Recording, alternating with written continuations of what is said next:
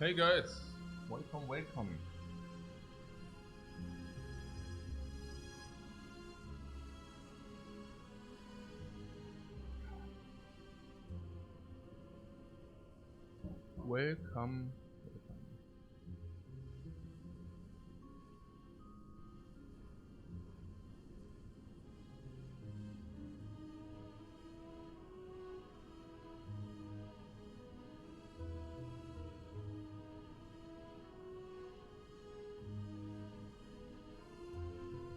Yeah, good.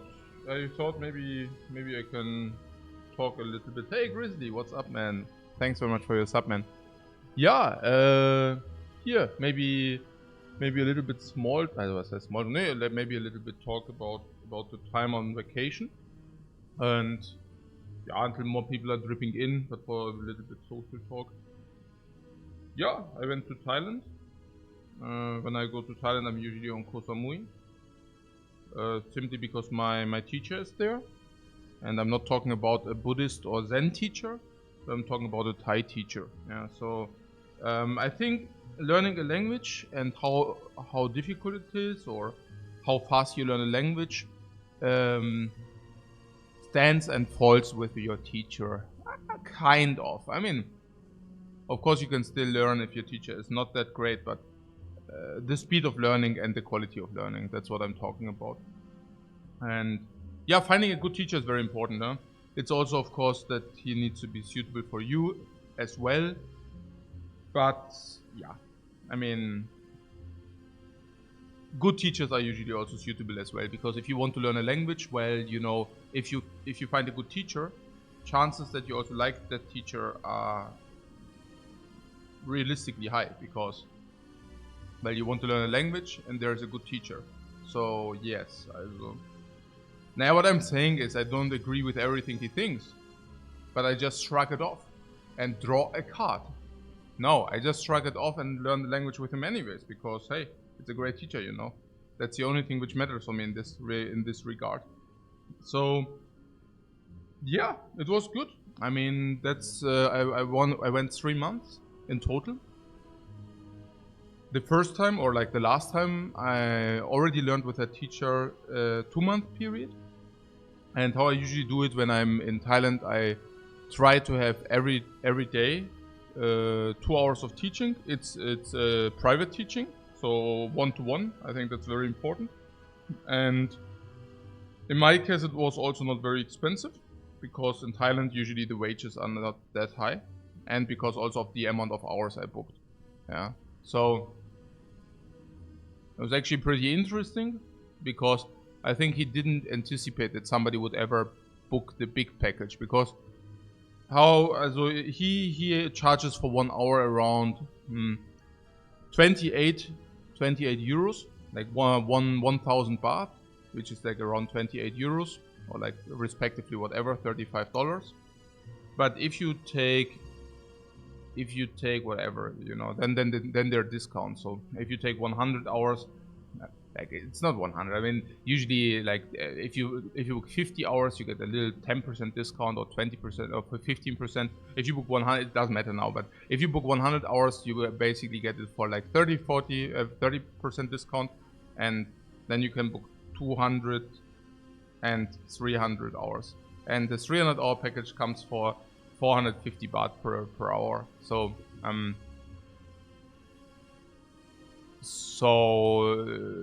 $15 or 12-13 euro for a 1-to-1 session. And I mean, it was just on the sheet, you know, on the sheet where he basically offers you the options. And I just said, yeah, I took the biggest one. I take the biggest one.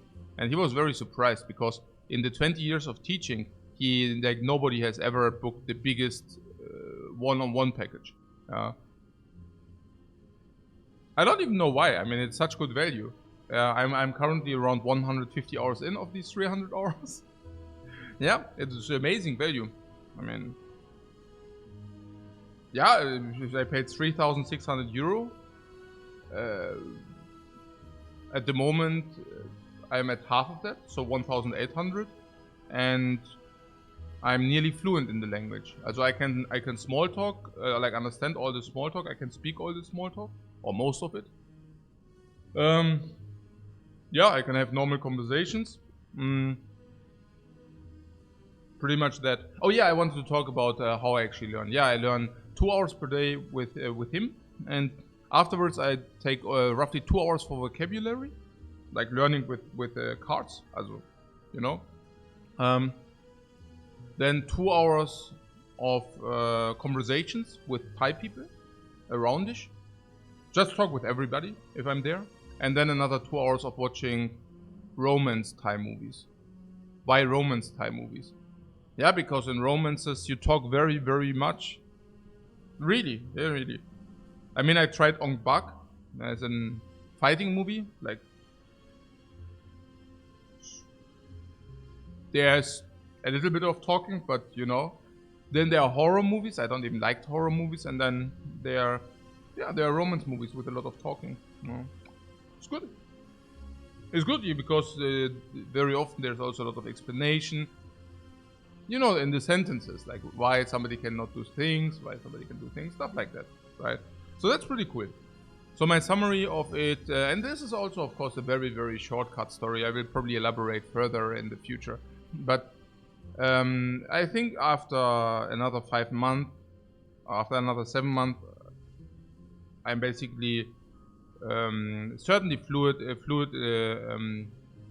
in Thai, but more importantly, I also took a look into the country and could immerse myself into the culture, even more so than the Thai learning, honestly. Like, Thai learning is one part of it, but I think the gist of it is actually learning the country, the mindset of people, how people think, how people behave. That. Yeah, learn a lot about the country. Recover, doing a lot of exercise, tanking a lot of sun, eating a lot of good food. Yeah, I was every day. I went up in the morning. I went outside. You don't need to put on a lot of clothes because it's 27 degree, 26 degree, pretty much always. Drive through the beach with a motorcycle. On the beach, jogging, swimming, rinse and repeat in the evening. It's pretty good. That was really good. Wow. Yeah. Nipple my son. Let's take a look at the chat.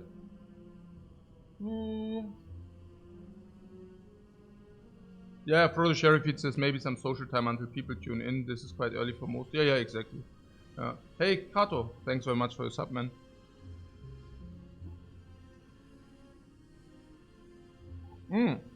Gado Scar says, love that you're back to streaming after attending some Ascension 20 hearts. I've grown more respect for your win rate. Lul. Yeah, thanks, man. I mean, that's the thing, right? I mean, if people do not play Ascension 20 hard kills, they also, like with the Ironclad, you know, then they also don't know. I mean, people will also understand more that we sometimes take a little bit more time for complicated fights, for example, if you're playing Ascension 20 hearts yourself, because you know how much like bad plays fuck you up.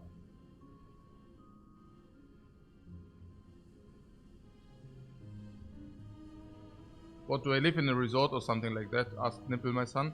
No. In Thailand there is a very, very specific thing which many people do not understand, and that is that for whatever reason, and don't ask me why, everything which lasts at least 1 month is half as expensive. Examples: if you book a mobile phone contract for 1 week, a month would be 4 times the duration, but you only play twice that much. If you would book something for a week and you book something for a month instead, you would usually assume that you pay twice, quadruple, but you do not pay quadruple, you pay twice. The same goes for motorcycle renting, the same goes for pretty much everything, yeah? So, what I found, and one thing is also important to be mentioned is that, one thing which is also important to be mentioned is that on the beach, you pay automatically twice the amount of money no matter what. And if you just walk around across the road, the beach road, which is 100 meters away from the beach, you basically pay half of that. So never book on the beach. Basically. because you can book for half the price 1 minute away from the beach or 2 minutes away from the beach with a motorcycle, and then you can just, you know, motorcycle to the beach. And it's not even about the view. You can also get like a sea view, whatever, in the mountains 3 minutes away from the beach, and you can even have a better view as well. No, I'm living in a condominium which I researched and which is like very good price value, even before COVID. But after COVID, it's just completely mind-blowingly insane. I booked a condominium for $600 a month, 600, yeah. And you have, I had 110 square meters with ocean view on the mountain. Also super modern. That's important to be mentioned, because you can book for way less in Thailand if you do not like modern. So you couldn't, for example, just rent a bungalow that would equal to 30 square meters, and you are looking at around $120 per month or $120 per month. If you are content with living in a bungalow, which is like kind of a little bit dark, 30 square meters, you'd pay 120. No.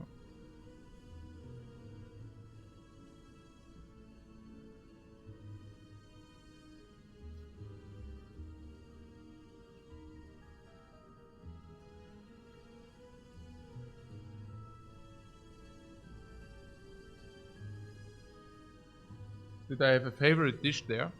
You can pretty much eat anything there, and usually everything is healthy, unless you go to McDonald's. Either there's a Burger King on the island, but yeah, whatever. But otherwise, I mean, I only eat Thai food, and most of it is just incredibly healthy and incredibly tasty. My favorites are Gui Tiao, there's Gui Tiao Thale or Gui Tiao Bla. Gui Tiao Bla is like a fish soup, or Gui Tiao Thale would be like a soup with ocean stuff. Literally, that's just like the translation. Then I like Yambun Sen Gung. Gung is like shrimps, and Yambun Sen are these glass noodles. I like Suki Hen. Suki Hen is, yeah, what is it? Warm noodles. There are a lot of noodles in Thai kitchen. Then I love Kai Jiao Musab. Kai Jiao Musab are scrambled eggs with pork, but usually comes with a lot of onion, raw onions. They put it in the omelette. It's super tasty.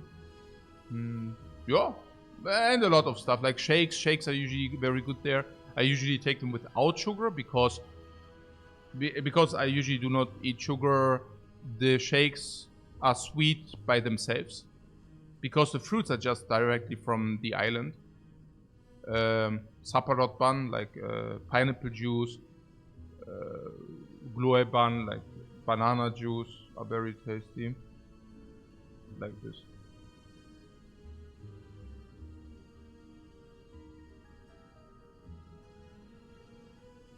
Dragon's Mask, what would I consider fluent in the language? Would I be, for example, be able to talk about a random topic in Thai? Yeah, that's what I think. That would be what I would define as fluent. Yeah, being able to talk about random topics.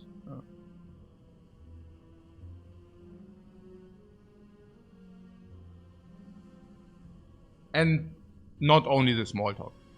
The small talk is. Yeah, I mean, the vocabulary for the small talk is much lower. So I think currently my vocabulary is probably around 1,000 words, and I can basically do all the small talk. Which is also very repetitive, because usually it surrounds the same topics. Yeah. Honestly, I'm usually not very good in small talk. So there would even be an argument that I learned to be better in small talk because of what I learned in Thai, because I used it that often. Here, if I meet somebody, maybe I would speak much less, but there, because I really wanted to force myself to talk, even if I met, it's not a random stranger, but you know, if I went to the massage and I had like one massage lady which was really good, like on the back massage, and like because very strong, and I have some from the sitting, like my upper back is a little bit stiff, and every time I met her, which was basically every second day, always, you know, like, hey, how many customers did you have today? The weather is super nice outside. How are you doing? Yes, I'm fine. Yeah, of course, usually if you meet like new people, you also will like make all the introduction. So like whatever, how many children they have. That's a normal thing to be to ask in Thai, by the way. Family is insanely important in Thailand. So especially the father and the mother. So you would always ask. Also generally family in general. So you would always ask about brothers, sisters. They have specific words, whether they are older brothers, younger and older sisters. So you would always ask that, how old they are, of course, and of course about the children, where they are, where they come from, where the people, also not where the children come from, but where they come from. That's usually Isan, like the northeastern region of Thailand, because in the northeastern region of Thailand, it's still the poorest region. Very agricultural, but very often not enough work, or at least not very well paid work. You're usually looking like one day of farming, you're usually looking at around $10 per day, and they can earn much more if they go to the islands, to the holiday islands, maybe to Krun Thep. Also Krun Thep is Bangkok, but nobody says Bangkok, and like this. Like on Koh Samui, most of it is also like Pasar Isan, so you cannot. Also I learned like the like Thai language, which is being talked in Bangkok, but on the island, maybe 10-20% are using Pasar Glang, which is basically the High Thai, and 60% are using Pasar Isan, because there are so many people from there, and 20% are probably using Pasar Dai, which is like the southern dialect.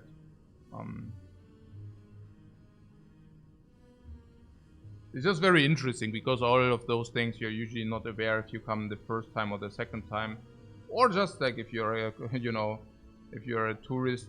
Usually many tourists are never aware of that fact. Yeah, that most of the people on the island are just not from the island.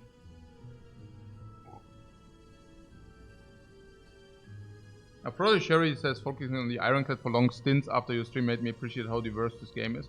Yeah, or how diverse the Ironclad is, right? I mean, again, I mean, as a watcher, if you do not do the boss swap, it's very, very streamlined. You will have a lot of similar runs. If you do the boss swap, it's different. Yeah, then it's definitely very versatile. Defect, wow. Okay, let's not talk about that. Silent is very versatile on the highest level for sure. Yeah. And also with the changes nowadays, like with there were like actually a lot of the most changes of the last patch ever. Like this is the final version of the game, and most patches were on the Silent. And before, the Silent was completely not very versatile. It was okay. Well, no, it wasn't. But after the patch, it's very versatile. So Silent is definitely something which is also very interesting to play if you really want to squeeze out and min-max everything. And then there's the Ironclad. And like for my taste, the Ironclad is just unprecedented because of I explained it very many times. But it's because with the Ironclad you have a challenge until the end, from the beginning until the end. You will serve on a challenge. Being above the curve is usually not happening. Having super duper easy runs is usually not happening. Playing on autopilot is usually punished. That's not the case for many other characters. Like for the Silent, as versatile as she is, there are many runs which are just like no-brainers, and many runs, like where at some point of the game, you know that you have won. Once you have whatever, your Wraith form, I don't know, like I don't want to go into details, but it's just like with the Ironclad, you're usually not facing those things. Yeah, that you say, oh, now I'm so much above the curve, I already have won the game. I know some people sometimes state that, I remember that they streamed like 2 days ago or something, where we had a sure win already, but you know, it's just not true. Okay, cool.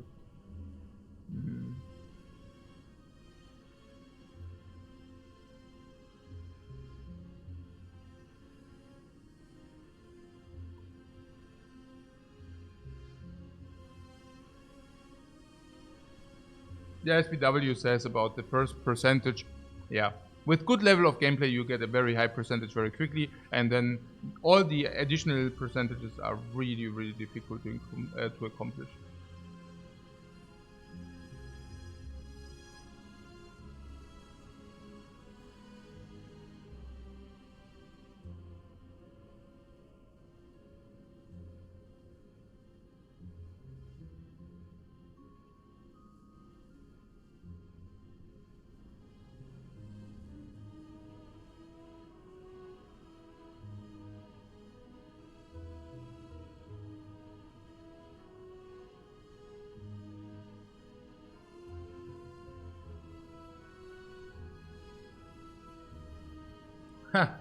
Livlay asks, could you tell us some basic sentences in Thai?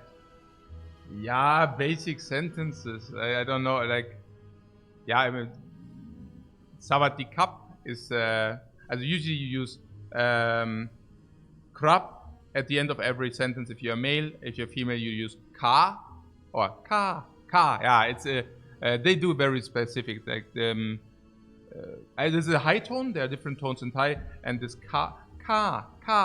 But I'm not a woman, so I don't practice this. Okay, so krab is usually with a R, but Thais cannot speak R, so they always use klap. That's the most polite form, but 90% of Thais just use kap.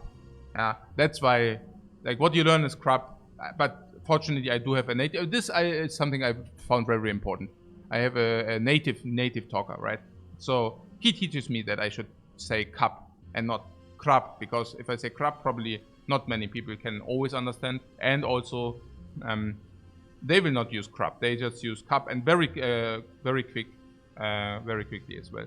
So yeah, like Savadi Kap is like, hey, like, hello, yeah. Sabadi is like, Sabadi is I'm well, and it's very simple in Thai. You just put my or le, and then you have like a question. So Sabadi, I'm good. Sabadi, my cup is like, Sabadi, my cup is how are you? Yeah, and stuff like this. Yeah, you can, if you eat some, like, if you see some Thais eating, you can always ask like, Aloy my cup, like, is it tasty? And then they say, yeah, Aloy. What else? Basic sentences. Yeah, I got D. The weather is good. Yeah, or that rank mark, like that is like sun, and so on and so on. Yeah, those things. Okay.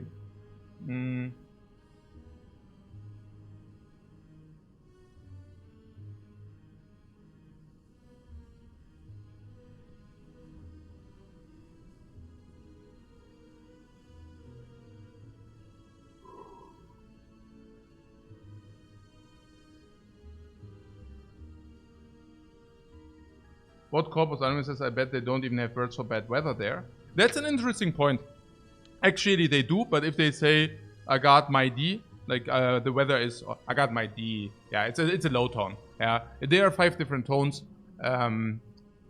Many people have a problem with this. But honestly, I feel that in other languages you have also intonation as well. Yeah, like, it very depends on how you say things. Also in other languages. Yeah.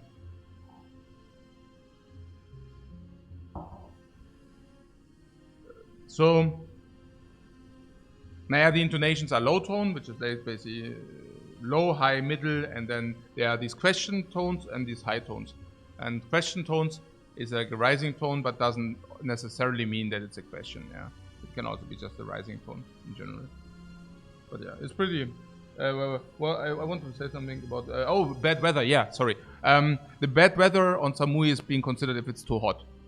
Like they say, I got my D, Ron, Mark. So this is way too hot. Today is way too hot. this is basically the only bad weather there. And what is also very interesting is that they do not have, on Samui, they only have 2 seasons, yeah? So, I always thought, I mean, those are just also these nuances you encounter if you're traveling a lot.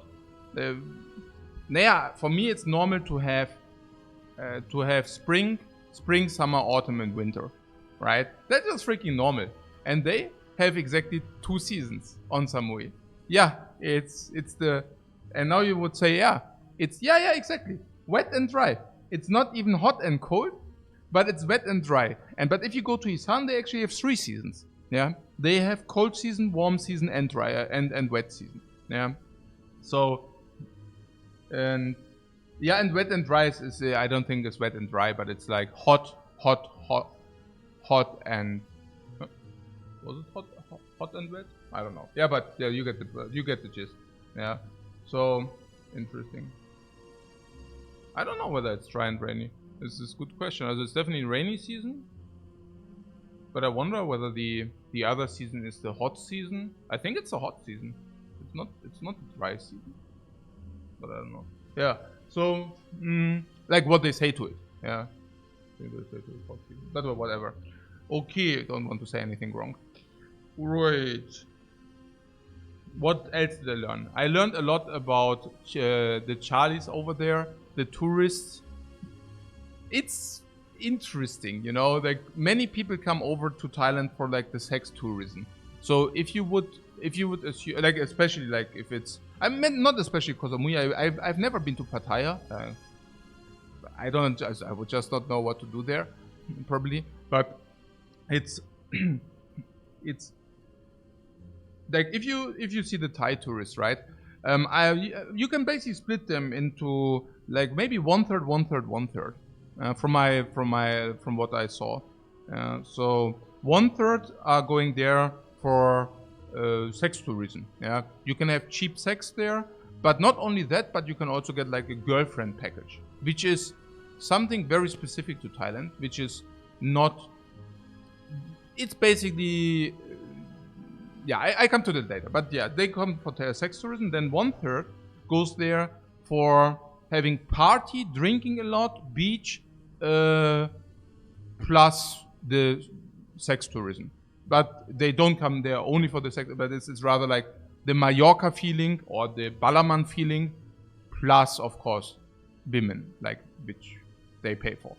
And then 1/3 are family tourists, which go there for like a cheap vacation because it's like cheaper than other countries with such beautiful beaches, partly with kids.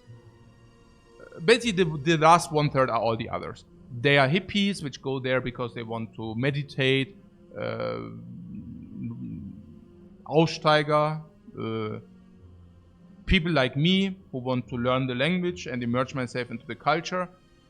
Usually, those people are not very many. Also, like people who are really going there to say, "Hey, I want to learn Thai and want to indulge myself in the culture." I've met one. I've met literally one guy who was the same in this full 3 months. So, but usually if you go only for the sex tourism, you would choose there's a very okay. Yeah, there's a lot of things I could talk about. That's why I'm a little bit confused and intertwining the topics. But so for in Thailand, it's also like that generally the red light, the amount of red light is not much higher than the amount of red light, for example, in Europe, but it's just bundled in a much bigger density. So if you do not like to see any kind of red light district or whatever, chances that you don't are very high because you do not need to see those things. But if you're looking for those things, you will find them. It's very bundled. It's very important for the Thais that it's not everywhere, basically. So if you really are looking for this kind of sex tourism, you would go to Pattaya, right? I mean, that's no secret, I would say. And if you want to have like a combination of party and the sex tourism thing, you would usually go to Phuket. If you want to go meditating, to meditate, or like the hippie lifestyle or this Aussteigertum, you go to like the smaller islands, Kopangan, for example, and Koh Samui is a healthy combination of everything. That's why I chose Koh Samui for myself. And it's just like very interesting experiences also in this regard, because I don't know, it's nothing I could specifically pinpoint, but it's just like a lot of stories, you know. So one thing which I found interesting is just how much adjustment on the sex tourism direction went throughout the last decades, right? So, I mean, that already existed 2 or 3 decades ago, but the government never did anything against it, and therefore an entire economic an entire economy is based on that, but also a lot of, I don't know how to, like, it's difficult in English, yeah, okay. So a lot of experiences,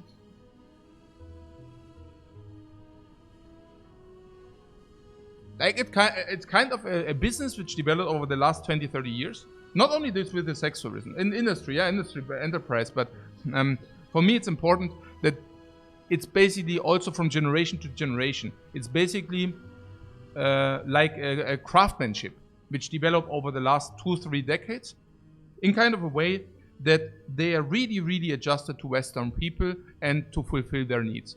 In also a short-term relationship, because it's most of it is really about the girlfriend package more than about the sexual thing. Yeah? In Thailand, they are prepared to be your girlfriend for a week, 2 weeks, 1 month, 2 months, whatever the paying farang. Farang is basically the word for foreigners. Whatever the paying farang wants. Yeah? And it's also absolutely affordable for pretty much anybody. That's probably also the reason why a lot of people are doing that, right? So, to put things into perspective, you could also probably book a long girlfriend package here in Austria or anywhere in Europe. But it would probably, I don't know, set you back 2,000 euro per day, 1,500 euro per day, whatever, yeah? And in Thailand, it sets you back $30, 30 euro, 30 per day. That's what you can usually expect. And that's for usually very good looking women which are in the best age. Yeah. So, and what I just find interesting is that now it's basically taught from generation to generation what they have to do, how like the female, like the girls which are actually going, or the women, usually it's women, it's not girls, yeah. The women who go on the islands to work, or to Pattaya to work, they have been taught from the last generation what they should say, how they should behave, what they need to learn in English in order to make like the Farangs happy, right? And that's just so yeah, it's just so absurd, you know. I mean, literally, it's a crazy bird, yeah. And even more crazy is that the Farangs believe this shit, yeah. It's just like, for me, it's just interesting to watch. But I'm also very interested in many things, you know. So I'm just looking at that, and I'm just mind blown by the entire industry, that there is this fake concept that, okay, just imagine this, right? It's, so they are being told what to say in order to make Farangs happy. That goes like, hey, beautiful man, hey, you look handsome, hey, you're so cute, you're very special, I've, by the way, never been to any bar. Just like, this is what I see on the street, and also what I see and find in internet forums, and then I combine all those things. Yeah. I would not even know what I would do in a bar, because I don't even drink like alcohol, but whatever. But you also encounter that, of course, also on the street and everything. But and many things I also encounter firsthand from females which are talking with me, right? So because I can I can speak Thai, the entire relationship is completely different. Like if you speak Thai, you are not a tourist any longer, but they can suddenly talk with you normally, and it's also like a nice vacation for them, because that's something which is not very often happening. I mean, just to put things into perspective, I mean, they do not feel very clever if they talk like these English stupid things, right? But yeah, so it's basically been told, and you're so special, or darling. Funny thing, they usually very often also just say duckling, and duckling, like the Farang is always like, oh darling, oh yeah, I feel so freaking special, and duckling just like means the S of the ape, so they make a little bit fun with that. But putting that aside, it's just like an illusionary contract.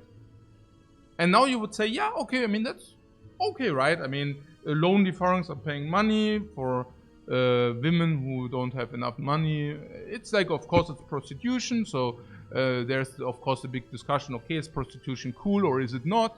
But okay, like so far would be that. But the actually interesting thing is that the Farangs who go there, they don't see it as an illusionary contract. They really want to believe it and fall in love very often. So it's kind of falling in love with a hooker. Just that it doesn't happen that often here, because you do not have this like girlfriend package. But there, you can expect, like if you have a girlfriend for a month or for 2 months, it really feels real to them. But it's so absurd that it feels real, because hey, you're paying for it, you know? I mean, what is that for kind of an idea? Like you're paying a girl, which is very often also like whatever, 20 years younger than you. Like many guys are whatever, 50, 60. And then they have like girlfriends with like 30. Yeah, like crazy, yeah. And then they think for whatever reason, the women loves them so much because I don't even know why. Yeah, I couldn't get behind that, honestly. I just couldn't get behind that. I mean, I understand, right? I mean, they are always like sweet-mouthing them. But how can you be, for example, a 60-year-old guy, you have like a big stomach, you drink beer every day, and then there is like whatever, a 35-year-old woman, and she's looking beautiful, and she hangs out with you, and you're so freaking special, and you pay her money, but she's in love with you. Yeah, that's right. What the heck? Yeah. Oh yeah, and yeah, many things. Also, you could say, I mean, some things I would understand, right? Like if you are, I think the Western world also doesn't make it easy for dudes nowadays, anyways, right? So because when we talked about that many times, right? That women here in Europe or also in America, I mean, they have expectations which are over the moon, which is pretty crazy and stupid at the same time. That's also why many people are not getting matched and all those things. I'm not talking about Tinder matches. I'm talking about like getting matched, like going into a relationship, because usually the expectations just are not realistic, and therefore many women are just like also lonely and sad, because as much as women want to sell us that it's so great to be in a relationship with them, they need the relationships as much as we do, but whatever. So if you are, for example, you're male and you're, let's say, not very well looking, usually in the Western world, there's a lot of emphasis being put on looks, right? So if you're a little bit fat or not well looking, usually women here in the Western world will be very, very mean to you, honestly. Yeah, like as an example, if you are good looking and you're, for example, in a disco and you talk to somebody, they will whatever. Yeah, either they say, "Oh yeah, cool, whatever," and then you come together, or they will like if you approach somebody, right? They will maybe smile and say, maybe I'm not interested. But I mean, try this as a freaking ugly guy.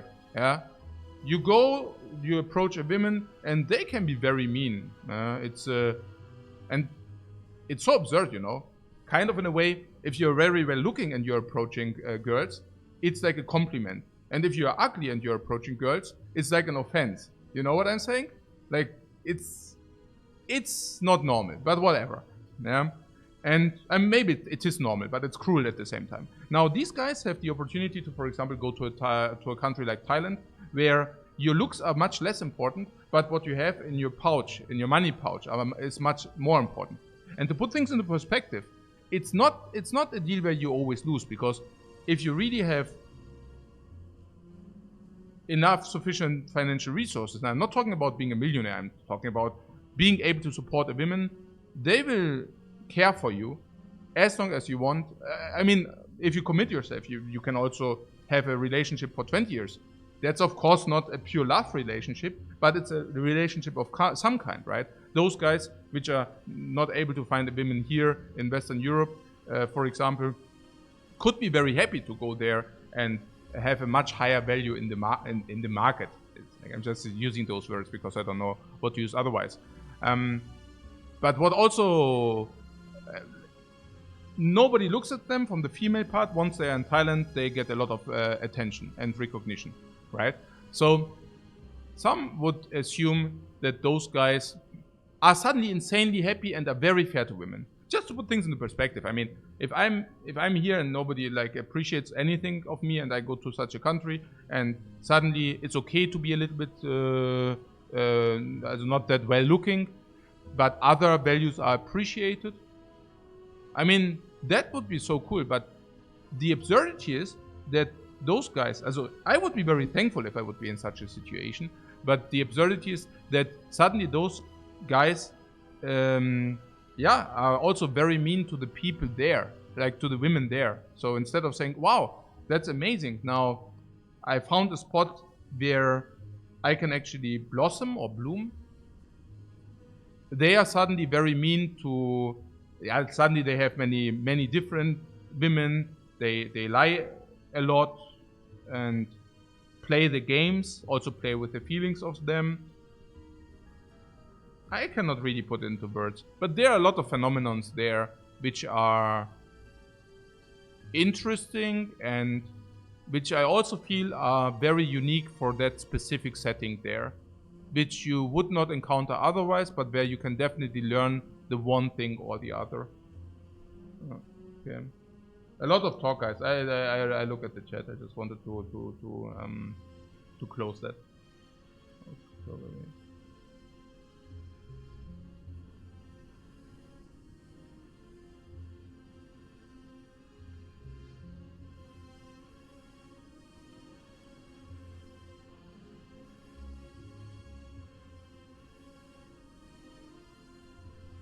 Yeah, Grand Puba says fighters train in Thailand. Muay Thai is very good out there. Yeah, absolutely. Muay Thai exists. That's the last third of people, basically. Yeah, everybody else.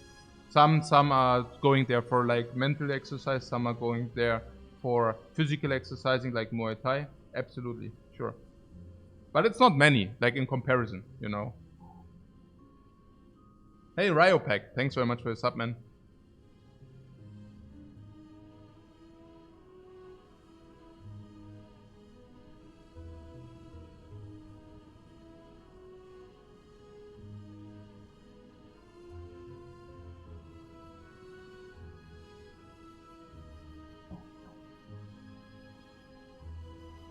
What Geroro says, there are estimates around 30 to 50% of the prostitutes in Thailand are underage.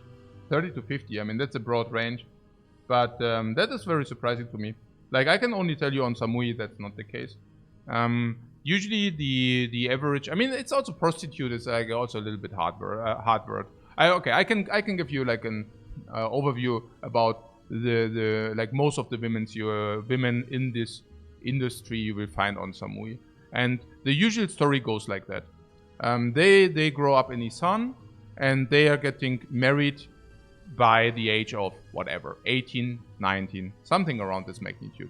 And they are getting married not to the love of their life, but usually a combination of what the family decides and whom they are okay with.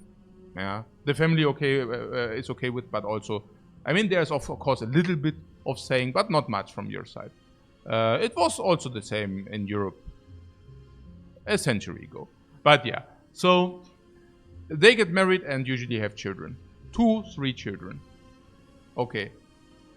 After the children are whatever, 5 to 10 years, the man decides that it's pretty stressful to have 2, 3 children and to raise them, and that they lose all their freedom. And farming is also not their first choice of work. So usually they decide to leave the women and the children behind. Now you have a woman who doesn't have a partner. As I already pointed out, the salary, the wage, or whatever you can earn in Isan is not very high, and they have 2 or 3 children. They have big problems to nourish them, but also especially to afford to put them into school or to give them the opportunity to have any kind of education. Now they have the choice to either, don't educate their children, don't give education for their children, or they can go to Gruntap, to Bangkok, to work in a factory. Very bad hours, like 60 hours or whatever a week. And it's also very crushing. Like you work in a factory for 5-10 years and you're done. The salary for that would equal around, like 400-500 bucks per month.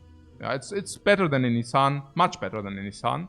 So that would work, but it's pretty shitty, right? Or they go to make massages, which is okay, like the non-sexual massage, right? That would equal to a little bit more, and it's roughly the same pay, but it's not that exhausting. They would usually have 3-4 customers a day, which equals to 4 hours, 5 hours of work every day. The rest they have to be on standby, but it's not as crushing as the factory work.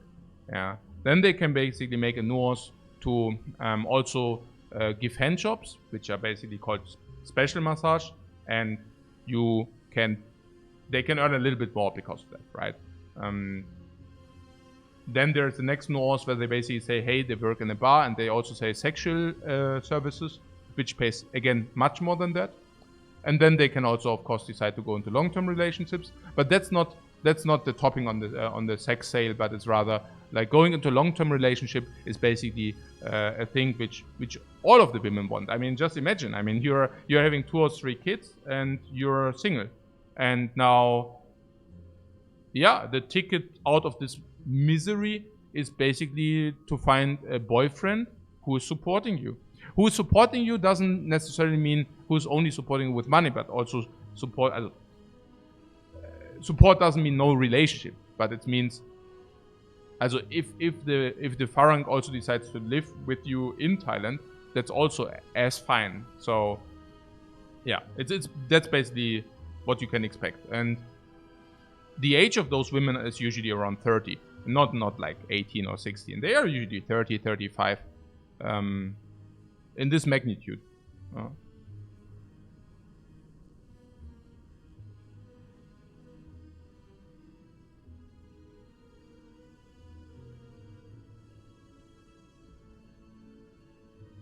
But Defect Electron asks, okay, I'm curious, how did this whole Thailand thing start?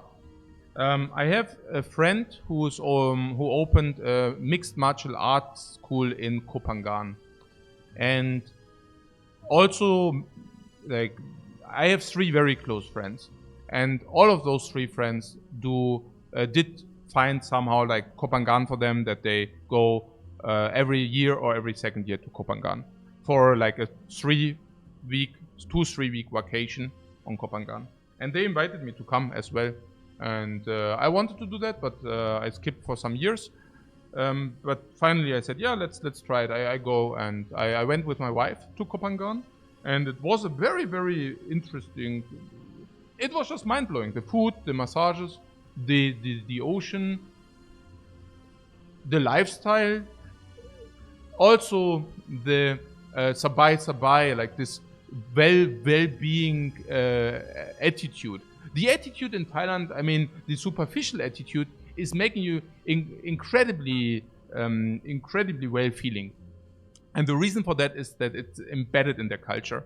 So if for a Thai, also because of religion purposes, or because of religious reasons, it's basically bad for you, also bad for your karma if you give another human being a bad feeling, right? So if they have the choice to give you a good feeling or a bad feeling, they will always choose, or basically always choose, to give you a good feeling.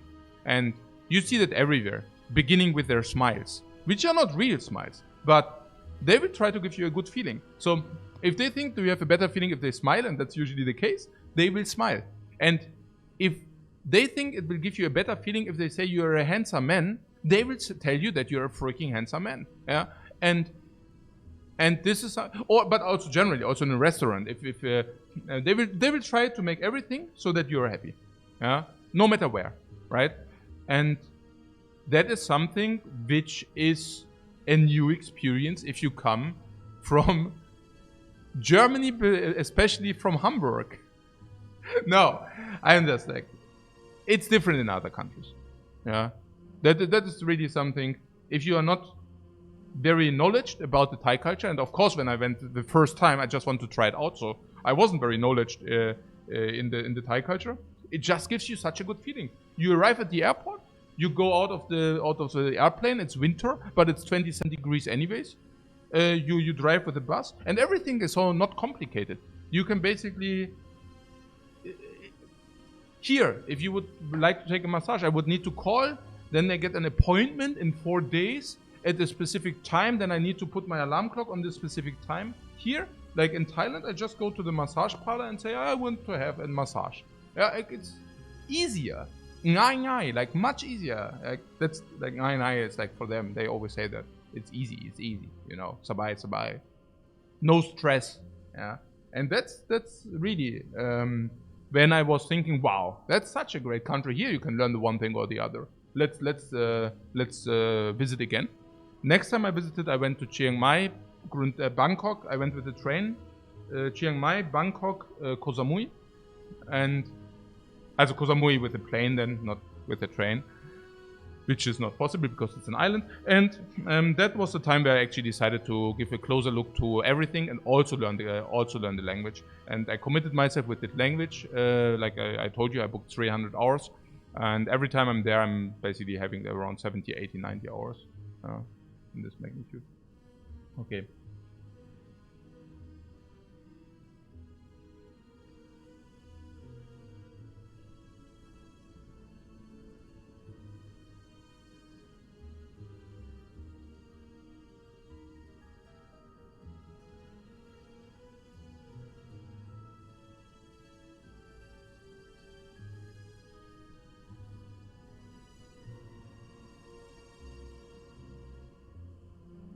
Laura Klaus's house, the potato and spinach diet going. Yeah, very well. I mean, I didn't find potatoes. As my wife is very supporting me. She prepared the potatoes and spinach. I actually wanted, like, I didn't even ask, but she was like, "What? Potato and spinach diet? I'm on board." Also, she's not eating any of that, but she's on board with cooking. Wasserbüffel, der muss kommen. Ja.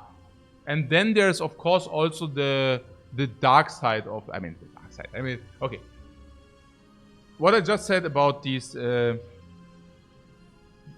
relationships is, of course, not the full story. But these relationships, there are men which are falling in love, many, and if they fall in love, they do stupid things. And now there are many women, like many Thai women, who do not exploit you, but some of them are.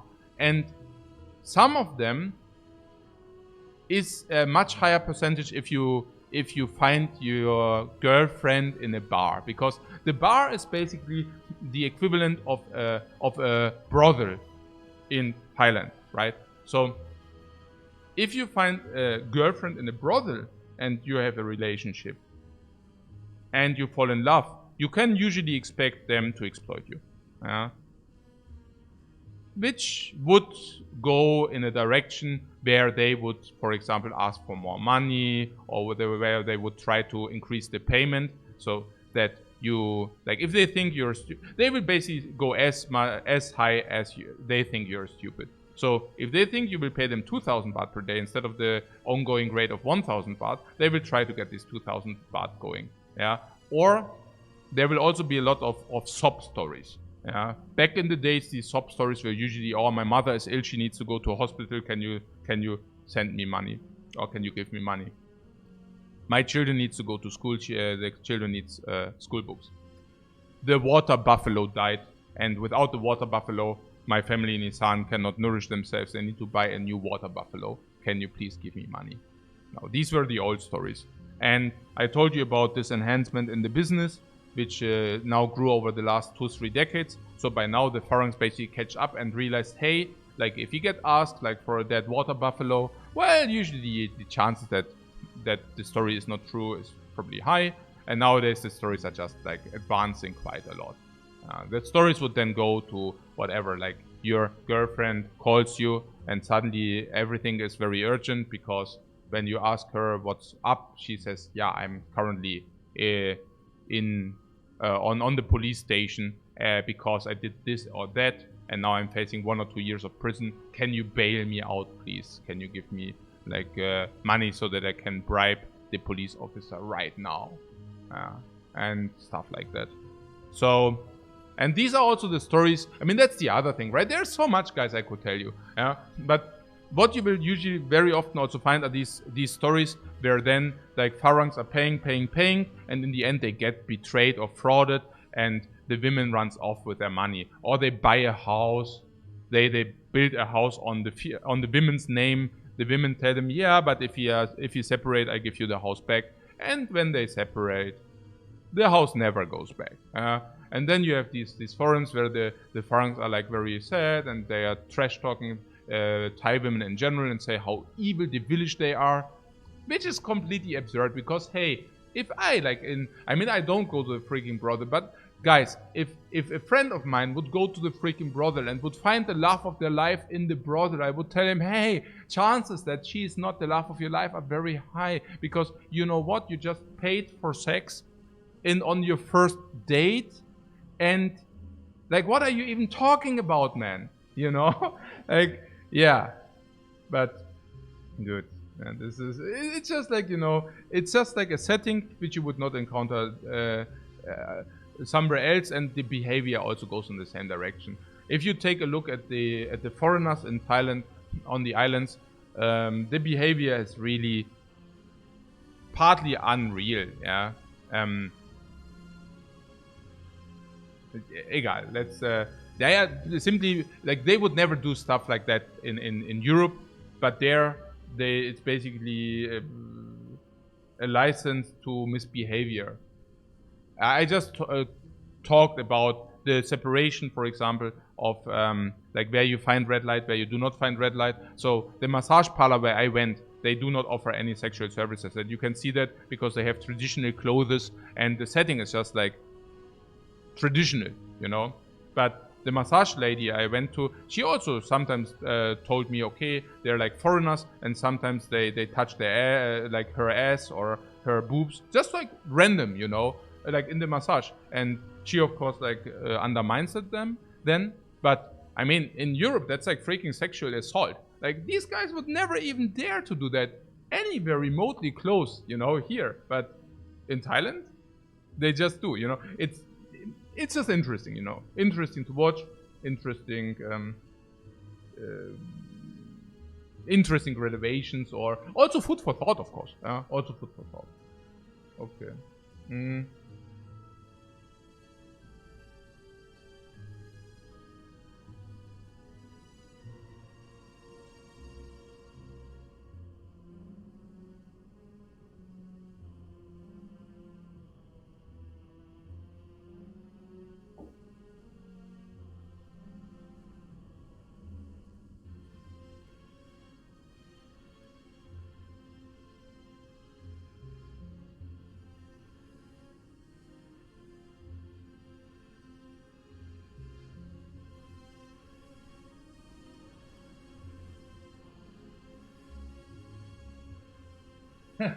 Basil Blom says if you're married, you're paying for the sex. Nah, I don't know about that, but but yeah, I know. Like these experts, like there are many people who always like that. That's like usually what you hear then, right? Like in Thailand, you pay. What do they say? in Thailand you pay before the sex, and in Europe you pay after, or something like this. You will find many idioms like this, but yeah, it's in my opinion, like it's just like that people do not take a closer look at Thailand. Like if they talk about Thailand, they 95% of people who are talking about Thailand don't have any clue. They just have usually like some impressions of Thailand and believe that that's the real Thailand, where it's completely not. Like if you Thailand is this is one of the things I found very interesting in my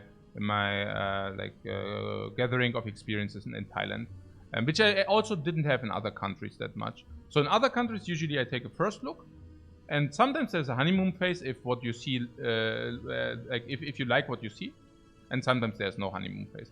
Honeymoon phase would mean that you ignore the negative sides of a country and only see the positive sides.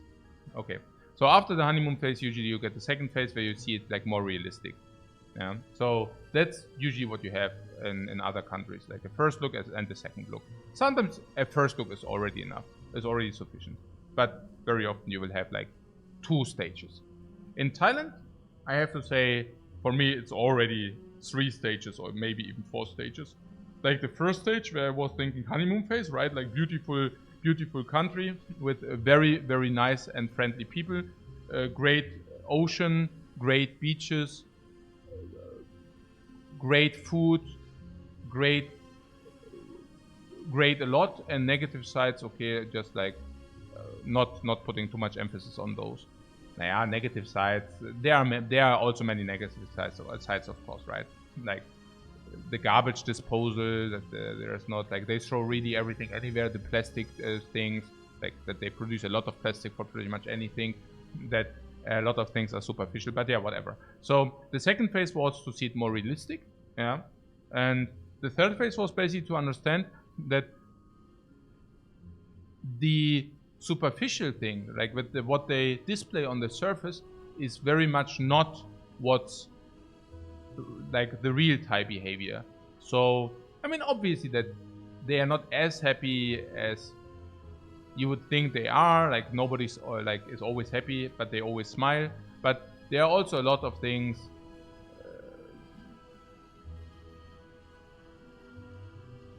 Okay, I give you an example. So if the daughters are going to, for example, Pattaya for the sex industry. So you have an Isan family, and the daughter goes to Pattaya to earn like money for the sex industry. And let's say they find a farang and they come together with that farang. Now, chances, if they visit the family back in Isan, so let's say she proposes that they go back to Isan for whatever 2-3 weeks, so that he also learns the family. Chances that it's just a setup, so that to make him feeling more connected, or luring him more into a relationship where he gets scammed for a house, for a car, for some motorcycles, is very high. And chances that the entire family is fine with that is also very high. So she comes back and the entire family and the entire village is basically giving you exactly that feeling. There is a possibility that she did exactly the same thing a month ago with another farang, and all the village, all the family will be fine with it. They will pretend that you're the only one. Sometimes they even have still a husband in the back. Yeah, they always call also those like brothers. It's hard to imagine. Like you would probably need to do some research yourself, but it's just like crazy which kind of. In Europe, maybe you would say, okay, that poor guy, and maybe some guy would just approach that poor soul and would say, hey, the women you are in love with, it's not real. She still have 3 other boyfriends and also a Thai husband. I just thought maybe somebody should tell you that because you're currently ruining your life. Chances that this would happen in a European village are not that low, but in Thailand that just doesn't happen, because on the surface, you think, oh, what friendly people, but if you go like 1 or 2 steps deeper, very often you will encounter also big downfalls, in the Thai culture. It's just, the village holds the line, but there are a lot of those stories, I mean, that was just one example. to just give you some idea what I'm talking about. Again, it's hard to describe because you will encounter that.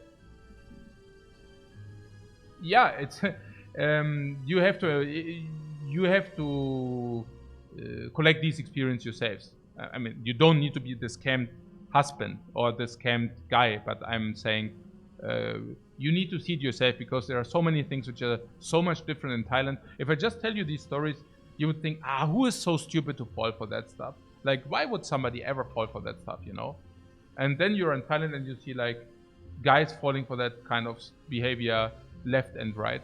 Yeah. I guess it's also something about like once you're in love, you're not really thinking logically, but you know, maybe also thinking with your friend below, with your friend down there. No idea, guys. Don't ask me why, but that's just like the experiences I collected there. Part of that, right? I mean, a lot of it is also different, but that was also just one thing. Whenever something is completely different than in your country, it just is interesting for me. Yeah, and this kind of thing, I could just not. If you would have told me like 3 years ago or 2 years ago that those things just happen on a continuous basis there, I would have thought, okay, yeah, we are talking about the one or the other story. But it's basically always the same pattern, but people are falling for that anyways. Yeah, crazy.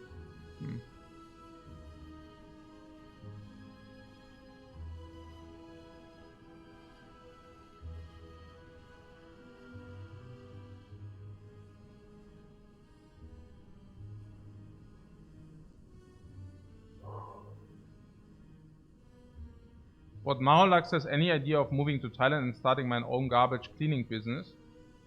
Yeah, usually they say about business in Thailand, like there are many people who want to go to Thailand to become a millionaire, but there is a saying which says if you want to become a millionaire in Thailand, you have to come there as a billionaire, which is pretty much the summary of it. Yeah, business in Thailand is really problematic because of the blackmailing stuff and also because of the huge discrimination against non-Thais. So if you're a non-Thai, you will be able to, you will face, yeah, basically this.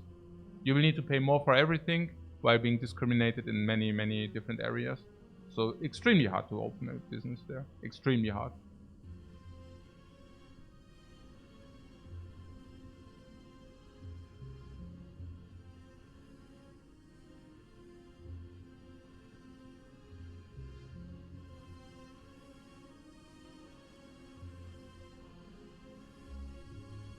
Corpus Animus says if you're starved for affection, you may just make yourself believe it's true, even if it's not because it feels good. Yeah, that was something which I also... That was one of the thoughts I had. Because just, like, it's not unusual for people who have their first time experience in Thailand. Let's say you are a male, you're like 35 years old, you go to Thailand the first time, and people are like, women are suddenly very interested in you, and chances that you will have a relationship right away and chance that you fall for that, like fall in love with that relationship, are not that low. So, I mean, just imagine, like the chance that the first women you approach, you will fall in love with, whatever, 20%, I don't know, 30%. And this is basically what Corpus Animus said. Like, it's crazy how much stuff for affection a guy has to be in order to fall in love with a random girl where you also have a huge language barrier in like a lot of the times. And chances that it's not the first woman, but it's like any women you meet within the first week is whatever, 60%, 70%. It's crazy, you know? But it just like shows, yeah, basically that, like how much stuff for affection those guys are if they come to Thailand. It's really sad. Yeah.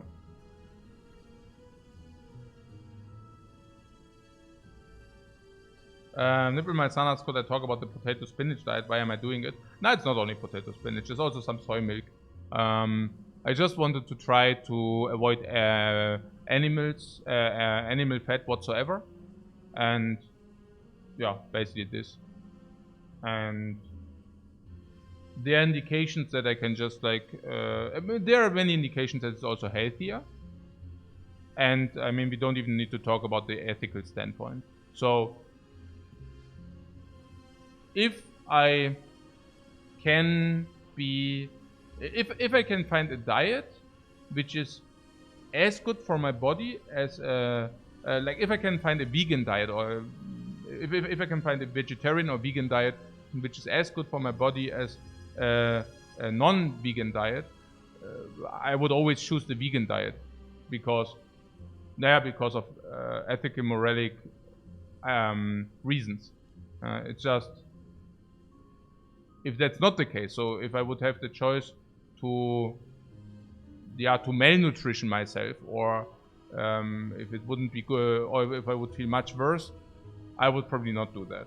Yeah, ethic, moralic behaviors aside. The same goes for my kids. Like if I could give my kids better nutrition or worse nutrition, well, I guess I just accept the fact that, yeah, I mean, like if I have the choice, you know, like between having better nutrition for my kids or some animals dying, I guess I would just decide for my kids.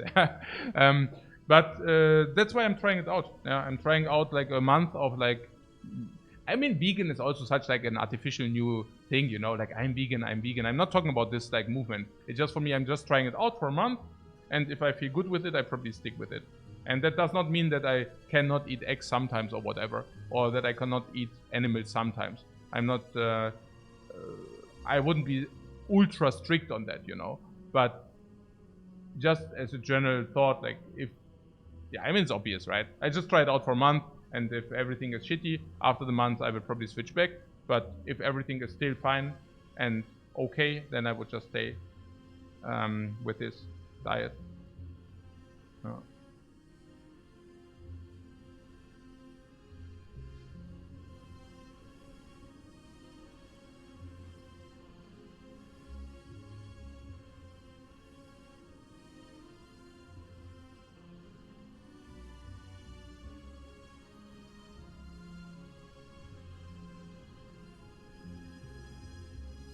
Okay.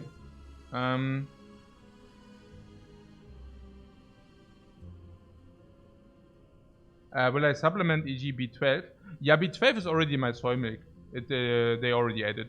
So what I currently do is like I eat a kilogram of potatoes every day, which my wife finds funny. I don't know why, but like yes, that's what I do, and I combine it with spinach and soy milk for the protein, and the soy milk automatically has B12 added. I also eat one of those, there's like Centrum vitamin tablets, and I supplement by taking one of these vitamin tablets a day as well. Not so sure whether I need them, but I think it cannot, like, the chance of the damage is lower than the potential gain. So therefore I also take one of these tablets a day. That's pretty much what I do currently. Yeah, and then eat whatever. A yogurt if I want, or like, it's not only that, but that's like kind of the base of like my everyday nutrition. And yeah, there may be some cereals, whatever, you know, stuff like that.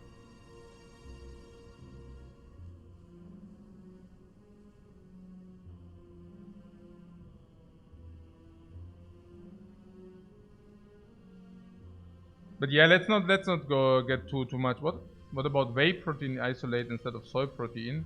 Yeah, I mean, why not soy protein? So it's okay. Also, like this, I don't need like any protein shake, but I could also, I mean, I don't know. It's just, I'm just trying out different stuff. Again, I think it's the knowledge out there, or the information out there is not very viable, also very often contradictory. So I think a very good way to do it is also just like for self-experimentation. A lot of things which work for some people don't work for the others, and vice versa. So I think it's really something about finding also a customized. I think your diet needs to be customized usually, because there are also sometimes people who cannot eat the one thing or the other, and stuff like that. So I'm currently rather on my mission. Like the next maybe half year or something will be on my mission to find my own customized diet which works the best for me. Yeah, for the mind as for the body as well. More. Good. Did we have an hour now of social talk? Yeah, more than that. Cool. Maybe I should get a new copy, and maybe we start the Spire soon.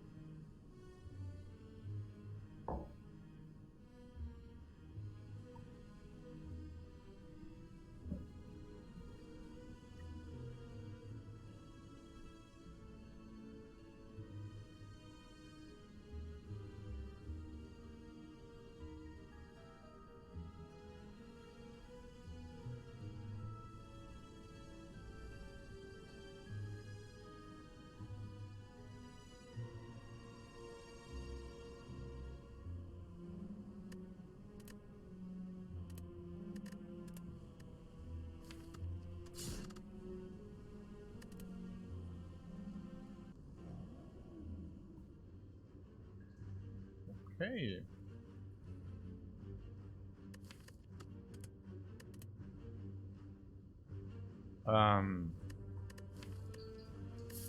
Remove a card from the deck is 70 gold, 80. Obtain 3 random potions is 100 gold, but less than that because you overlay potions in the first fight. And then there's this. Obtain a random rare relic is probably 250 gold minus the downside, probably around 180 gold. Maybe 190 because the rare relic will help you not to lose life or not to lose as much life in the first fights. And if you do not lose that much life in the first fights, you can mitigate the 18 damage. Biome says 18 damage is 3 fights away from being free. Yeah, really? I don't know about that. But I check the map? No, we can just click the rare relic. The rare relic is so much better that we can just click it. Slime boss, okay.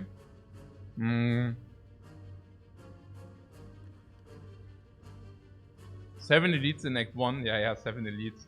I don't even know whether that's possible. Is it possible? Maybe. But yeah. Probably not. So.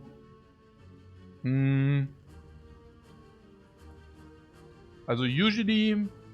Okay, but we will use the boots. We will use the boots. One time, right? I mean here.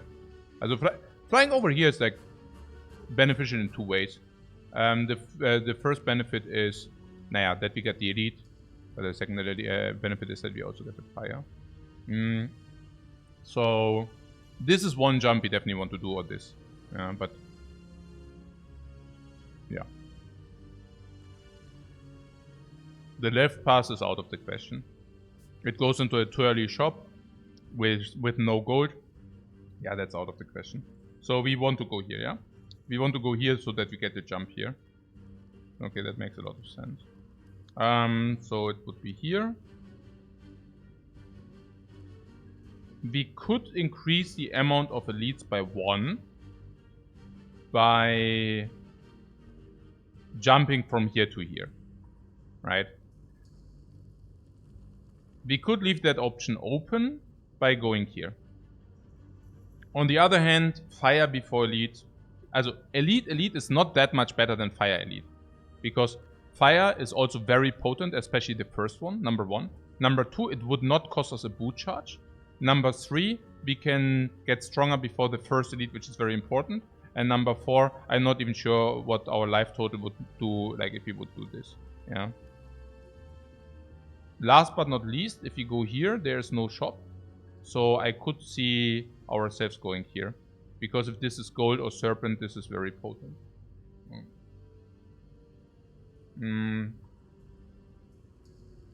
Blackwater Sun says, frankly, one nice advantage of the Ironclad is that the damage starter options become very pickable. Yeah, that's true.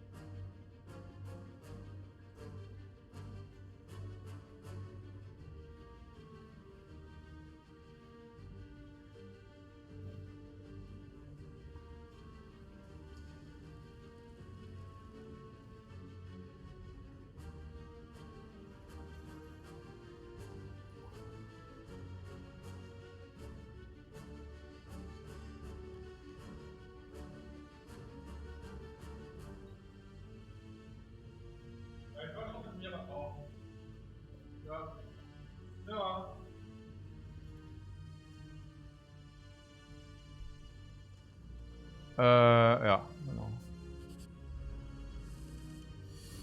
Oh mein Gott. Breaking Jobber.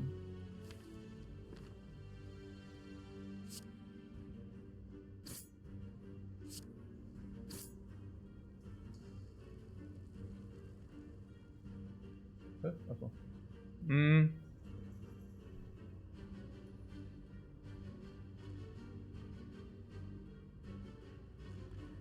Yeah, we can block or we can attack. I think blocking. Also next time we draw Bash, yeah. We even have Bash Strike if he buffs, then we have Bash Strike. Yeah, I would block and then I would see. Okay. Pretty cool that we actually could convert Bash Strike. Oh, a Sender's Bane there. Oh. Is it enough? It's 12 plus 9? Never enough.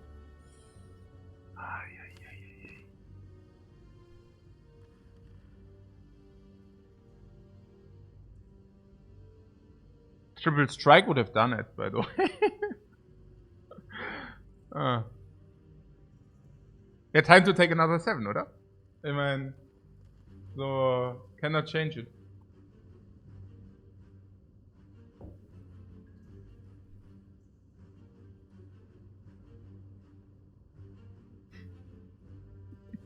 I just try to that I don't overlook something, but it's nonsense, right?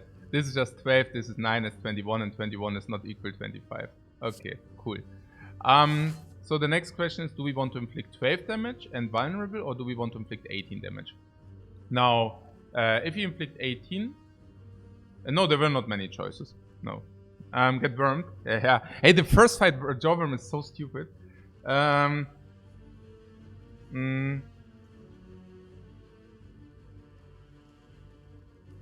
So yeah, if I play 18 damage.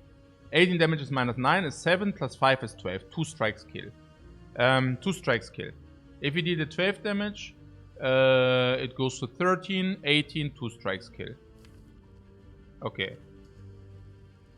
It just completely doesn't matter how we play it. Oh. The only thing is, if you do not kill next turn, is better. If you do not kill next, we always kill next turn. Okay, never mind.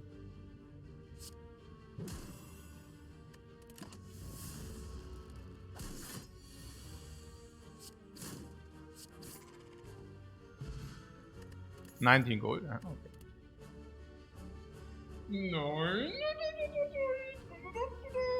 You're combusted into super duper my hyper scaling. You know the hyper scaling combust. No, not combust, like combust here, rupture. Egal. Early combust, I want your opinion. Yeah, I definitely pick it. Yeah, combust can semi-solve the cubes. So, or does semi-solve the cubes. It does semi-solve some hallways, especially advanced difficult ones if you draw a turn 1. It is specifically good if you face the slime boss. It semi-solves slime boss.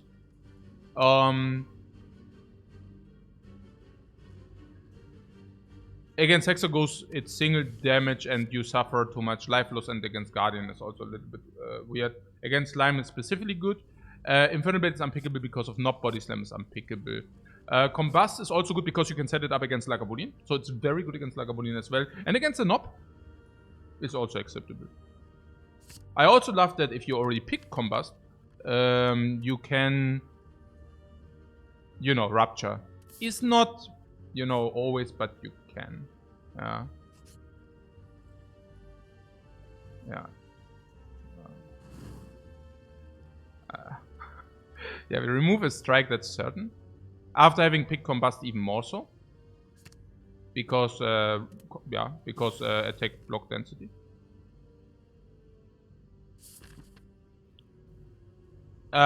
This question mark into shop is very juicy. The reason? Okay, okay, here's the thing. We said something about this jump here. How do we feel about that jump? Now, first of all, I talked that it's a little bit expensive because first of all, we use the boots, but second of all, we also skip a fire for this elite. But the other reason was about the life total, right? So, if the life total would have been 70, sure, we could do this, right? At least as an option. But our life total is like 35 life less than that. So, for example, we go here, we go here, we go here. Oh, vielen Dank, Alter. Oh, ich habe eigentlich schon gefühlt, aber okay, das heißt nicht natürlich, das ist ja toll. Ja.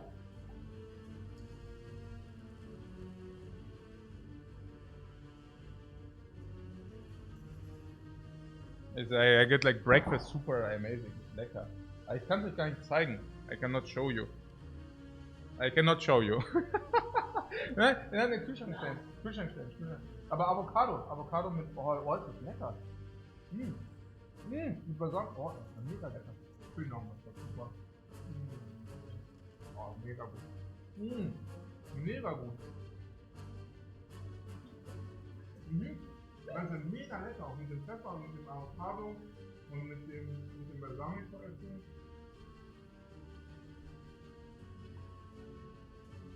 Mega gut.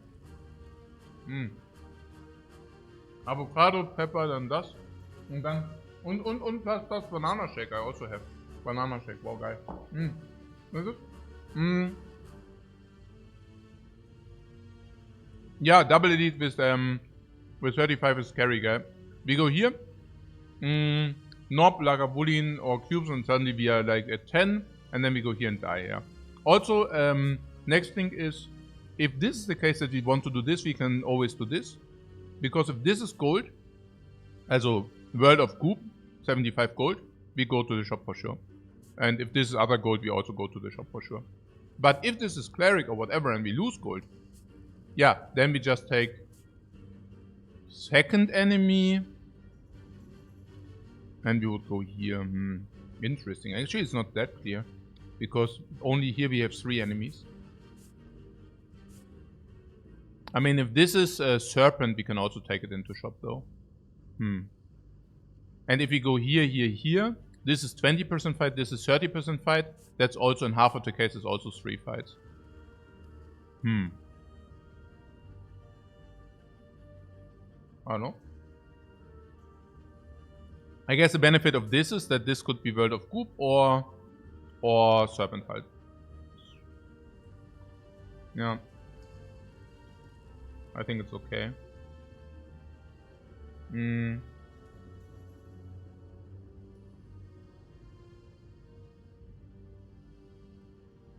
There are also some other events which gives us a little bit of gold into this, by the way. But yeah.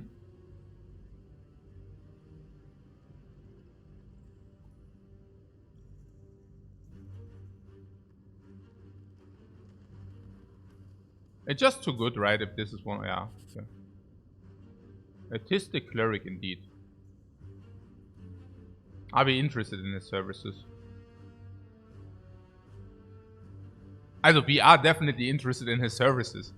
The question is... yeah, we are definitely interested in the services. The question is what services, right? And the thing is 18 heal is probably equivalent to 90 gold. And Purify, like remove a card from your deck, is probably equivalent to 80 gold. So the first service is better than the second service and is also 40 gold cheaper. Now why are we thinking if that is the case? I guess it's because if the life total is 0, we die.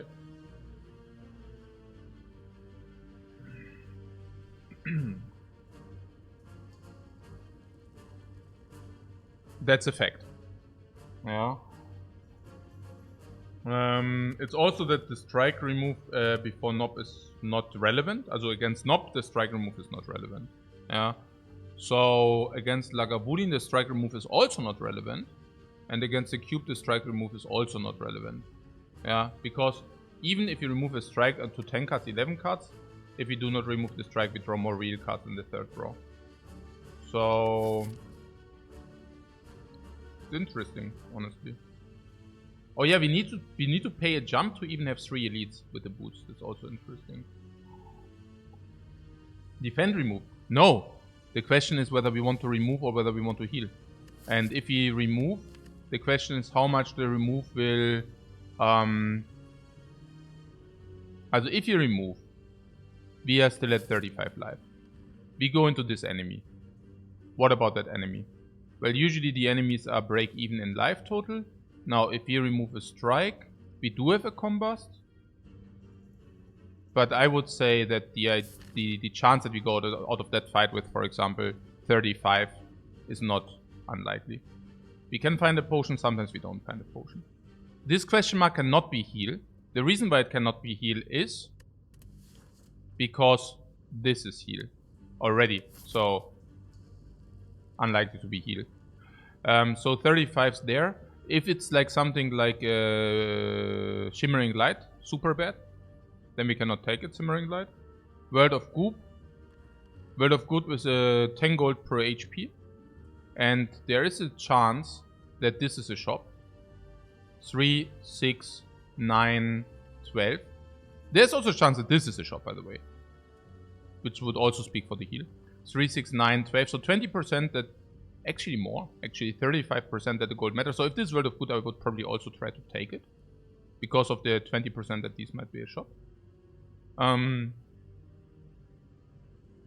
Again, if this is a shop, there are 10% that the gold actually matters too. So... are there other life loss events? Not really. But if you have 35, what is about this? I mean, currently, we have nothing and no potions. And this could also not change, and then we might die against Nob if we don't take the heal. We might die against cubes. Not really. Maybe, I don't know. I think we need to take the heal now. It's also, if this is life loss, we can also take it. Sometimes these are also some events which can lead to ruin, depending on what we got. This is of course heal, then we get this. But against slime boss, life is also not completely unimportant. Yeah.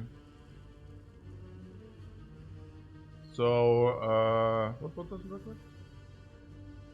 At the combustion.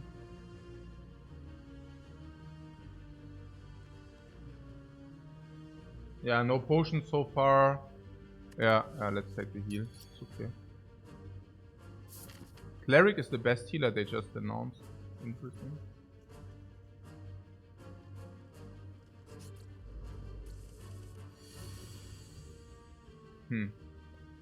Yeah, this should usually be Bash Spike. Also Bash Strike 17, 14. 14 means strike, strike, strike, strike, strike, combust, kills. We take 4. Again, 17. It goes to 14. And we always have the kill it in hand. We take 4 or 5. There's no alternate. Do you see that? And if we play it in any way different, we take way, way more.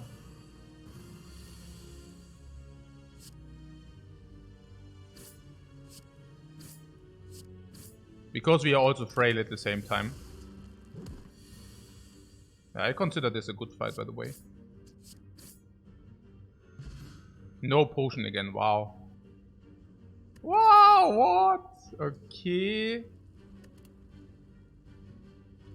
What? And then cleave. Oh, and we already have combust. Oh my god. We need to take it. Not only because of the cubes, but because cleave is just a better attack against the knob than strikes are. And because it's just an attack against the knob. And because it's also the best attack we have against the Lagavulin. What? Against Lagavulin, I think we can do it because of combust, yeah. We can play combust as like a 30-40 damage card is like enough. And we can set it up for free. So that's that.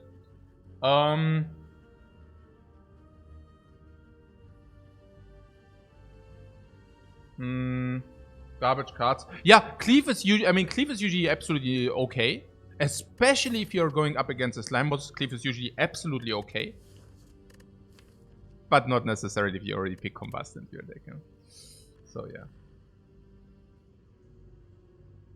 Yeah, I can also play against slime boss, but that's the thing, right? This is already solving the slime boss. So that's the problem. Yeah. But Rampage is better for Nob and Lagavulin, of course. Rampage. Is Rampage really a card? Yeah, the problem is Rampage sucks. Yeah, that might be the problem, yeah. Okay. Ja, nee, also schon Cleave. Schon Cleave over Rampage.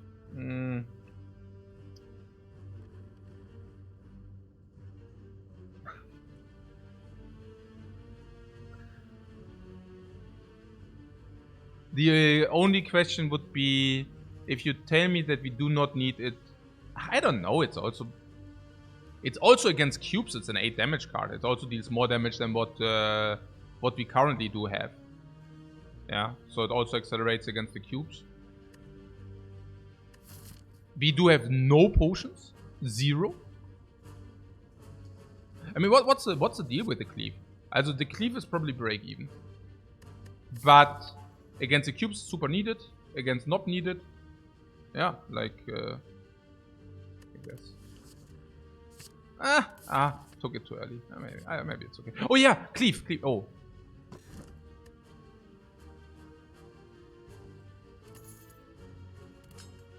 I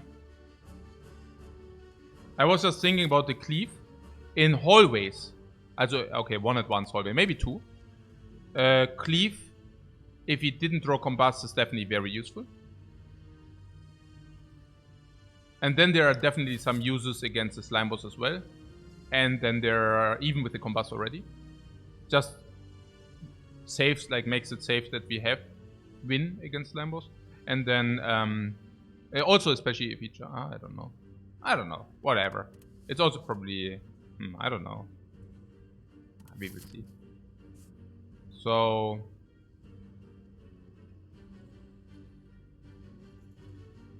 yeah, the 2 jumps are out of the question. More bank. 1 coin into the more bank, 1 coin into the more bank. It's still going to play Act 2. Yeah, that's a good reason. It's still going to play Act 2. That's absolutely true. So no, that's a big one. Yeah, that's also going to play in Act 2. Combust is an upgrade of 10 damage 1 time. Especially if we say if Combust is online, we can also block a little bit against Lagavulin, which is probably a true statement. Against cubes, Combust is definitely a better upgrade. I mean, it's just Combust, alright? There is also Bash upgrade, does not play with Combust. Yeah, like this.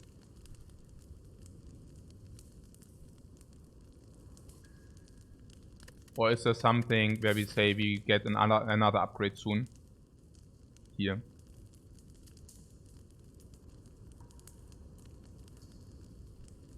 But yeah, I think Combust is just like quite beneficial.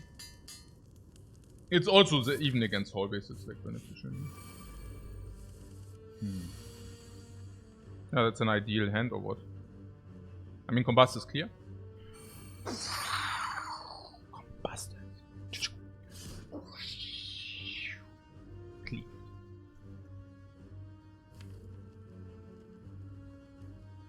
Okay.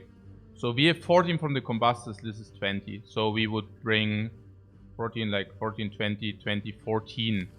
So we can, with Bash and Strike, we can kill 1.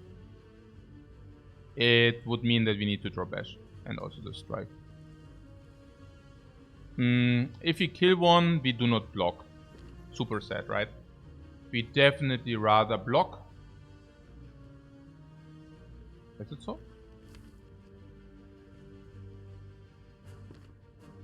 Yeah, probably, right? I mean... yeah, probably. And then double block attack. And then this is already at 21, so we only need to... yeah, this is pretty obvious, right?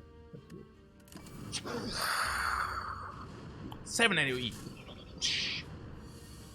Oh, we really drew Bash and Strike. Oh, come on. What? But at the same time, no block, or what?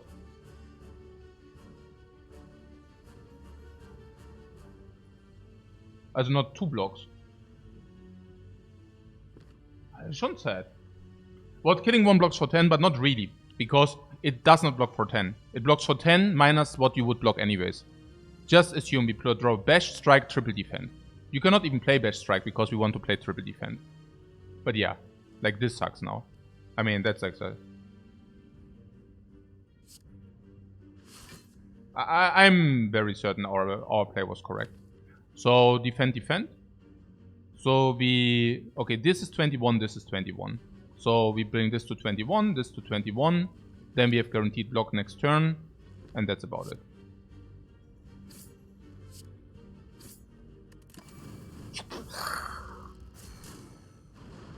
Yeah, this was the only draw which made blocking burst. Yeah, exactly. Okay. So block. Block. Like 10 block. And these explode. Everybody explodes next turn. Combusted for 7 man. Okay, great.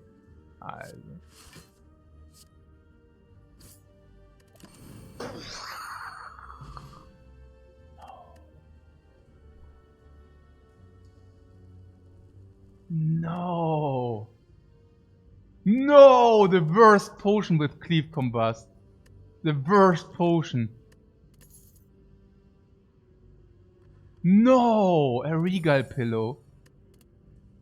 No. Okay, Pommel Strike against Lagavulin, Pommel Strike against Nob, Pommel Strike against Slime Boss, Pommel Strike all the way. That pillow, yeah.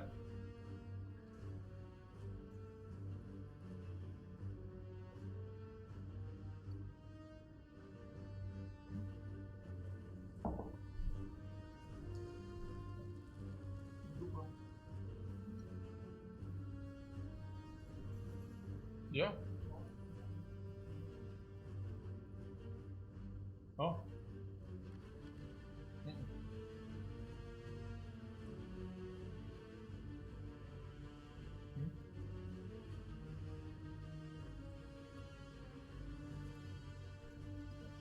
Ah, okay.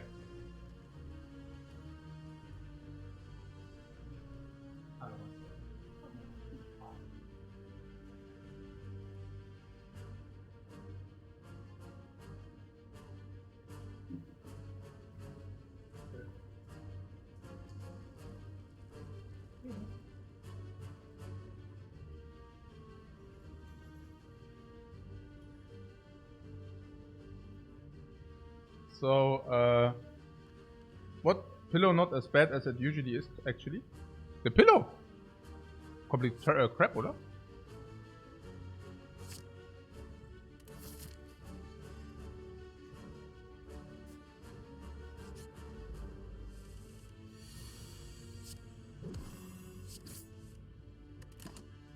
Probably don't even use the pillow a single time. Also, most likely. The combust is not to be played, no.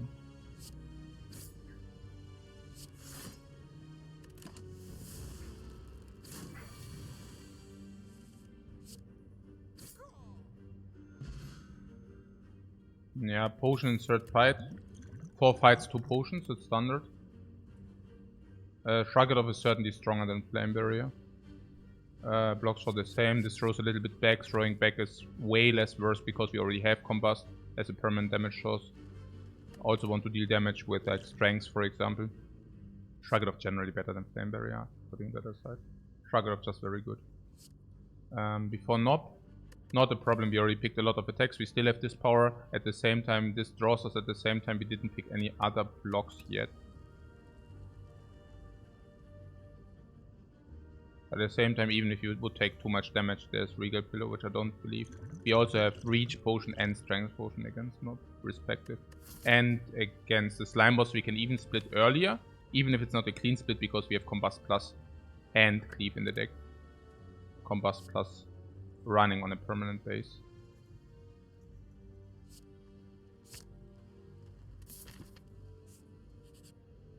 More bank, more gold. Akabeko. Alright.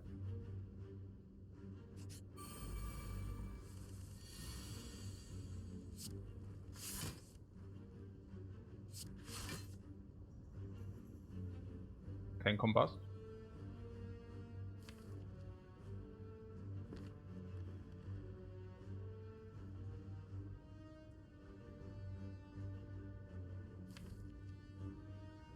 Moo. Yeah, Moo. Yeah, I guess Combust is also better out of the deck and such. I didn't want to think too much here. I guess the idea is that there are some combinations of cards. Yeah, Combust gives us the option to skip its dragon out of the block too. That's what I think. And it also goes out of the deck. So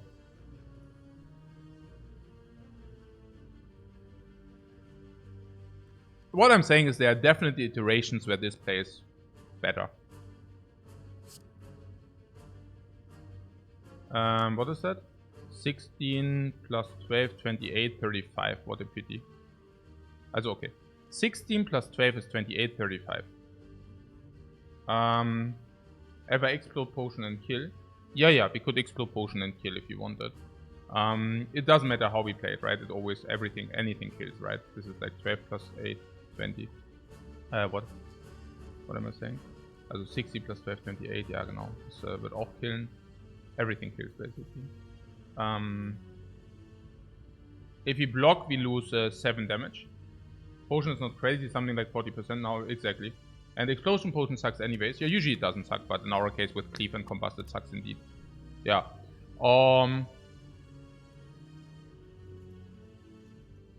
7 life, 40%, so using the potion for 12 HP. Yeah, that's correct. That has to be correct.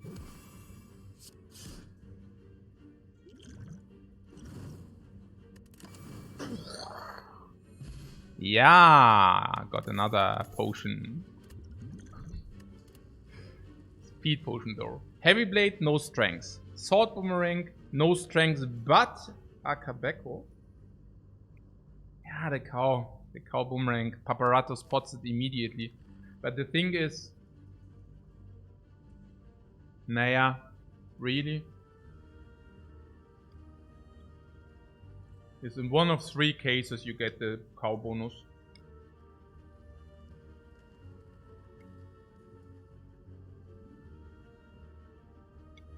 Is that the point where I regret having taken the heal from the cleric? Probably. But we could have not known. Or what?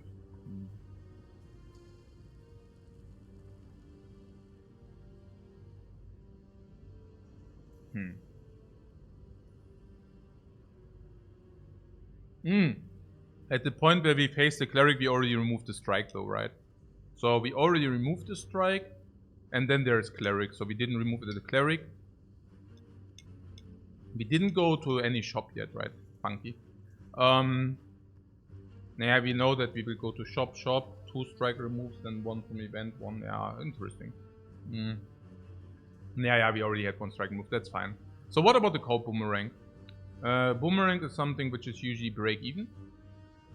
Cleave does not speak against or for the boomerang, because cleave is our AoE, whatever. Pommel strike, having picked already, speaks against boomerang a little bit. Oh. But I guess it opens or keeps the strength build open. What about upgrades? Yeah, we have upgrade on Pommel Strike. We would upgrade Boomerang later if you go into strength, but otherwise not. I have to say that Combust keeps Rupture open. And if you go Rupture, then Boomerang makes sense. And the Akabeko benefits the Boomerang in 1 of 3 cases. So in 1 of 3 cases we get extra 16. So on average we gain 5 damage per fight. How much is 5 damage per fight?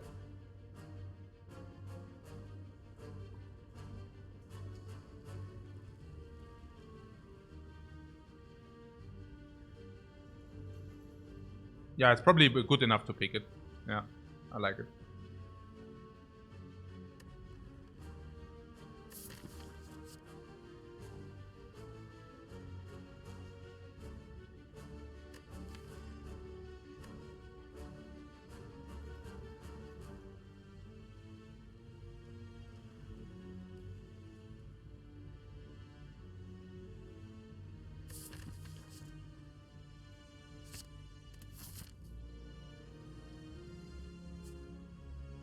Fire here.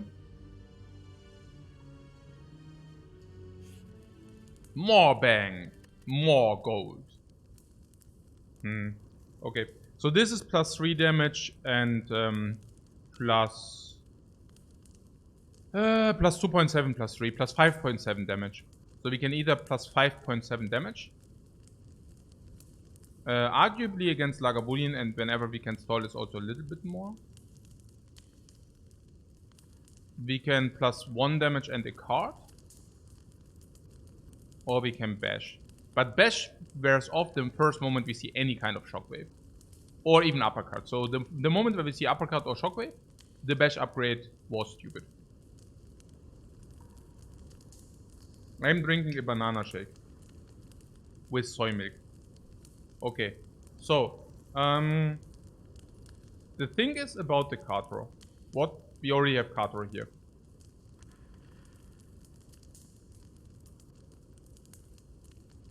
Sometimes we might want to block turn 1 and then play Akabeko Sword Boomerang turn 2. Against Lagavulin we can stall into Sword Boomerang Akabeko. And there's also... What? Vimes heard that soy increased the estrogen. Yeah, but that's fake news. Yeah, and there's also... Okay. So yeah. What about the Sword Boomerang here? Or is Pommel Strike better?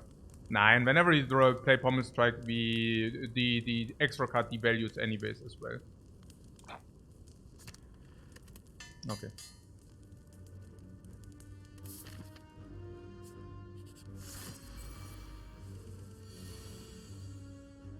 $44.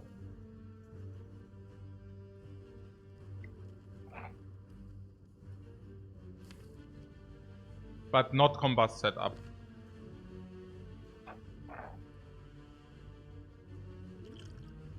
We can play... unfortunately, Shrug It Off is also in the current hand. Which would mean we would not draw Shrug It Off in the future. In the future means in the 2 attack turns. The benefit is probably that we can use Dexterity Potion 2 times. But yeah. So currently open is 45 plus 12. 56. Which is good. I have to say we can go into an earlier shuffle with Shrug It Off though. We can play Shrug It Off, then draw 5 cards. Then draw 5 cards again, which also basically introduces the shuffle.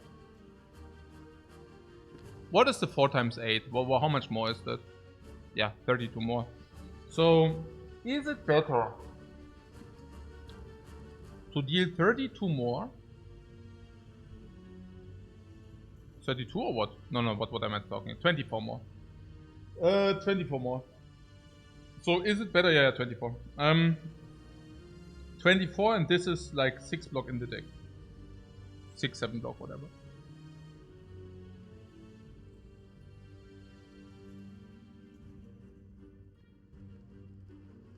It's nearly as much as the 24.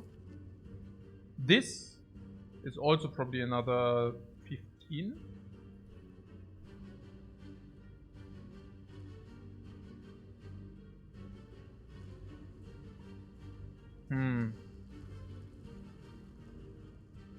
And then, I mean, don't we just want to play Combust and then block 2 times? The one time we block with Dexterity Potion, double block.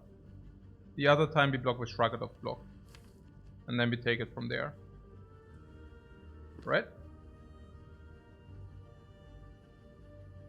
And the Speed Potion is very good against this Lagavulin. Of course we could also open now. 44, 50, 56. Which is like 48. But that, no, I don't know. But Pommel does the same for reshuffle as Shrug is. Yeah? It's also that the Ascender's Bane goes away. I don't know. And is there not a world where we actually do have... Yeah, we also lose a curse. I mean, I would wait. I don't know.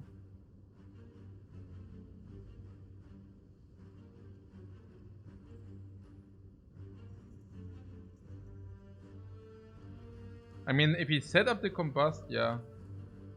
What Bash set up? Yeah, we don't have Bash set up, but yeah.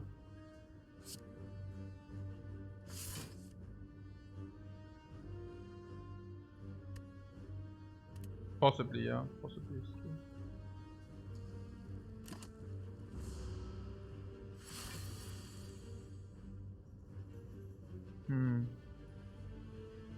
So we can set up Combust. Yeah, set up Combust, you know. Ah yeah, there was also the chance that we redraw it, by the way. There's also a small chance that we redraw it too. So, Combust. Yeah.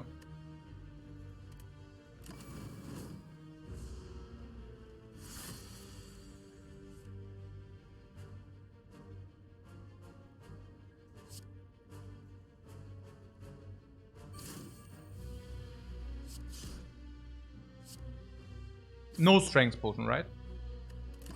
No Strength Potion. Also we don't want to use both potions, basically. Okay, so Dexterity Potion is clear, right?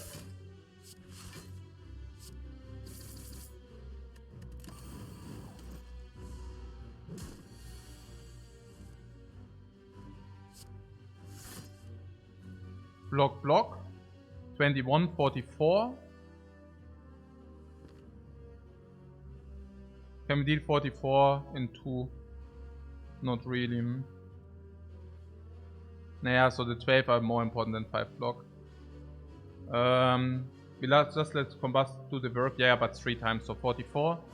And 44 we cannot deal, right? 44 is 2 turns 44.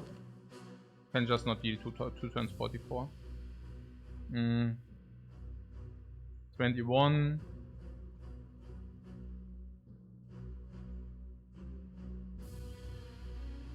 Also theoretically yes, practically no, right? I mean,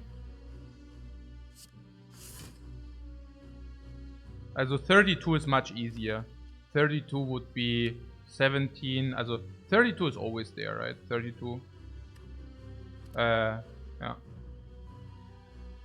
32 is much easier than 44. Is 44 not also let's assume, for example, right? Let's assume we do not draw bash, huh? Then yeah. You see it the same, right? I mean, we are talking 5 for potential a lot.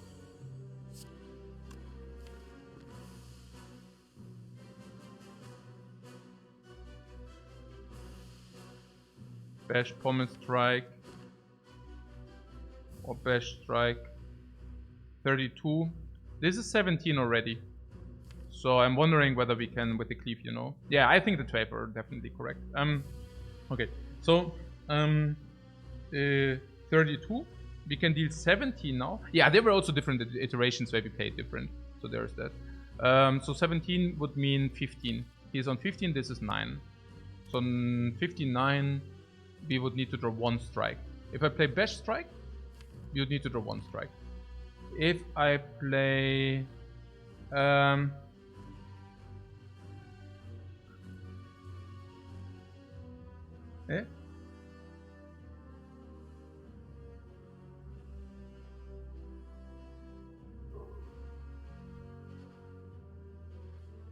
Oh my god, we have some nutrition discussion. That's what I'm saying, like a lot of controversy. Like you can never, like, okay. So 21. Maybe we put this nutrition thing off because you cannot really have, like, you know, final truths about nutrition, it seems. So people are claiming all kind of wild stuff. I think everybody just needs to find their own way. 32. 32, 13 plus 8, 21. 21, 32, 32, 21, 11. 11 means that cleave would still not do it. Do you see it? Maybe we should just play bash and strike for 17. Then we need to 15. And cleave is already 9. So 15 would be 9.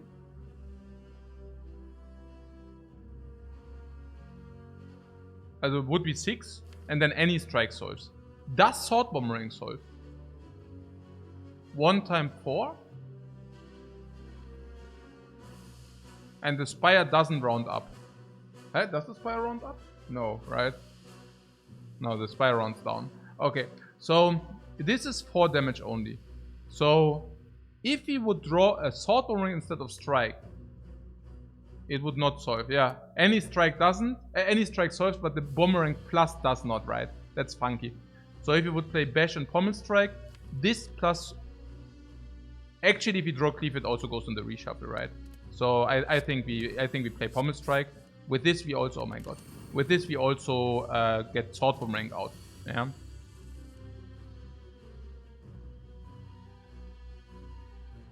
Sometimes.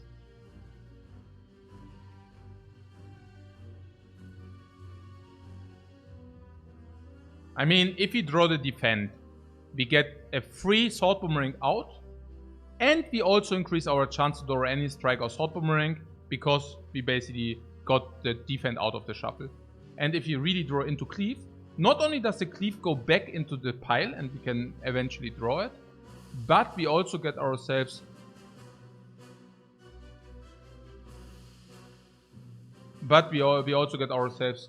also closer to pommel strike again, yeah.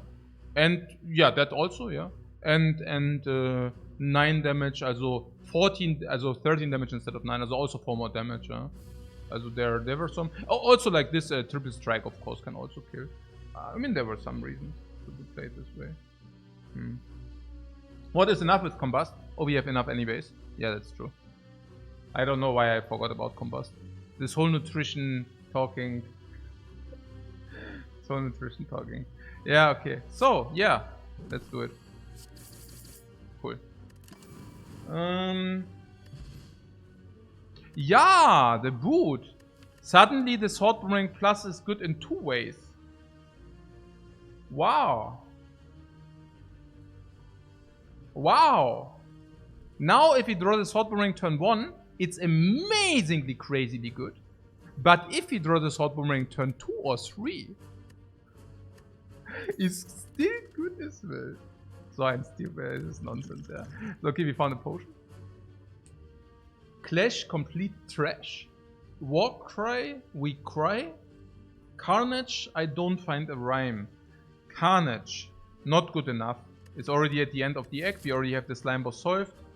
We already want like multi-attacks with Akabeko. If you go strength direction, Carnage also sucks.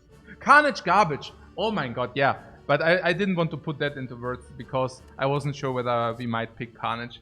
But yes, Garavarech. Yes, guys. I mean, it's the most obvious one, right?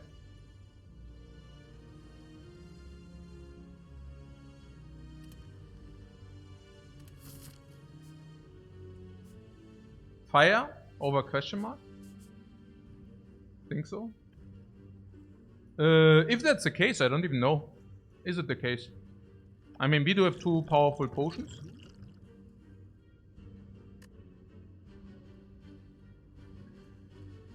What are the upgrades? 5 damage. We have a 5 damage upgrade here. What about the question mark? The question mark, yeah, I mean, World of Goop, how bad is that? Yeah, World of Goop is super bad, no? I guess Questing Adventure, but I haven't seen the Questing Adventure now for a while. Not that that matters. I mean, there is Questing Adventure in the pool, yeah? So, Questing Adventure would be even the Lagavulin we could do. Even the Lagavulin we could clash. Then there are the Reds. The Reds are of course great, but the Mushroom is not a real relic. But doesn't matter. I mean, that would be cool. Even a shop is absolutely fine. Naja, we have... maybe we do have the Moorbank, but we also have 290 gold.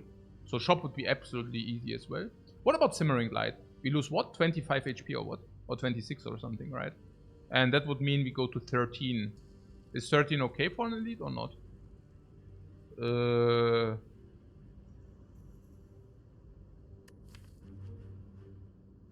Yeah, rather not, because Risk of Ruin against cubes. World of Goop is not a problem, by the way. World of Goop is 28, and 28 wouldn't be a problem. What about Nob? Nob, we have this, we do have this, we do have this, we do have this, we do have this, we do have this. Yeah, shouldn't be a problem. 28 is certainly easy against cubes. We also have 2 potions, putting that aside. So leave Simmering Light, which we cannot take, or what? Simmering Light. It's really sad that you cannot take Simmering Light, or what? 26, we go to 13? Ah, we can probably take it, right? Simmering Light, 13. 13 would be definitely enough if you use both potions.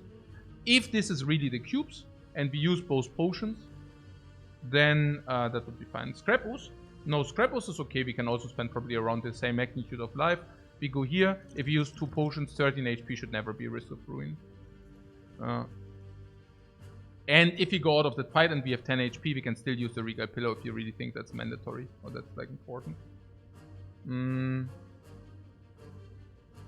Like this.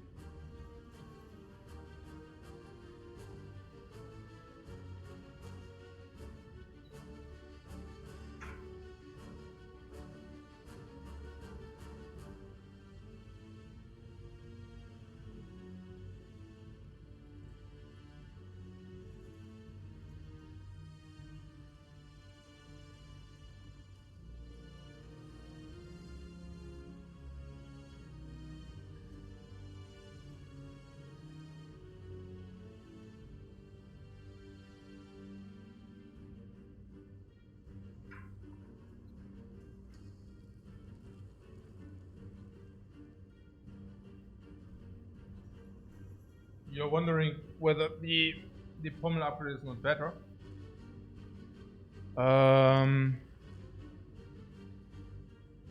What is better than two random upgrades? Yeah, of course. This is better than Simmering Light. This is also better than Scrap Ooze. This is as good as the Giant Heads. Is that even true? Yeah, because Transform... I'm not sure Transform into Attack we don't even want any longer. So Transform, Remove, whatever. Upgrade. We would probably take the Remove with the Giant Heads. Remove is slightly better than Upgrade. You would not... I mean, taking a look at the Pommel Strike upgrade is not that clever because we actually need to upgrade 2 things. So Pommel Strike upgrade is one upgrade. The other one upgrade, I don't know. You see, we don't even have the second upgrade. Like here. A lot of question. I mean, some question marks are fights, which is, I think the last fight was here or here. So we have 10 or 20% on this, but we also don't have any chest chance because we already saw. If this is shop is not that unlikely. It's like what, 15%. You are 15% on shop, but shop is really break even. I mean, shop is probably worth 140. Yeah, I mean, probably with this, we would rather like to wait a little bit, right? I mean, this collects us interest. But yeah, shop is also very neutral. So it's really about the events. And any fight is probably worth... I mean, we probably break even on the life. And if you use a potion, we probably even gain a little bit life in an advanced monster fight, I would think. Especially if you use a potion.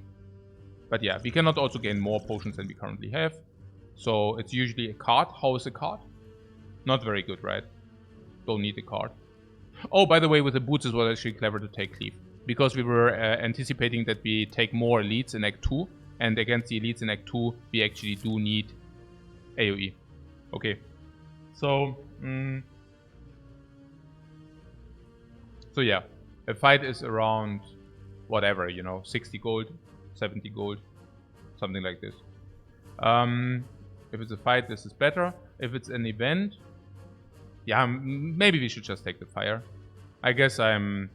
because this could also very well be a rare card, and if this is a rare card, we probably want to upgrade the rare card. The high rolls are what? Mushrooms, but not even that insane of a high roll. And of course, Questing Adventure is the biggest high roll. But yeah, that's probably... yeah, it's only one event, right? Most of the events are just weird. And then, last but not least, there is... what? Brian? Yeah, like this probably is better. Cubes or...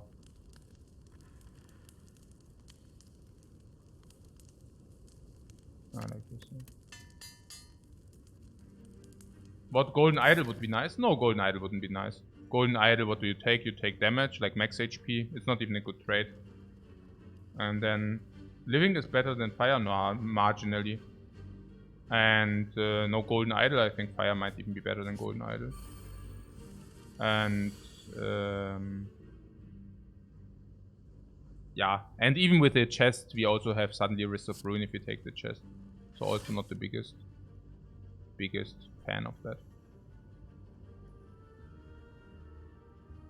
Combust simply deals more damage. I would not play a strike here. Just wait.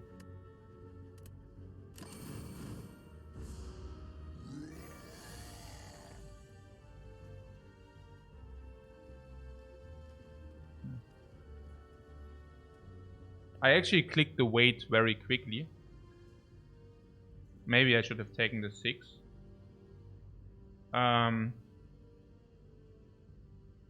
Because the delta... I don't know, I also wanted to wait because I was not sure whether to use the strength potion or not. The delta... Also the delta of the Akabeko is 24. But the 24 delta is not 24, but the 24 delta is only 18 with the boot. That's probably still better to wait. Okay, so, what about the power potion? The power potion.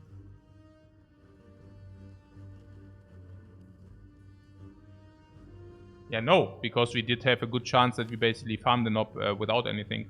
Sword Boomerang, also, You mean power potion last turn, right? I mean, not this turn, right? And this is like 44 if you would have drawn it. And 44 whatever, you know. 44 even plus these is already 56.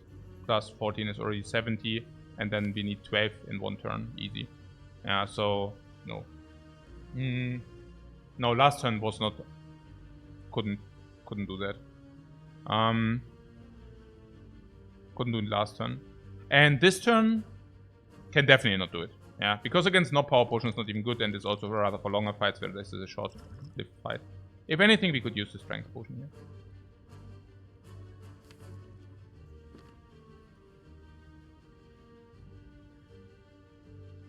Let's see. So currently we have 44 plus 8 is 52. Plus 14 is 66. What strength potion is?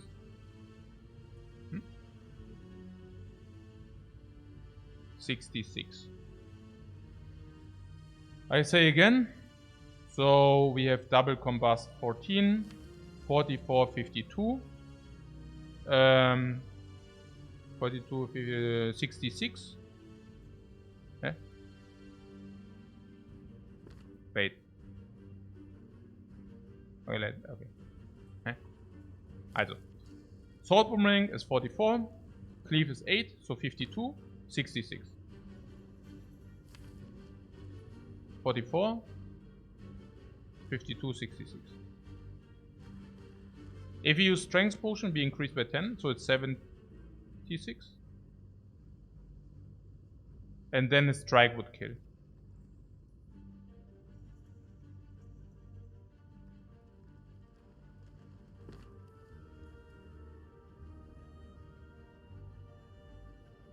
So, I do not mind to use the Strength Potion.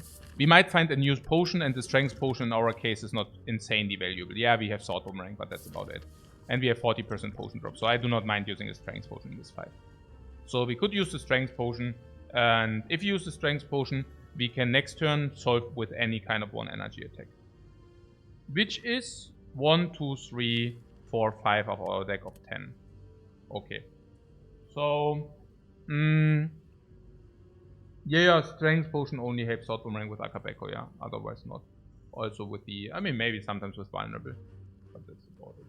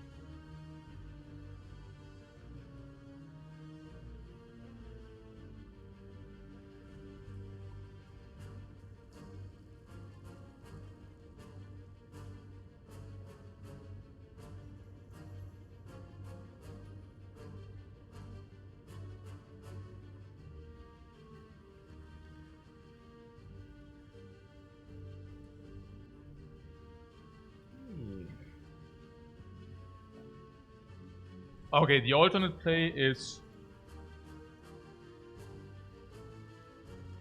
16 plus 15, so 31. Of course, not exactly knowing what we draw, but this is like 16. Also, okay, let's use with the Strength Potion, right? Because we just said, okay, with the Strength Potion we can maybe kill next turn if we draw 1 attack, and 50% of the cases we kill next turn. Now, if you use the Strength Potion here, and there are 2 lines, it's Bash, Pommel Strike, or Bash Strike. Let's do Bash Strike first, it's the easier line. Bash 18, Bash 18, Strike 12. 18 plus 12, 30. Next turn, 30. 30 plus 15, 45. Plus 28. 45 plus 28, 73. Plus 14 is kill. Hey, Xegna, thanks very much for your raid, man. I hope your runs went very well today. So, with the strength potion, we have guaranteed kill next turn. Should we do it? Bash, strike, guaranteed kill next turn. You also have the boot for boomerang, yeah, but we don't need the boot if you use the strength potion. Guaranteed kill next turn. I mean, that sounds sound, right? Because that gives us the opportunity to not rest, but to upgrade next turn.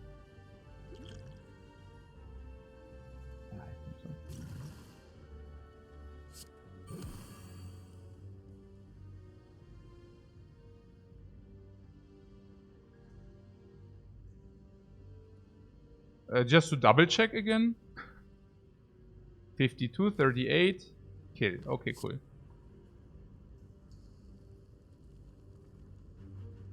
There is a world where we... Nah, never mind. And if we draw an attack, we even save one more life. Oh. Cool.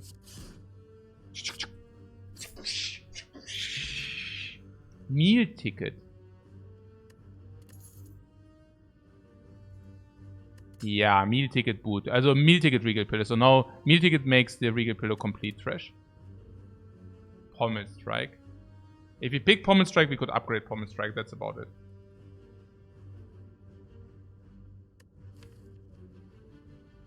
I could see that because we don't have any other good upgrades, right? Bash falls off the very moment where we find any shockwave or uppercut or whatever, or any kind of vulnerable source. Huh? Also, if you have Bash or Sword Boomerang, we play Sword Boomerang first over Bash, stuff like that. Headbutt the Sword Boomerang. Whoa. And the other upgrade would be Cleave, but Cleave is a weird upgrade given that we have Combust Plus, right? The Cleave upgrade becomes worse. Huh. The second Pommel Strike also opens Sundial. Whatever.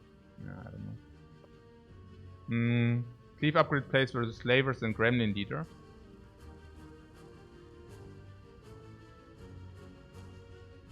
We could also make an argument that Pommel Strikes go down in value because of Sword Boomerang. We cannot Pommel Strike into Sword Boomerang because of Akabeko. I mean, we can, but of course you would like to draw the Sword Boomerang on face value. You would not like to play an attack into Sword Boomerang. You would just like to draw the Sword Boomerang. What about the fire breathing that solves the slime boss easily? We have slime boss solve easily. I mean, just look at what we have. Like, what do we have currently? This is whatever against slime boss. This is good against slime boss. This is very good against slime boss. This is potentially very good against slime boss. This is insanely good against slime boss. Power up. We didn't find a potion. So that's a little bit sad. No. No, like we don't definitely know fire breathing. We also already deal damage with Combustor. Fire breathing is really bad. Even throwing at the boomerang is still good with the boot, right? Yeah, because we have the boot, the Akabeko boomerang becomes like less significant or what? It's still 44 damage against 20. But yeah. Pommel is infinite with one sundial. No. Because I mean, yeah, you need to delete 10 cards of your deck.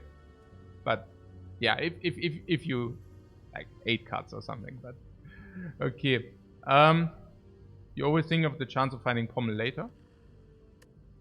No, yeah, I mean, but we could also definitely we could also just pick Pommel Strike. I mean, it's not like this. We could also pick Pommel Strike and then upgrade Cleave if you think Cleave is more important than Pommel Strike. Also Cleave is 3 damage AoE. The more draws the better. I don't know.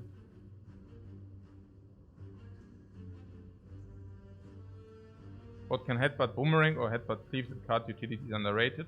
Yeah, Headbutt Cleave is not possible. No. The Headbutt is okay, but it's very borderline. Yeah, it's not... no rares. Oh, Tarix has no rares. Yeah. Sunset.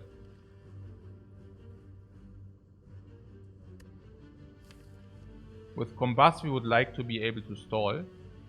Stall, I don't know so sure. I'm not so sure. But you are just talking about the general density, right? Yeah, so currently our general density is low, right? We have 5 blocks on 10 different cards, making our block density 33%. We can argue that this is a utility, so maybe our block density is 35, 36, which is pretty ideal.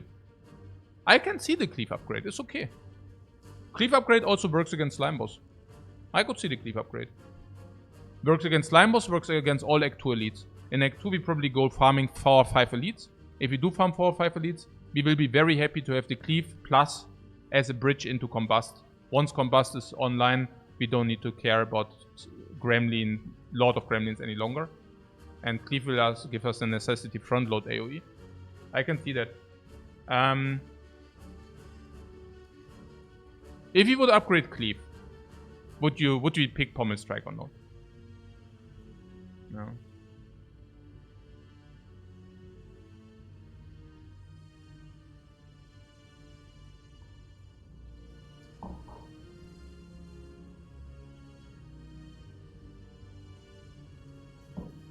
I mean, currently the Pommel Strike again blocks the slot for Sword Boomerang a little bit.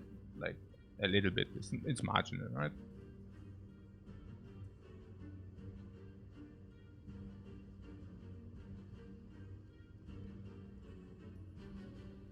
But at the moment...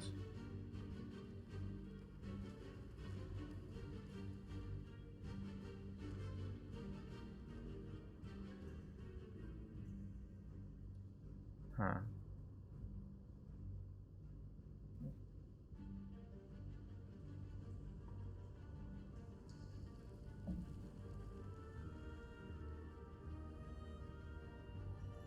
Now just generally Pommel Strike. Is it something we want or is it something we don't want? Pommel Strike in the deck.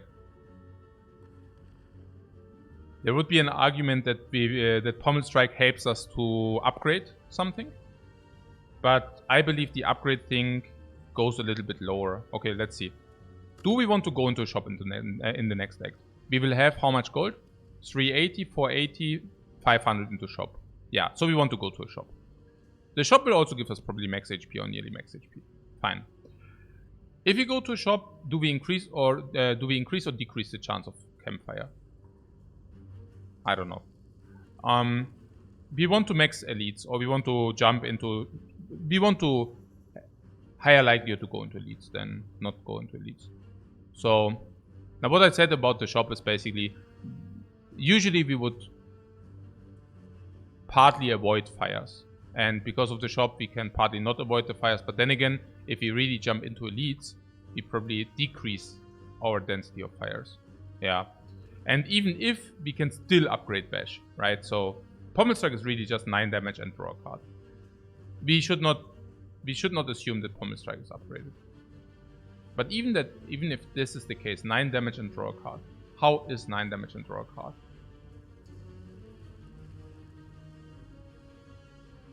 Yeah, let's just say it's like around 13. So it's better than this. It's worse than this once it's upgraded. We will remove one of these. So it's way better than these, but way worse than this. So still positive on the attack side. At the moment. But once we add more, I wouldn't be so sure. Of course it's way worse than this attack. Also this attack, yeah. And then we have the blocking side. But blocking side is also a different story, right? So... I guess then there's also the argument that Pommel Strike sometimes, if it would draw into Sword Boomerang, that's not very often, right? But it's like, whatever, 8%. An 8%, if it's upgraded even more, but usually if it replaces itself, it's basically an 8%, where if we do not, also okay, if we draw Pommel Strike turn 1, and it's very rare. Maybe that's not an argument here with the Akabeko. Yeah. Try to hit 6 elites. Yeah, I don't even know. I don't even know whether we can. Yeah.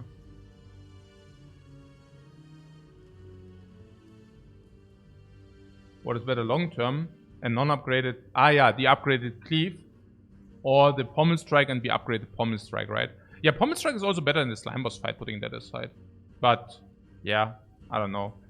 No, Pommel Strike is a better upgrade than Cleave. That's clear. Well, what you're saying is...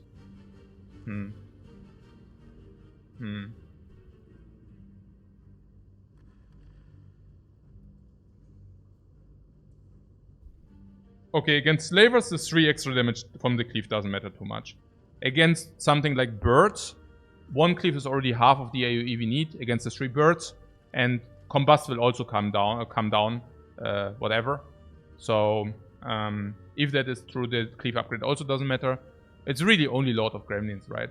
And they're also only if you didn't throw the Combust. If you throw the Combust, you just play Combust, it deals the 7 damage. Then again...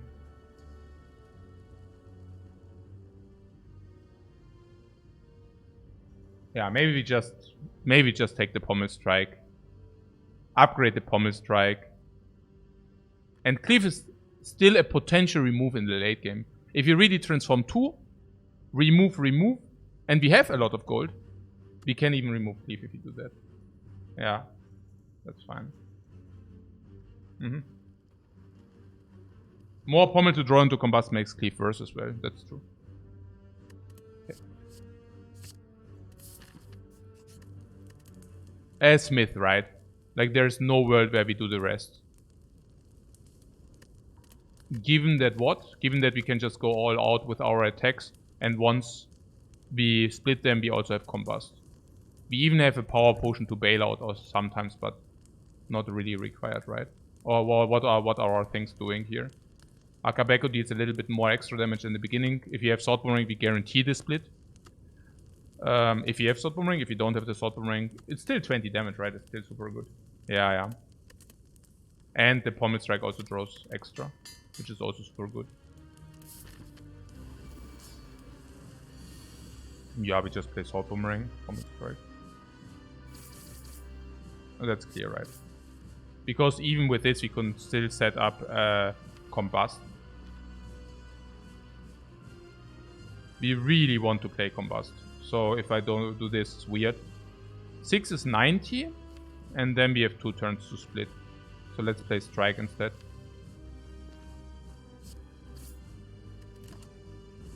We need to guarantee that we can set up the Combust.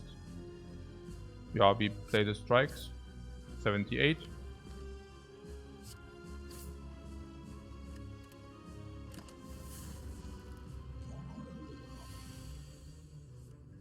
Combust. Cleave Slime.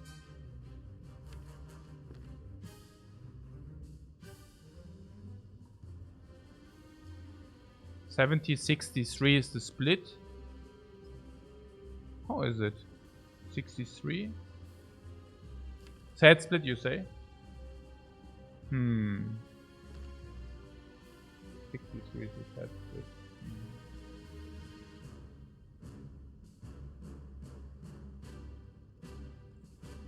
I was just thinking if you have the Combust Plus online, that should be pretty insane. 63 with no cleave. Yeah.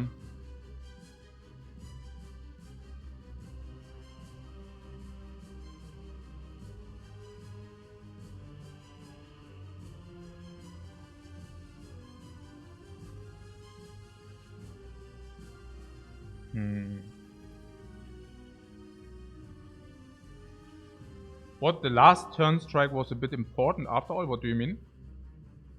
The last turn strike? I don't know. What? No. Well, I don't...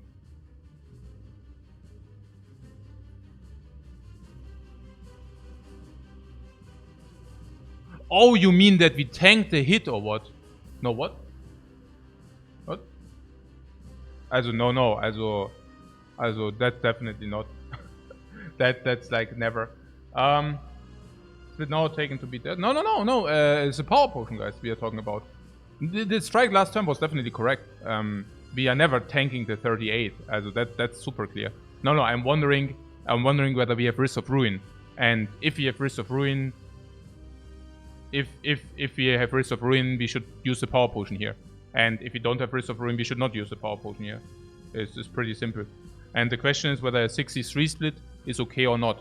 And the 63 split means we need to deal 32 more damage in order to split them again. And of the 32 damage, 14 are basically covered by the combust. So we only need 18, which is of course being played out in different ways. Once we split, is also not of utmost importance to get like a low split, because if we split, for example, on 25 or something, the combust is still combusting, of course. Yeah.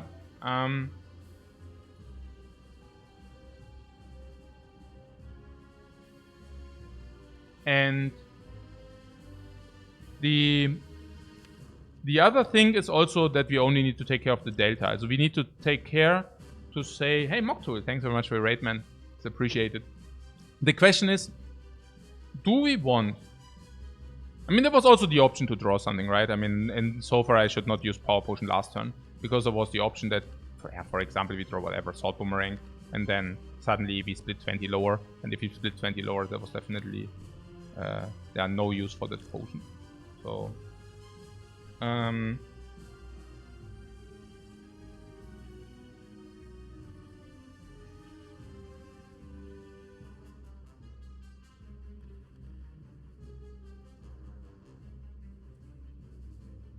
what? Dark Embrace, Feel No Pain, Barricade, Rupture, all misses? No. No. Like, Feel No Pain, we can exhaust the slime for block.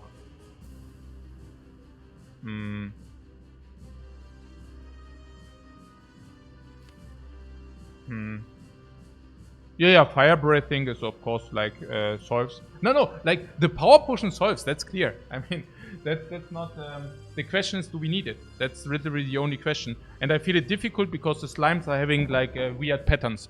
And weird patterns means that the slime, they can sometimes attack you fiercely, and sometimes it's really whatever.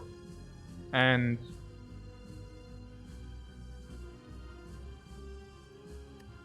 that's basically... it's a big variance on attacks, yeah. And I'm curious whether we can sit something out of... whether we can sit something out. The other question would be maybe how important the Power Potion is. But Power Potion on the Ironclad can be very powerful. Yeah. So, can we decide to potion next turn still? Yeah, that was the question basically. Can be.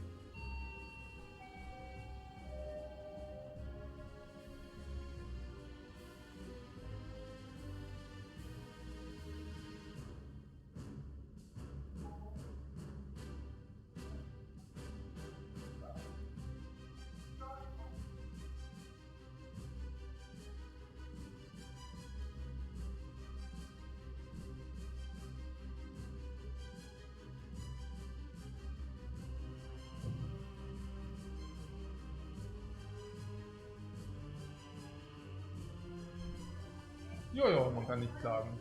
Genau. Schön Sonne gefangen, viel Wärme. Genau. Ja, weißt du, sowas ist auch ganz schön. Ja. Genau. Super.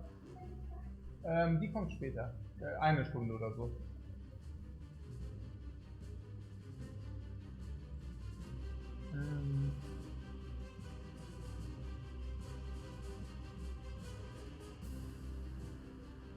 One bad turn after the next split. Yeah, right. Yeah. I think so too. Yeah, but yeah.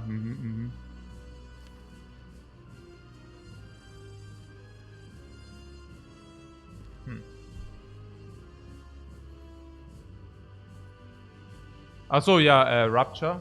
Yeah. What Barricade is not really a miss. Juggernaut is also not really a miss. I mean, it's okay, but Berserk is a miss. Yeah, Berserk is a miss. There are not many misses. Metallicize is also blocking. It's not that bad. Okay, so what about the argument that in the worst case it saves us some?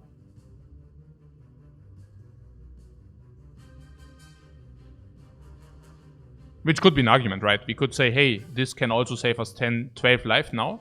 And that's 3 life into the next. Something like this. Yeah. Yeah, maybe we use it. It's okay. I really don't want to die because of some stupidity. And that would be Demon Form, I assume. Juggernaut.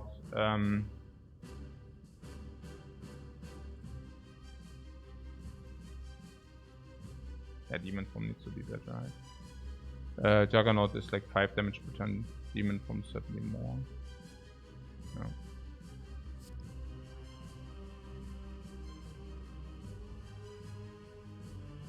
Huh. Schon ein bisschen sad so, ne? Hm.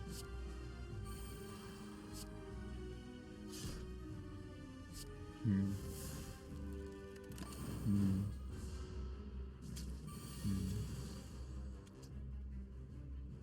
Yeah, I mean, sad that we played now, I mean. But yeah. I mean, it's better than... Should have I played it the turn before?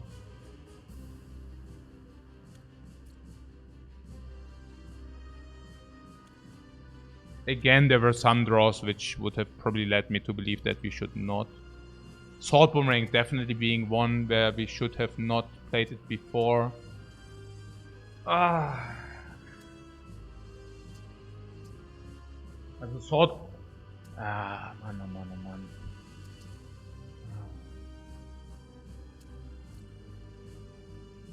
Also Sword Boomerang definitely being one of the cards where if he would have drawn it, I would have definitely saved the potion. And then... Pommel Strike maybe, because... Oh yeah. We had 2 Pommel Strikes, and if you play Pommel Strike, we can draw into Sword Boomerang. Or... Yeah, so that was 3 cards where we saved the potion. Maybe it was okay. Maybe it was okay. Focus the green one because of what? Because of Boomerang. Yeah, but I mean, we have what? Also 16 plus 12 is 28. 35. But I hope you don't want to split the green one, or what do you mean?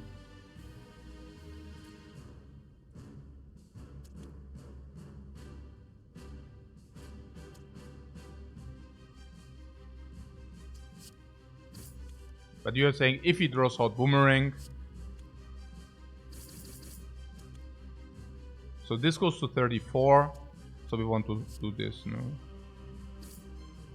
Weakness being okay. Now these guys are automatically splitted. And the grays are usually way less important than... Hey, look! Pommel Strike dealing normal damage.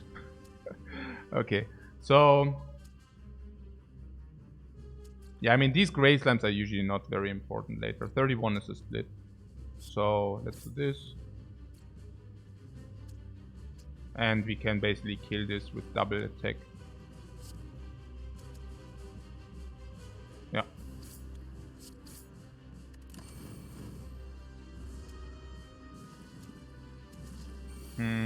I mean, last but not least, the power potion at least saves us a lot of life. I don't even know. Maybe it was really needed. I mean, without that, the first attack would have been weird. A little bit damage lost. And only because both did do nothing, right? I mean, we had the option to split the green slime if it's too aggressive, to split the gray slime if it's too aggressive. Then the turn after, now we had a really insane split without the 4 strength. We could have never split it this beautifully, not even remotely close. And then we would have now taken a lot of damage. Holy crap. Actually, we would have taken a lot of damage. We could have even died next turn already, or even this turn, under certain circumstances. Holy crap. Holy crap.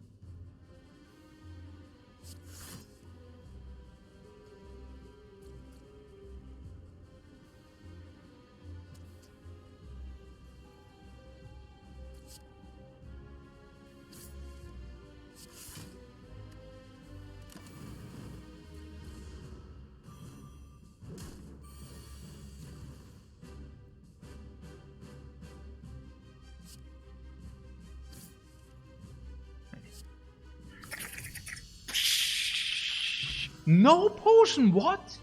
Ey, jetzt. Also the rare card drop is ja greedy Garbo, Hyper Garbo. Also that we get no rare cards, wow. Also now we get the rare card, but oh my god. Okay. Garbo. And what about the potions? Also that Nob didn't drop as a potion, okay. But both, come on. Brutality, Barricade, Berserk.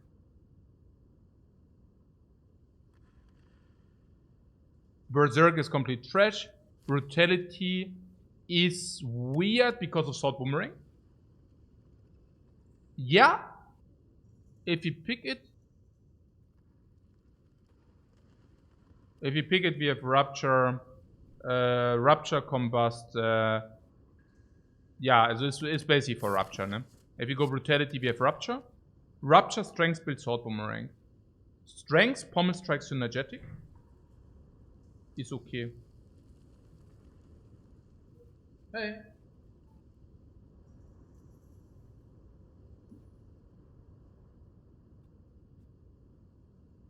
No.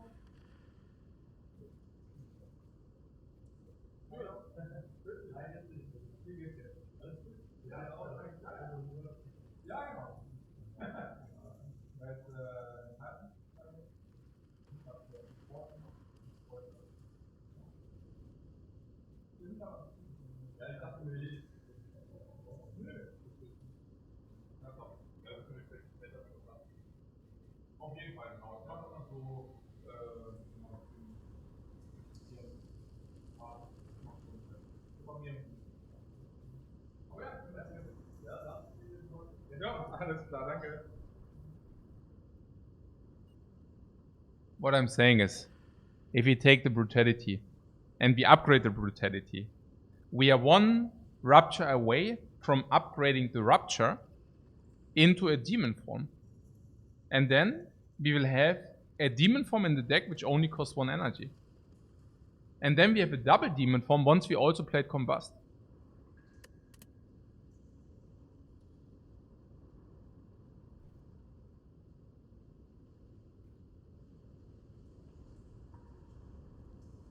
Our deck is so bad for Barricade, is it? Why is that? Also, yeah, that's probably true. If we pick it and we don't find Rupture, how bad is it? Yeah?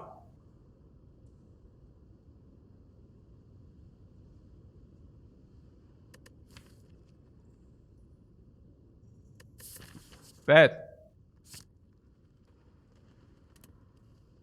Ha! Mobbing again. Coffee Dripper is perfect with the Regal Pillow. That's like the synergy we are looking for. Pandora's Box to 1, 2, 3, 4, 5, 6, 7, 8. Whereas the defense are usually disappearing anyways once we found the corruption. So leaves basically 4 transforms, whereas transforms currently are as good as removes. 4 removes. 400 gold. Probably 400 gold. What is that? 600 gold minus curse. Probably 450. And Coffee Dripper is like 600, 700. If we do need the energy, do we need the energy? Yes, yes, yes, yes, yes. Downside, this relic is suddenly a no relic. Pandora's Box could be Rupture. Right.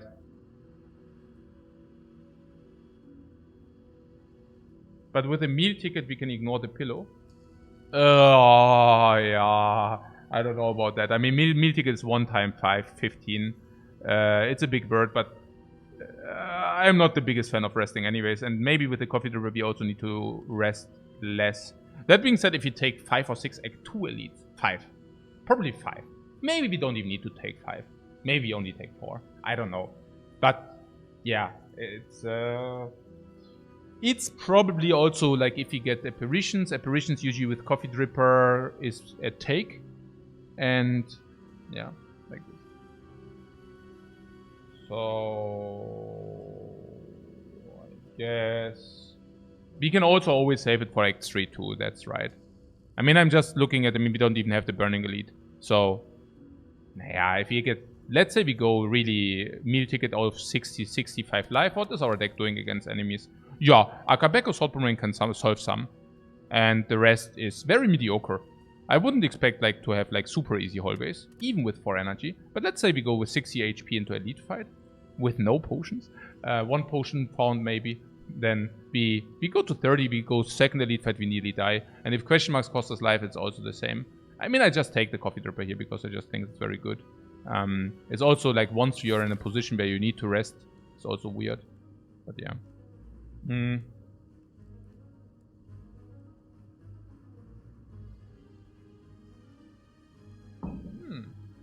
Nö. Ja. Viel Spaß draußen. Heute ist ein toller Tag, gell?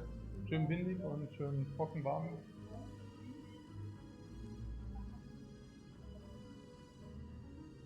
Perfekt.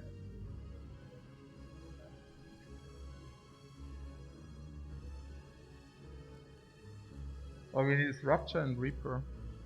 Yeah. I don't even know about elite farming. Oh yeah, that's the other thing. I mean, who says that we want to go heavy elite farming? I mean, that's also something we just like. Yeah, sad, but it's not. I'm not so sure about that. So this is shop question mark monster question mark. This would be shop 1 later. Is shop 1 earlier or 1 later better? Yeah, generally speaking, shop earlier is better. But in our case, we get a compensation of 12 gold if we take the later shop. This also gives us options if we do not want to go here. Is there some world where we do not want to go here? Not really. What about the question mark? Earlier or later is better.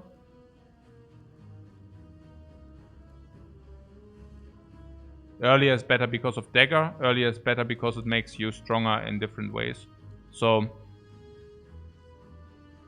question mark, 2 monsters before 2 question marks. It's better that the second enemy is behind the question mark and is behind the shop. So can we do double shop if we completely whiff? Yeah, even that. Yeah, even that, because we also have shop. Oh, shop later is also better because of the meal ticket, you say. That's also an interesting point. But I mean, it's only currently we have 77, so it's only the case if you lose 17. And you're saying if you go here, if you have a perfect fight, this overheals, right? Yeah.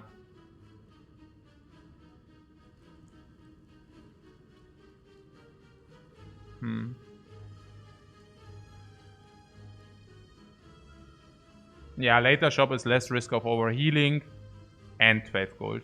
Yeah. Maybe that's better.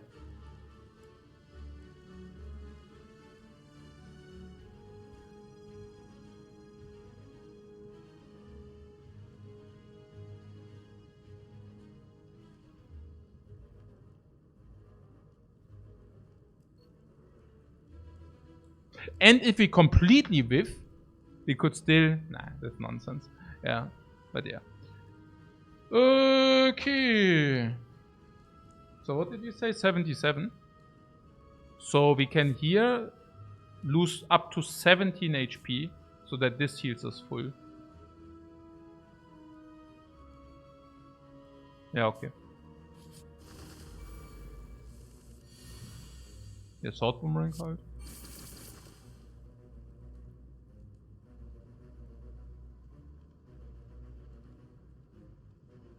Oh. Ah, double attack here.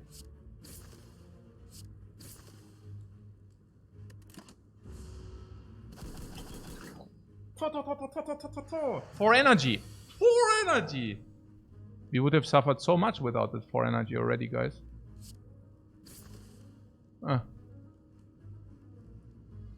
Combust block.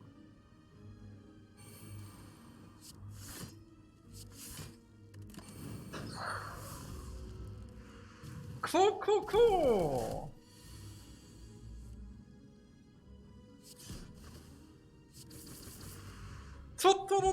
The boot is doing work, guys. And the best potion on Earth, the biggest garbage potion on Earth.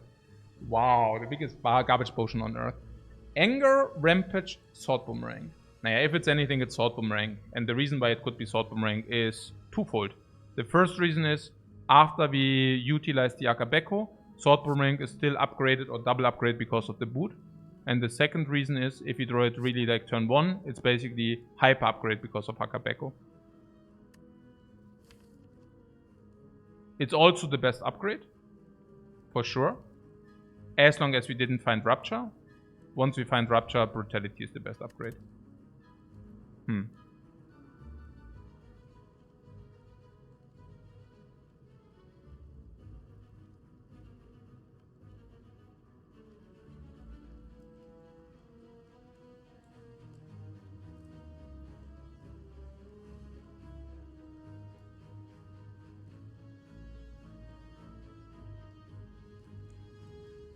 I think this sword boomerang is quite the essential question.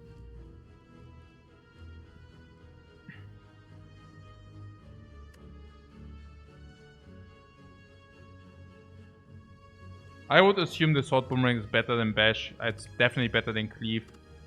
These are utility. And it's way better than all of these.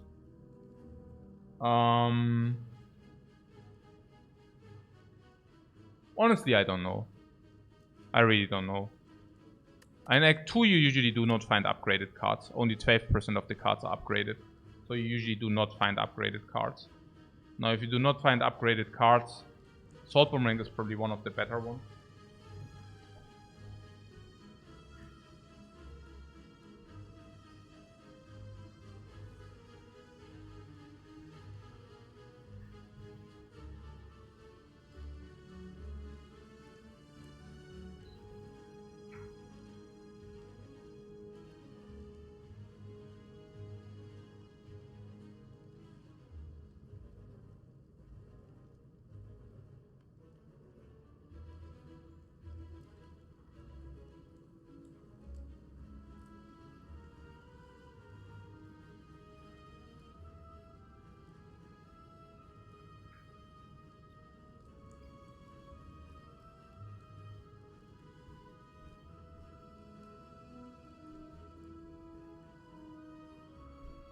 I think it's probably okay.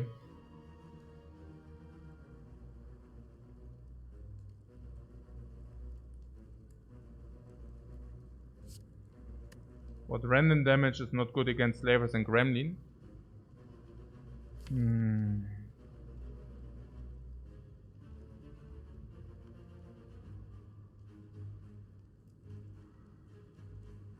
Yeah, we could also not take it.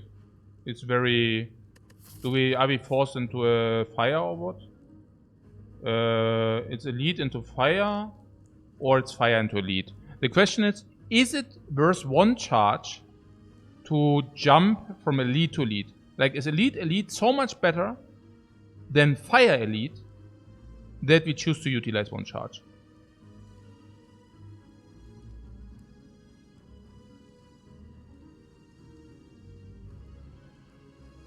Yeah, probably not.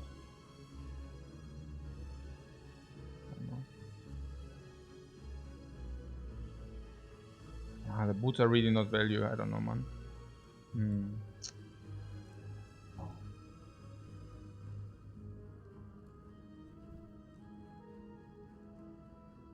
How are we in elite fights?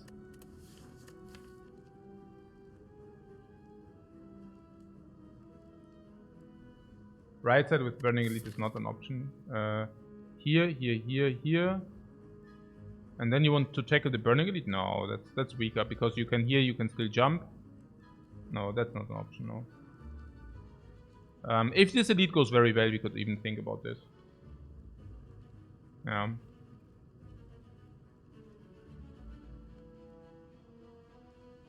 I think upgrade before the first elite in Act 2 is also super strong. Because you get stronger.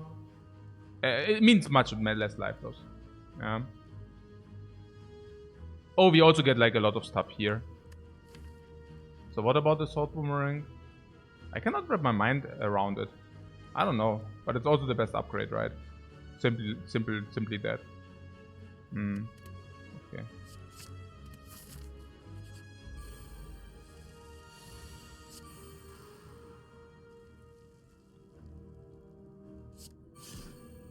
I don't know. I can just not help myself but thinking that it's just very close of a decision.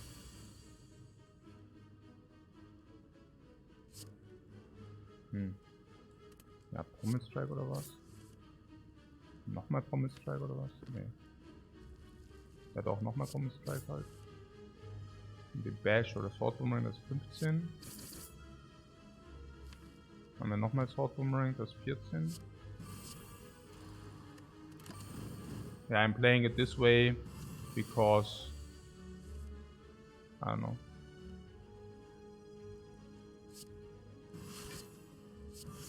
Because I assume that we fully heal anyways, right?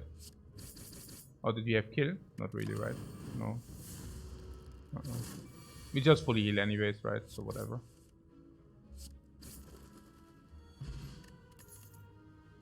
Der Shrug it off halt. Blood for Blood, ey. Ja. Blood for Blood.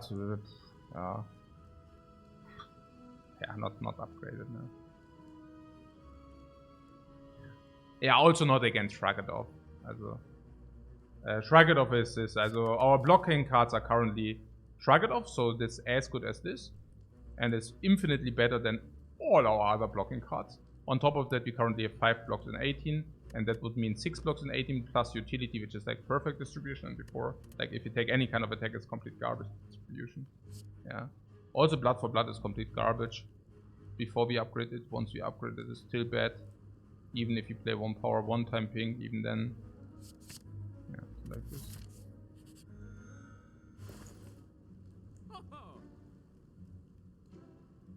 Mummified hand. And we have 2 powers already. And a lot of card draw. Like a crazy amount of card draw. So what I'm saying is, the first question with the Mummified hand is, does the energy actually play? In our case, we have throughout the fight at the moment like 2 energy. So like a double lantern, which is already making the purchase break even. And the other question is, can you actually utilize the energy? And in our case, that's just a yes. So this is this. And Mummy is really good. I think Mummified hand is clear. The next question would be, if we buy a Mummified hand, is Metallicize good? Because Metallicize is coming upgraded. Usually I would be break even on the Metallicize with 3.5. So we can basically spend 84 gold to buy an upgrade Metallicize. I could see that.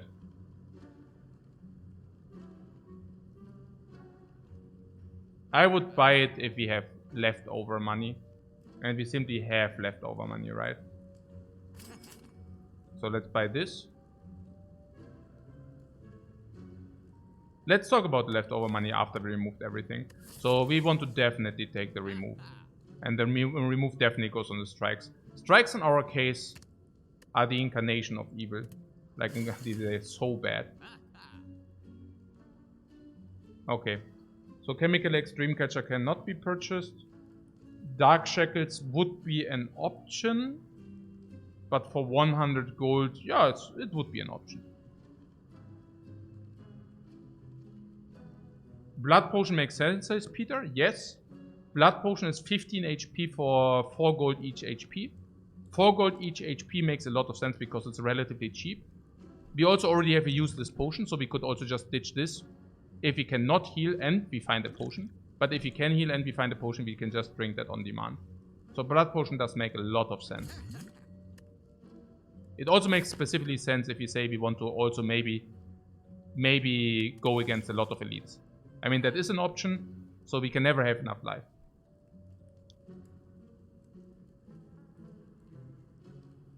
Last but not least, we can now decide to either purchase Dark Shackles or Metallicize if we want to spend our money. I think spending our money is a pretty obvious thing. I mean, why wouldn't we spend our money? Yeah, because of the beggar. But the beggar is whatever. Doesn't happen that often. If we spend our money, we also don't face the cleric, which is pretty good. Shackle seems stronger to you. Yes. To me as well. Because Metallicize Also, I don't know. Metallicize is basically what? 0 energy gains 3 block every turn. And Dark Shackles is one. Yeah, Shackles is better. Yeah, pretty certain. Yeah.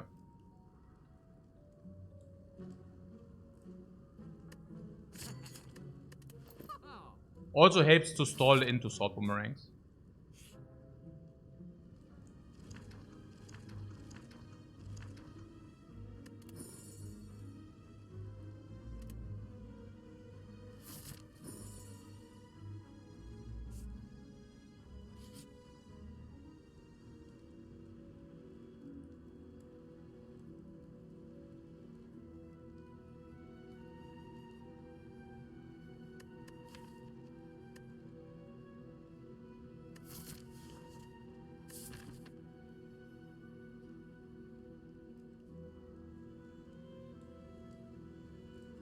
Also carrying the Nilri will provide us with powers for the hand. That is true. Nilri can also provide us with Rupture. That is true as well. So about a 225 gold to receive a curse.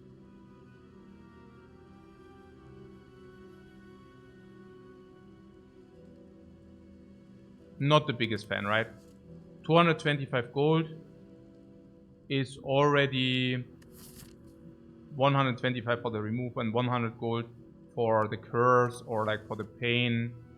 Like, no way.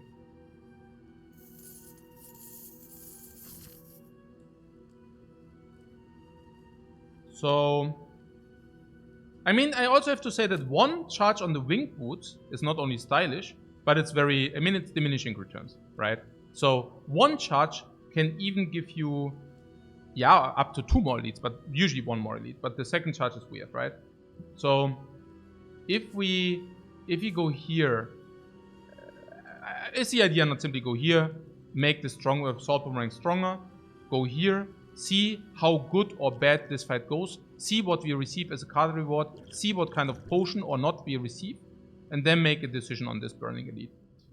If we do this decision on the Burning Elite, we still have 1 charge left for Act 3. We go here, we go here.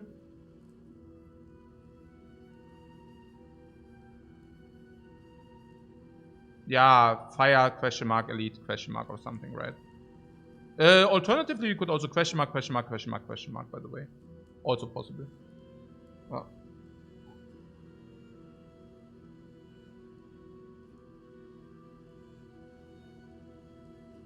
Yeah, so let's do that, right? I mean, it's not even... Yeah, okay.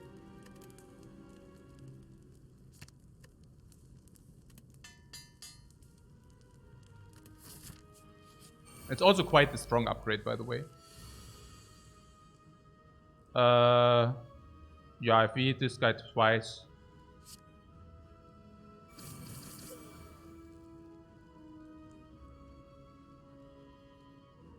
ja, and kill this too.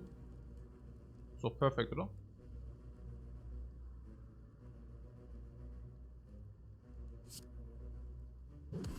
Yeah, thanks to the dripper. Oh. Oh, okay, I see. Ja, Impervious können wir schon nehmen, ja. Into the deck! Boah, Shackles would have... Oh, Shackles out, ist so gut. Okay, ja,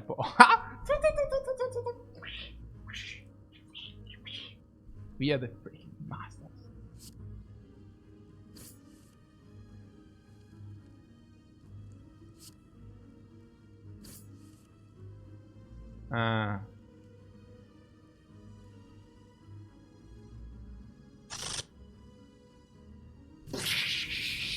Oh, I'm so freaking sick.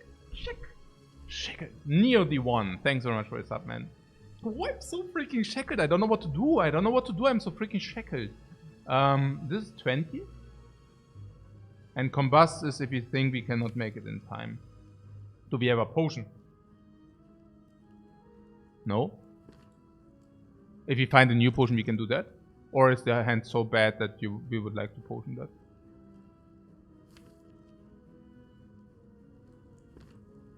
Maybe, right?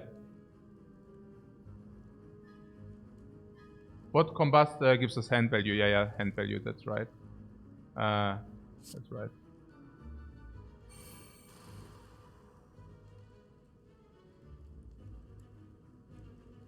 Yeah, I wouldn't potion for 2. The question is 20 damage or 5 block, right?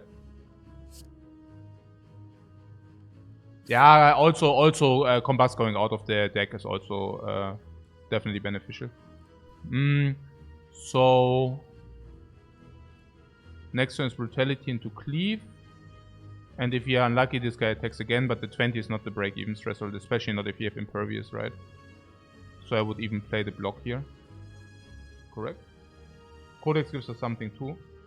Yeah. But it's 5 block over 20 damage, right? I don't know. I don't know. Oh.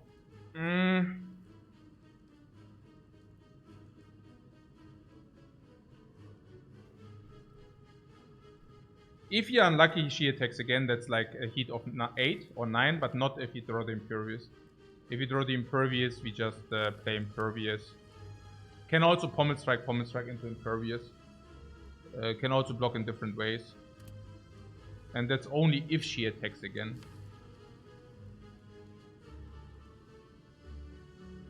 25%. So an average 8 or 9. But also only if we would have killed otherwise with 20 damage.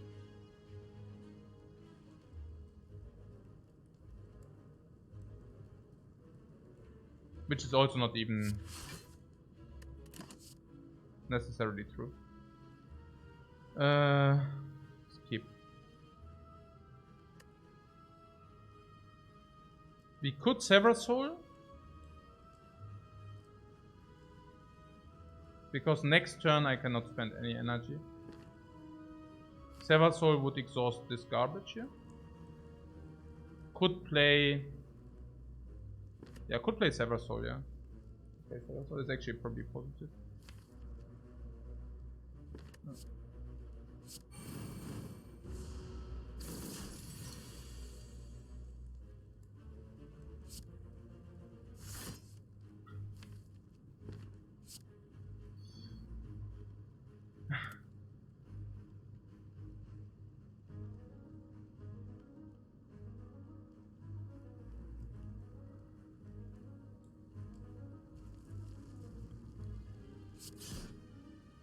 Brutality can play or not. But yeah, we want to draw Impervious, right? So let's play that. Can exhaust these 2 with Elixir. But if you find Dark Embrace, under which circumstances is this better? It's not so bad, right? I mean, block 5 currently is really bad. Like, we never want to draw that. Maybe we just use the Elixir. Elixir is really a complete trash potion. So maybe it's just correct to do that. Fire Breathing is bad. Bloodletting is also kind of weird, right? Don't want that. Want to do different things. Oh, Fire Breathing. No. No. Okay.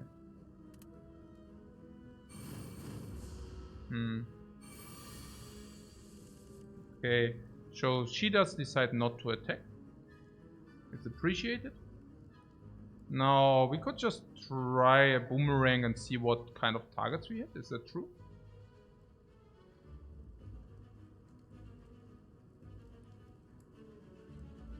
I guess.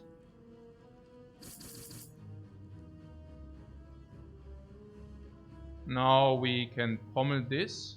This is weird, right? So we could also pommel this guy. We draw 6 cards. Can we guarantee the Impervious?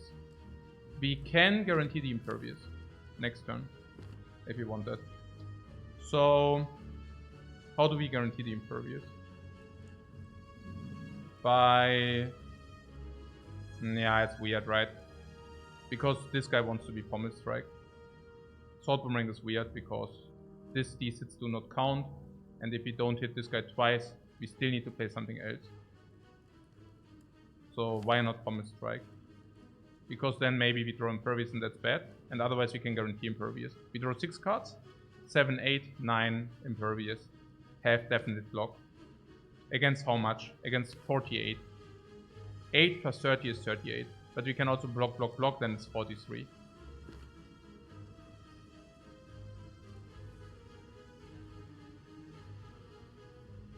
Yeah, Combust kills the middle one. Yeah.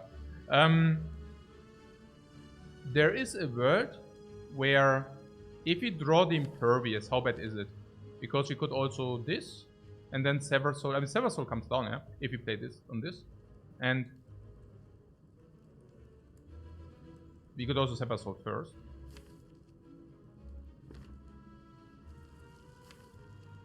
But Bash is more impacted. More impactful. This is 46. It's 30. And 30 we can kill anyways. So even if you draw Impervious, it doesn't matter. We didn't draw Impervious. But even if we would have drawn Impervious, it would have not mattered.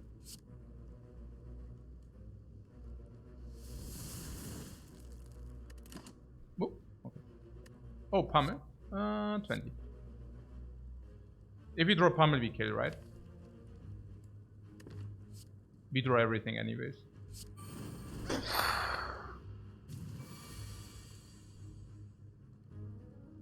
Pummel is like 20. Just kill.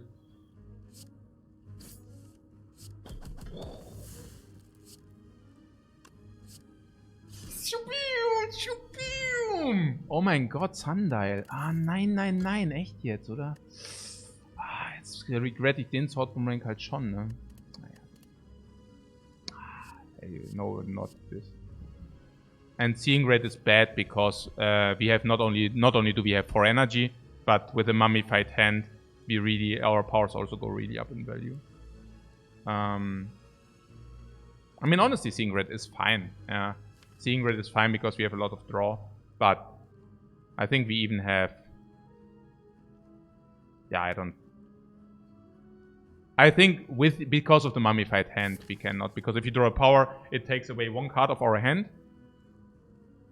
Also, naja. What, infinite? I don't think so, but yeah.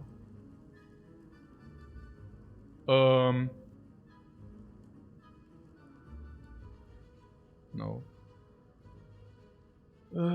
I think we just ignore the Sundial for now, honestly. If we find a Pyramid or Corruption, we can talk about the Sundial. I mean, as you can see, of course, we have 9 clean cards, -2 removes later, making 7 clean cards, and then we can fill into infinite if we find Pyramid or Corruption. Yeah, but we would need those. And seeing red itself, I don't know. It doesn't seem... We already have 4 energy. Sometimes we don't want to play these. This costs 0 energy the turn we draw it. This costs 0 energy the turn we draw it. This costs even minus energy the turn we draw it. This costs 0 energy the turn we draw it. Yeah.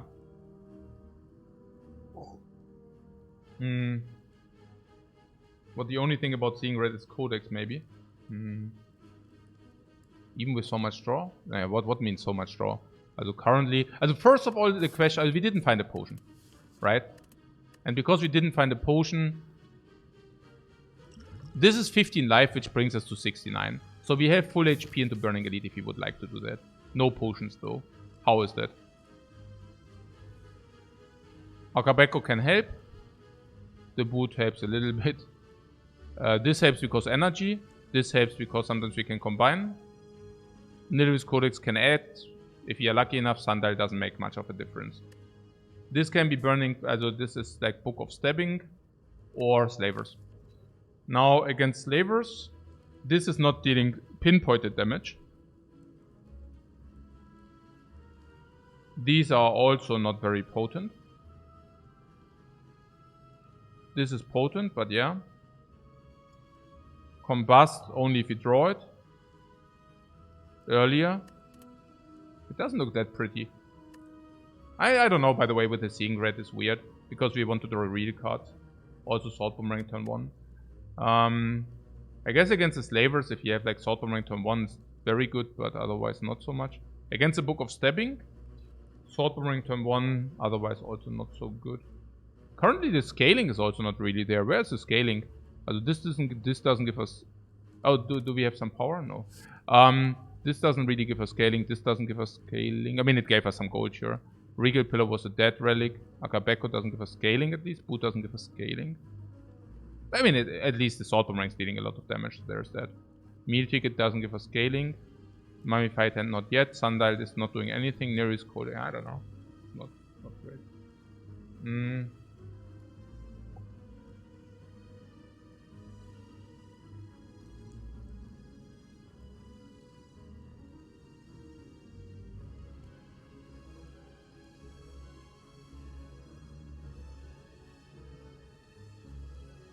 What Strength Book of Slavers would... I don't know. Strength Book of...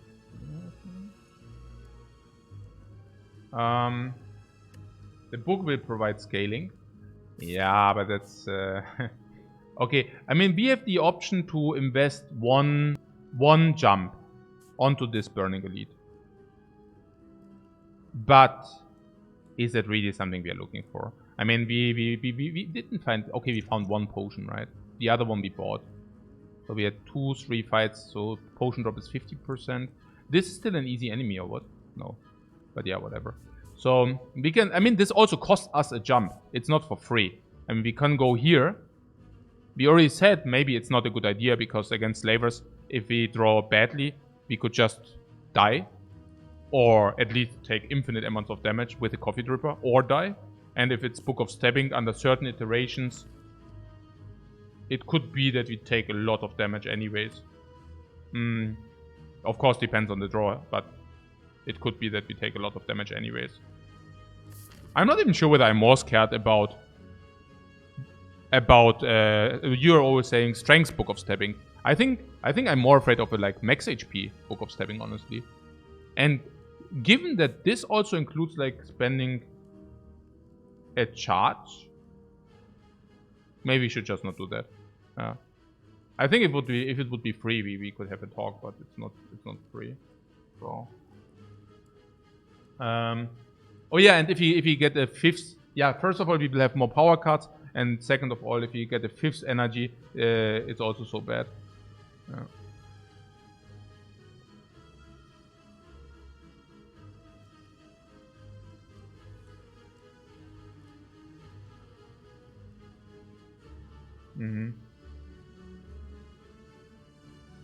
So we just do this and we don't pick a card here.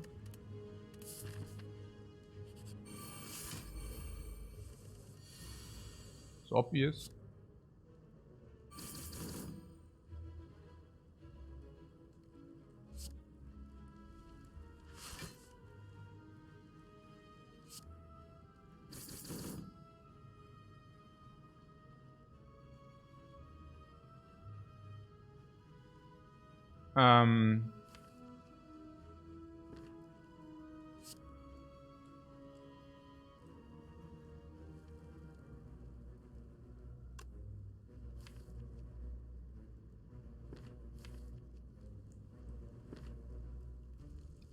First question, what do we want to shackle? I guess shackling is just on the sentry, because I do not see anything which like removes the 3 things. This ball is going to be a pain. I don't know. I mean, next turn we draw Combust or Cleave. So the idea is, okay, do we... Yeah, this is probably better, right? We really don't want to take him one more hit. Inflame is also a power which comes for free.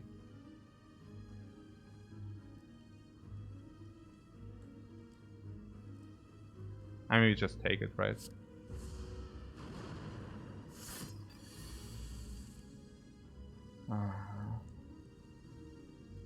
Yeah, Brutality. Also Inflame for sure. Then, yeah, thanks God that you didn't take the Seeing Red thing. Holy crap. I mean, that would have been bad. So yeah, we can play Brutality for 1 extra card per turn. Is that... Yeah, that will be important. Pretty certain it is. Feel no pain. Exhaust 1. So we trade a card against 3. Disarm, I mean Artifact 3. Entrench. Could play Shrugged of Block and Trench. Block, Block and Trench. And Trench is like 6. Or we can kill the ball. What is the likelihood of killing the ball? 49. And these are 12 each. And we draw 6. So 24, 49, still 25 left we cannot kill. So we have days as well for Feel No Pain. Yeah, but it's more about... Also, I think it's more about the next turn, right? And the next turn there's Entrench, and Entrench can block. And then there's the 11 attack. And against the 11 attack, I have the feeling that... I mean, it's only the ball, and we do have tools. What tools? Yeah, the tool is like for energy, that's the tool. I mean, and the other tool is that we can add a card every turn, so I just believe that Entrench is positive block. It's most about the next turn for the Entrench, like against this thing. It's not about the damage, because we don't need the damage. Yeah. So, even here, this is 9 block instead of 6. I think we are very willing to do that. Especially because we can add one more card. This comes down for free. Yeah, like this. Rage. Whenever you play an attack. Yeah. Take that.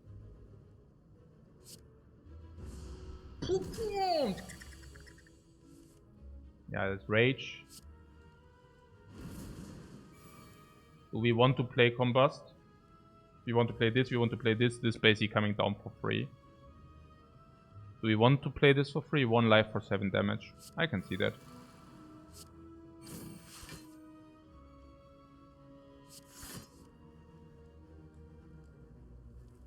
This, no?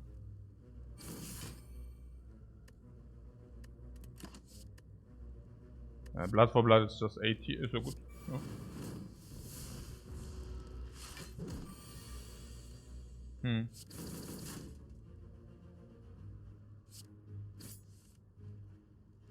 Yeah, Sundial. But never mind.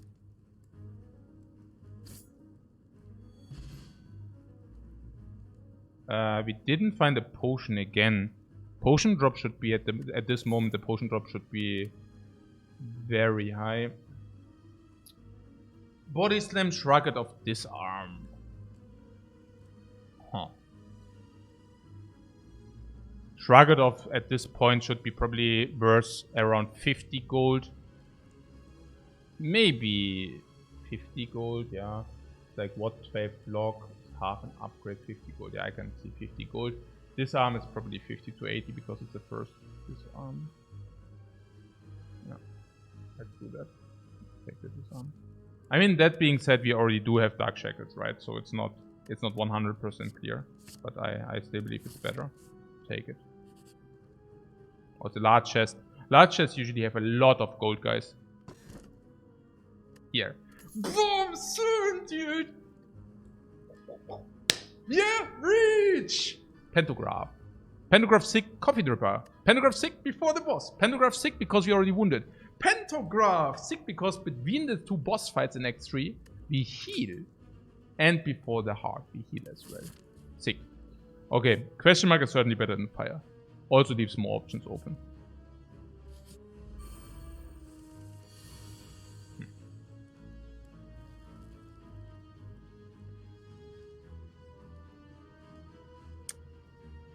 Combust is definitely coming down in this fight. Shrugged off first, because we might find Sword Boomerang. Unless you tell me that we draw 2 more cards we definitely want to play. Which is not the case. So, Pommel Strike, I think we can just play because the Sword Boomerangs are still inflicting damage. The question is which of the enemies we would like to prioritize. Huh? Stop. Okay. Okay, good. Maybe I drank a little bit too much coffee. That could be. Alright. So, we have 7 damage every turn. This guy attacks for 7. I guess the idea is if he can burst the Chosen fast enough. But it's nonsense because we have Sword Boomerangs. So I think at some point we will not be able to focus fire the chosen down anyways. So we might as well just do this. And this. Yeah.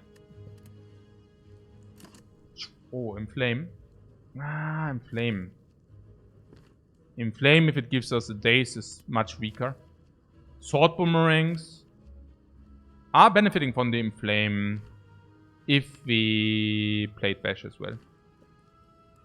Inflame is basically -2 cards. The card we draw and the daze it gives. Then there is Headbutt. Headbutt is better, right? Shrug it off, Common Strike. I don't even know. Yeah, but probably, yeah. Yeah, Headbutt late in the deck seems okay. I think the same. I mean, we already have this Combust working, so it's like isolated chosen. And with this Headbutt, we can also put a Pommel Strike on top. But the Sword Boomerangs... sometimes we are weakened, then the strength is really irrelevant. I also feel that Headbutt is certainly legit to be taken. So this is weakened.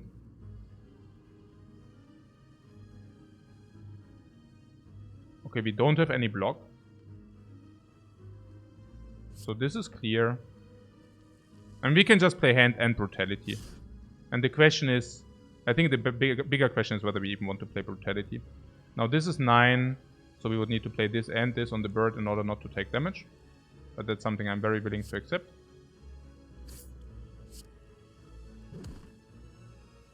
Next turn, there's some attack. We are not vulnerable, but there will be some attack. Now, we can never kill the back one.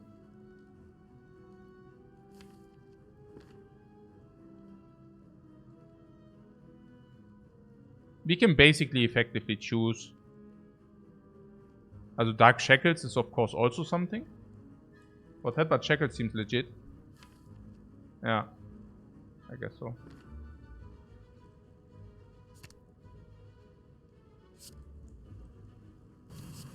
This sum is okay, I guess. And Brutality, I'm not so sure. I would probably not play it.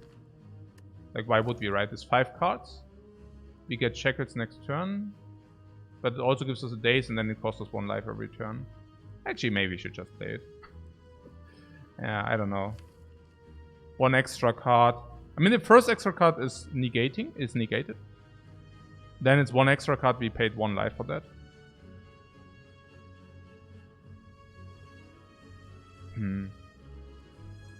It's also not a dead draw in the next iteration. So the question is, basically the question is, do we have a solve here or not? Probably not, right? I mean, the Sword Boomerangs are 20 each already. So that's already 40. 40, 50, 60, 70 or something in 2 turns.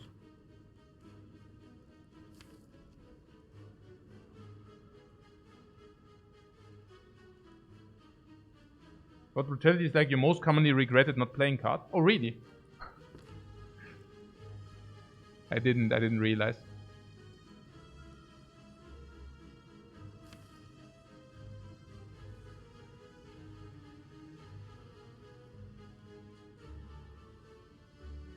I mean, what we do have here is like we draw 10 cards, we draw +2, but we also will get days. We will get some dazes. And you're saying this is not solved like the 40, right? 40. We are weakened. We will be weakened. 40.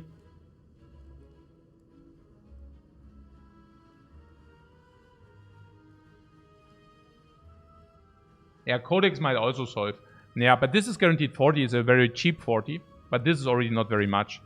To put things into perspective, this is only 7 damage. It's 7. Yeah. 7, yeah. What? Crazy. Pommel Strike is only 7 damage. Bash is also 2 energy for little, right? 6. 6 plus 10, 16. 56.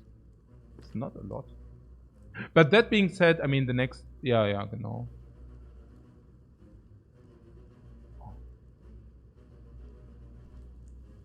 I mean, it's not that life is irrelevant, therefore I would actually... And also fire for upgrade, or what is next? Do we even have anything to upgrade? I mean, given that we have Mummified Hand, card rewards are also higher in value now. Fire is not great. We could do some question marks and skip elite.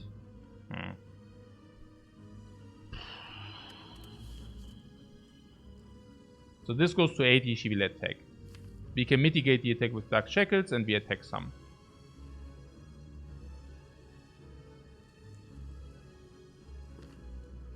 And then she will not attack. Yeah, then she will not attack. We have so many turns to solve. We really have so many turns to solve. Evolve. Probably.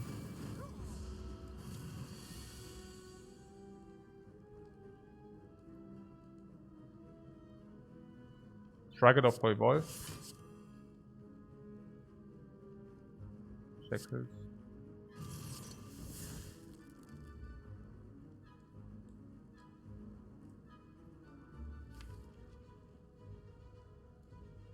Next to an Evolve and one block.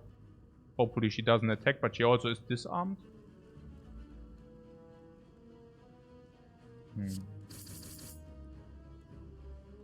Can block 5.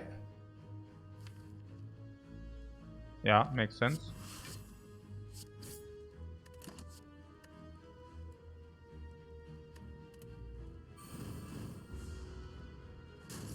Oh, really 13? Oh my god.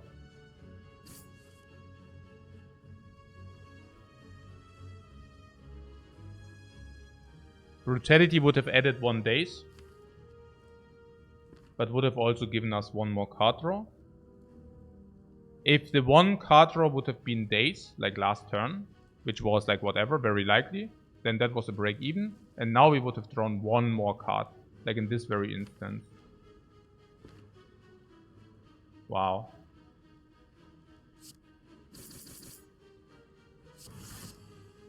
But she also attacks. I mean, that was not mandatory that she does attack. And we also have had some codex solves. So, in the most cases, we basically... That was 3, right? So, in the most cases, now we would have had additional 3 life loss. And in some cases, we would have not taken the 8. In some cases, we would have not taken the 8. But that is only because we found a card from the Codex, namely Evolve.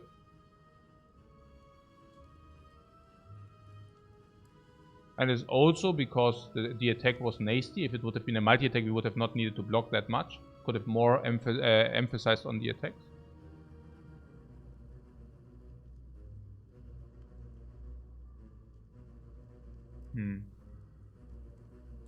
Sundial is set up. Yeah, we get the Sundial extra. With the other one, either if you kill or if you play the Evolve beforehand. Oh, if you play the Evolve beforehand, we also get the Sundial, but if you kill beforehand, we don't get the Sundial.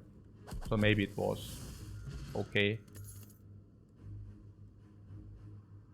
The no potion thing, like ever, is really annoying. As spot weakness is not upgraded, number 1. Number 2, any inflame goes with Mummified Hand. So I would probably not. And number 3, of course, the sword boomerangs currently are with a boot. So I would not pick spot weakness here. I don't know. It was really close.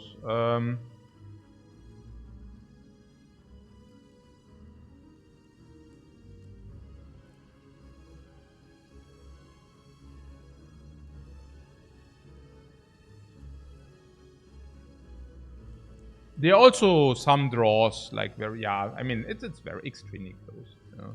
It's just extremely... Oh yeah, and of course she also attacked, which is also not, I mean, she can also just not attack. No, I think we played it correctly.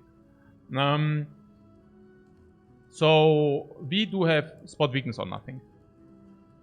And spot weakness is clumsy, is not upgraded, and again, any inflame is so much better. So much better.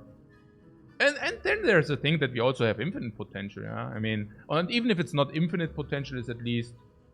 Yeah, I mean, no, it's infinite potential. Okay, I mean, if you get... Yeah, basically this, yeah.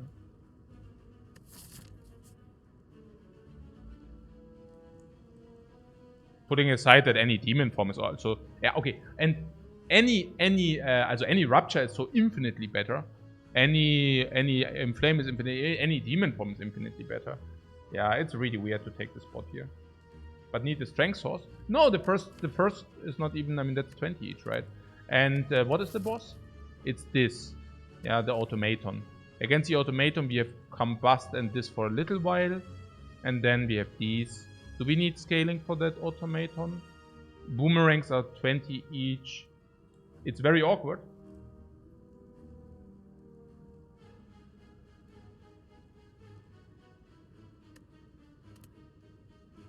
I mean, the pantograph helps a ton, right? Against the automaton, pantograph is really, really helpful. And then, how many cards disappear? 1, 2, 3, 4, 5. So we had 15 cards, and Sundial will help a ton.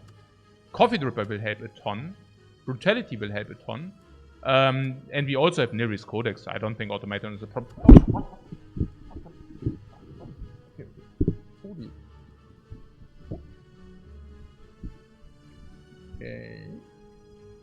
That is interesting.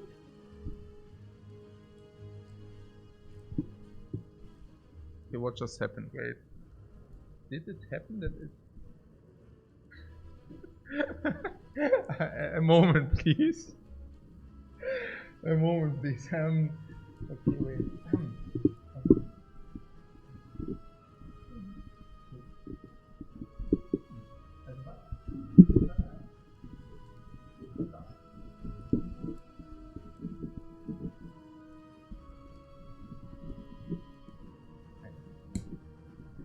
This is number 1. Oh, wait.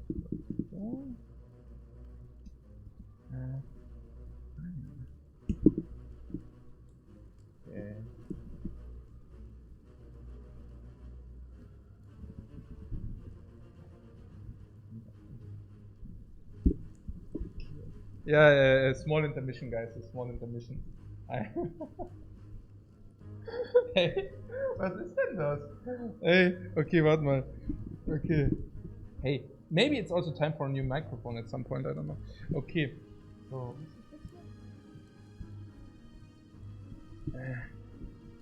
ich check's nicht. Ich bin gerade auch so ein bisschen.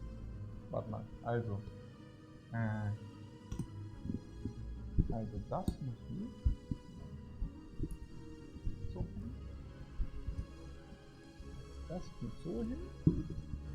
Ist das jetzt?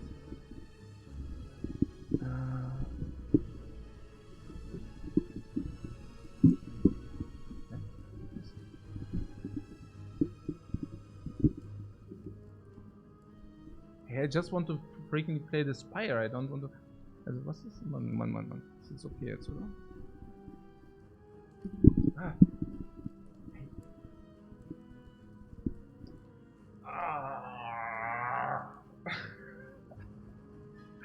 Hey. Okay. Whatever.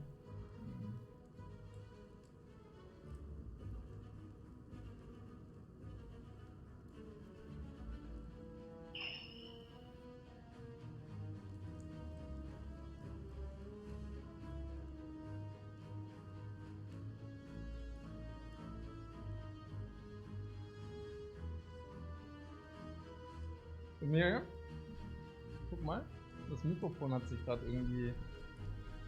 Ich habe jetzt nicht so ganz verstanden, was die Konstruktion da ist.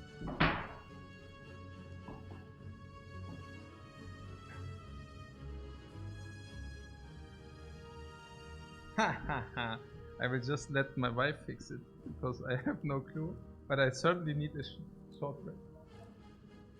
Der ist auf dem Sofa, dachte ich. Also, aber irgendwie, das hat sich gerade irgendwie so verabschiedet.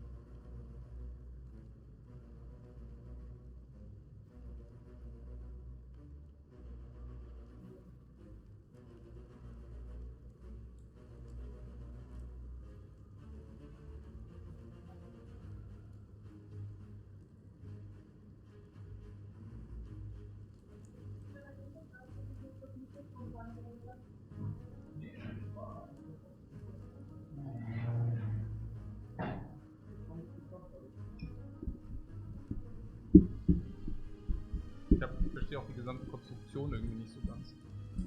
Aber das ist schon gut, wenn das so hängt, oder wie? Oder wenn das so, das ist schon besser, gell?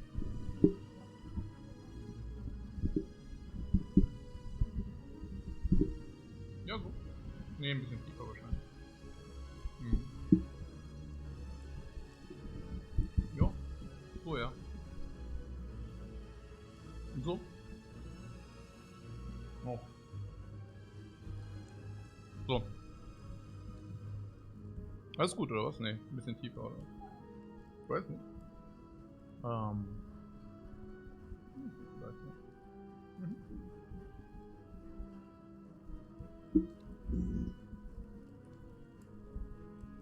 Ich weiß gar nicht, irgendwie das Mikro. Ja. So vielleicht.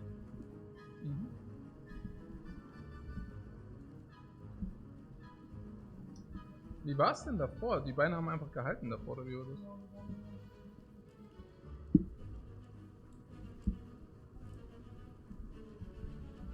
Warum eigentlich?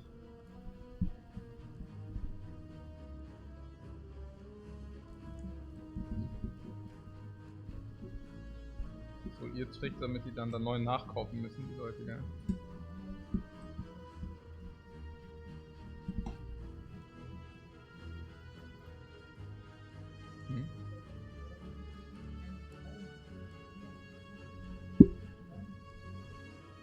Ja, okay. Sieht doch gerade ein bisschen komisch aus, muss ich sagen, aber es ist halt wie es ist, ja.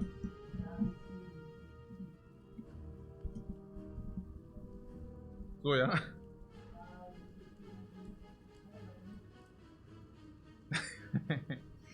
Ja. Das wird schon passen. Ich komme aus Thailand, die improvisieren alles. Das passt schon. Da machen die es genauso. Das wäre überhaupt gar kein Problem. Das wäre eine ganz...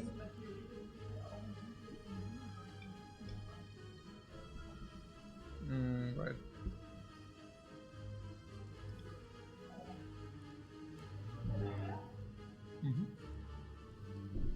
Easy.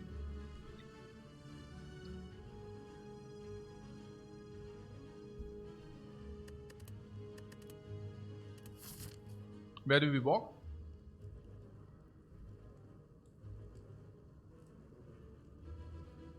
What, mic volume went down? No, it's just if you put the microphone away from your, like, then of course, yeah. So, cool.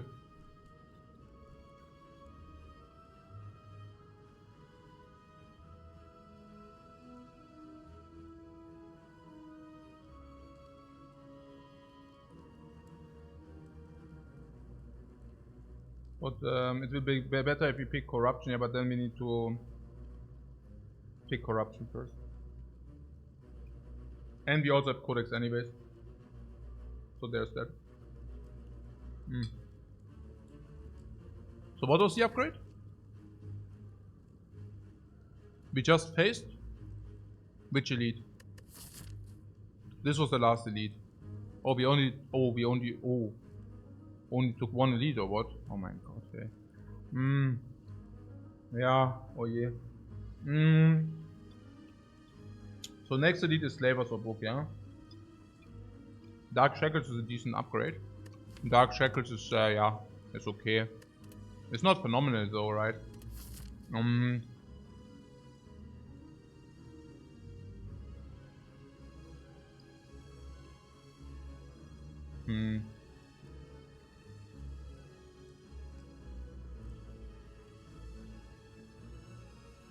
How do you value these question marks?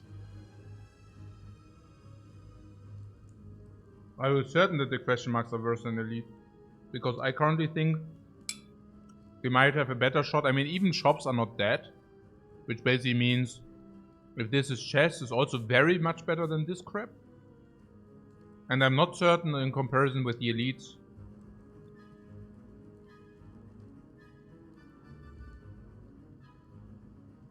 This time I always said plus is a lot better. Oh really?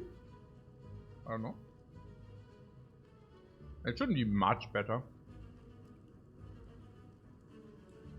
But no golden idol. And golden idol is weird.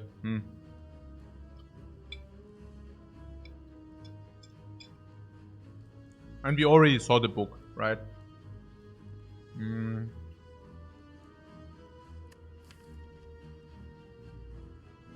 Upgrade all base cards is a little bit weird. It's still good, it's still good. Upgrade all base cards is still good. Red Mask Bandits. It's certainly better than an elite because it's much easier. There are some very good events. Library is definitely good because of all the powers. Arena is completely nuts. Of course. Ritual Dagger would be okay. Also it's definitely better than Fire. So much I can tell you. I just wonder how much it compares to Elite.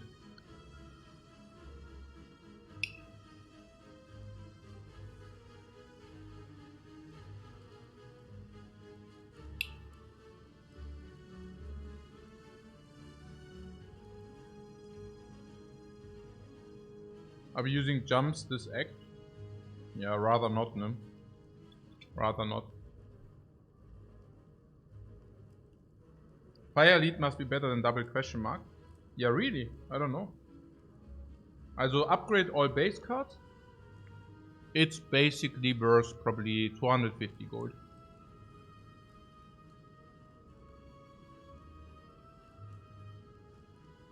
Arena is worth 500 gold. Apparitions? What about apparitions?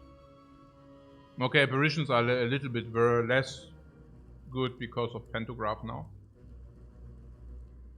And bites are really bad anyways. Yeah.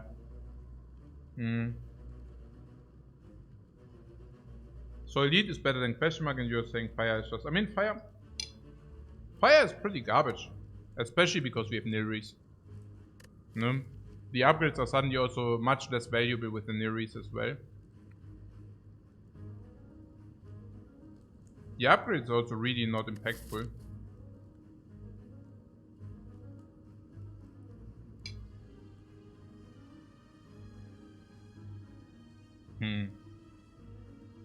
I really hate the upgrade. I don't know.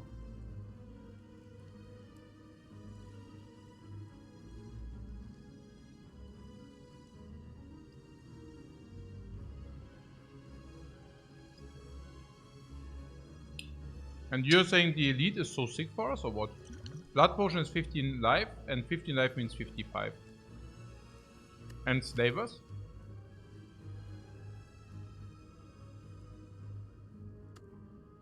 $20? 30, 40?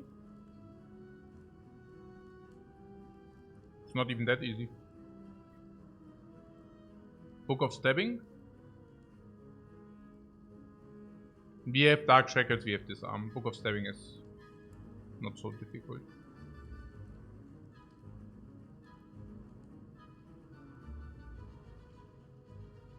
Meal ticket for the shop. We want to go to the shop because of meal ticket. The shop is probably worth 100 gold at least, plus heal, so like it's worth 200 gold this shop. Makes a lot of sense.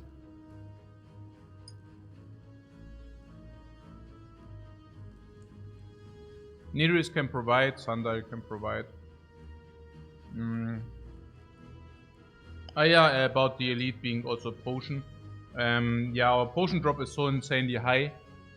And that taking elite is also automatically a potion as well, yeah.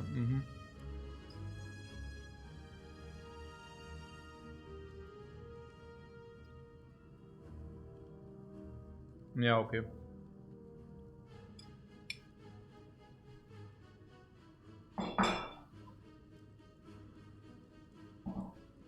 With Pantograph you also want to utilize life beforehand? Not really, right? I mean, Pantograph heals us no matter what.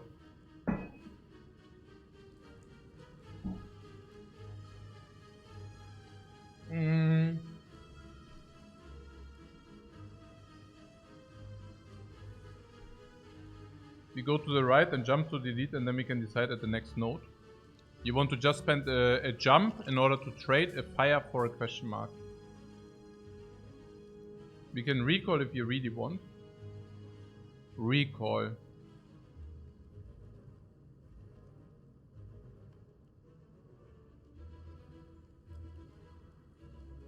Disarm upgrade isn't bad at all. You guys think the disarm upgrade... What disarm upgrade?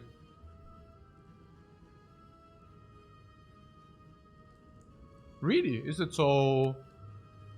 No, what? Really? I don't know. Why? Why? No reason, right? The only thing is maybe you can copy disarm, but other than that, I don't know. It's okay. The disarm upgrade is okay, but because if we get duplication, we might even duplicate it.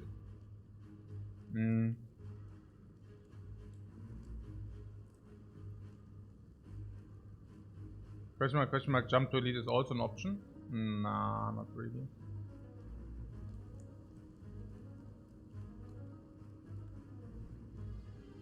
Okay, so do I hear it right that you're not afraid of the slavers whatsoever? Also, by the way, would you go to the shop or not?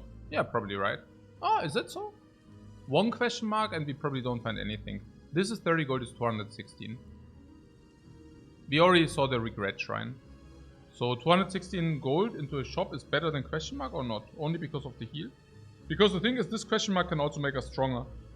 So it's actually incentivized to go to the question mark first before we go here. Would we take apparitions?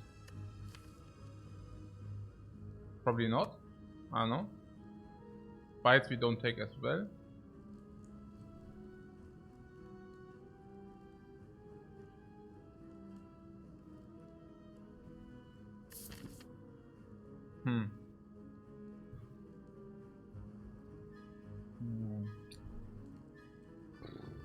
What, don't go to the shop?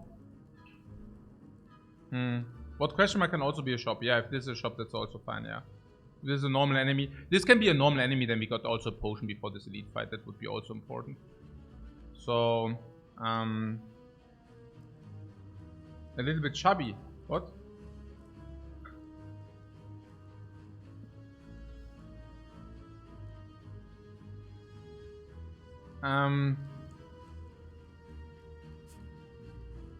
Okay. So if this guy gets us to 20, we go here. I think this better than shop, maybe. 20, we go here, and then we go here with 45. I don't know, my brain is not really processing the information.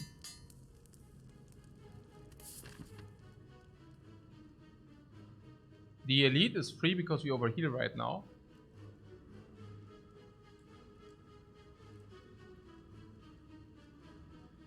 Nah, not really, right?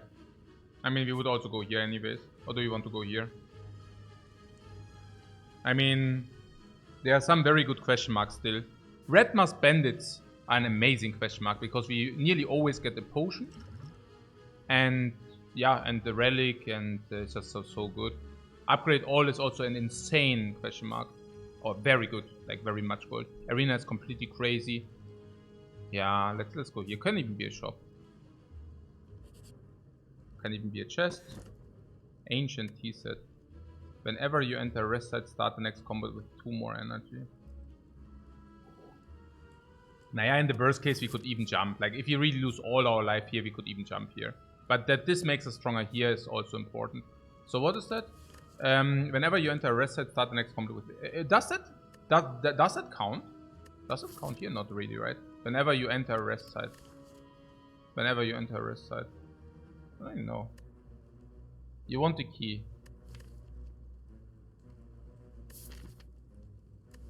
Does it work or not here with D2 energy?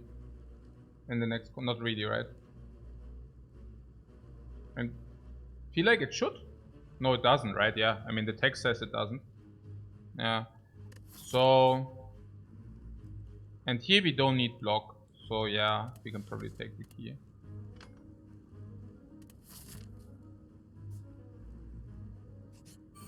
Book of Stabbing, that's considered to be lucky. Because we have Disarm Plus or what? I don't know about lucky, maybe it's not that lucky. Opening hand is less lucky. Yeah, opening hand is complete crap.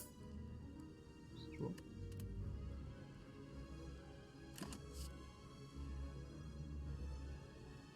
offering.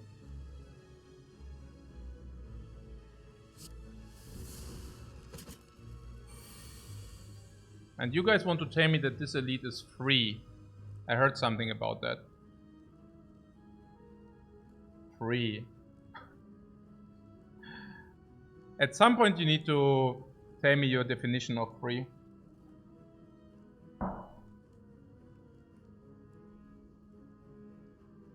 Yeah, slavers would have also been something. Yeah, I don't know. I think the only thing which motivated me to go here, like to go this, was that this is usually a potion and a card or other options which make us strong into this. But this is already, would have been really weird already. Yeah. I was really considering this, honestly, I don't know. You're saying free, question marks.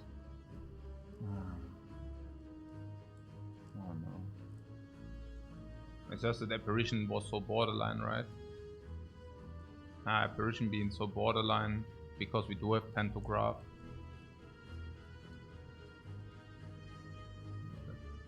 Red mask also not being that insane. Okay. Upgrade all because we get more removes not being that insane. Library usually picking us the power for 150 gold. Library also without having seen rare card actually goes up in value quite a lot.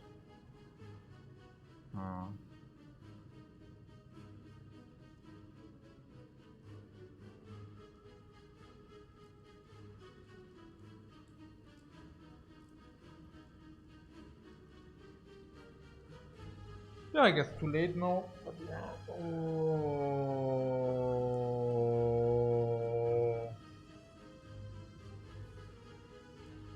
Elite is also a rare card.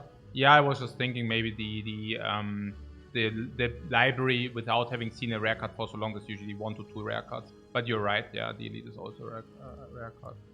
We will be fine in this fight. Yeah, but it's not about this fight. I'm rather wondering about our decision making here. Because this is basically empty node and again any shop is easy. I think there was some likelihood these were no enemies, right? 10, 20%, 30%, 40 and 50. So 40, 50. So our assumption is that one of these is definitely anyway like a fight anyways. Okay. And that the fight is also a potion, so 60 gold and the card choice. So also a fight would be equivalent to this, yeah. And fight of course being worse than these, yeah. Because advanced fight being worse than these, of course, yeah. Advanced fight being worse than these. I know, it's now too late to consider. I was just wondering. Because that's something I think we can also learn, like generally, like question marks evaluation. If you say shop is also break even, which is, I mean, shop is 170 gold, and I don't know. I mean, this is okay. Let me think very quickly. These upgrades are also 100, 200, 300. So we have 300 for one question mark. As one question mark outcome, I like the super good question mark outcomes. 300 gold upgrade all base. Red Mask Bandits is also 300 gold, minus the life loss we have, so 200 gold, and Colosseum is 400 gold. So there are 3 times 300 gold payouts, 900 gold payout. Out of how many? Out of 10 events or what? So all these 3 events already skyrocket the average event by 90 gold. Or not by 90 gold, but it's like if you would have 3.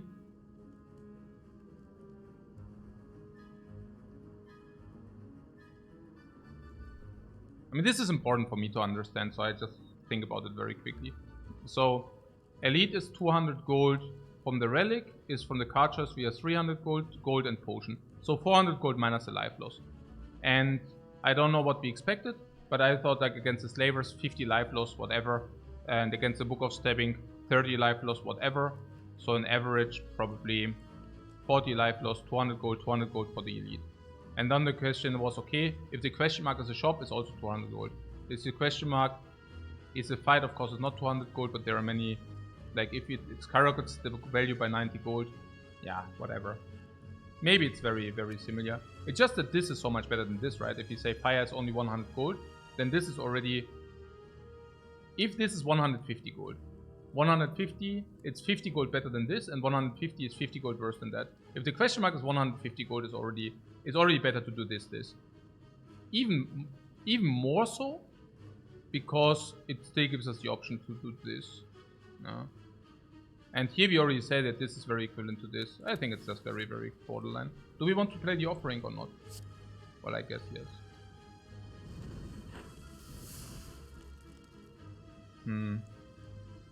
We can never kill, so I play Shrug It Off.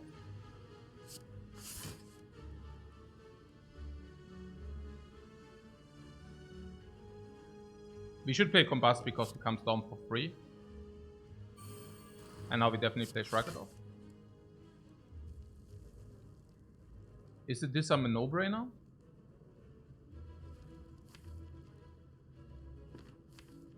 Oh, there are shackles. Maybe the one Shrug It Off wasn't mandatory.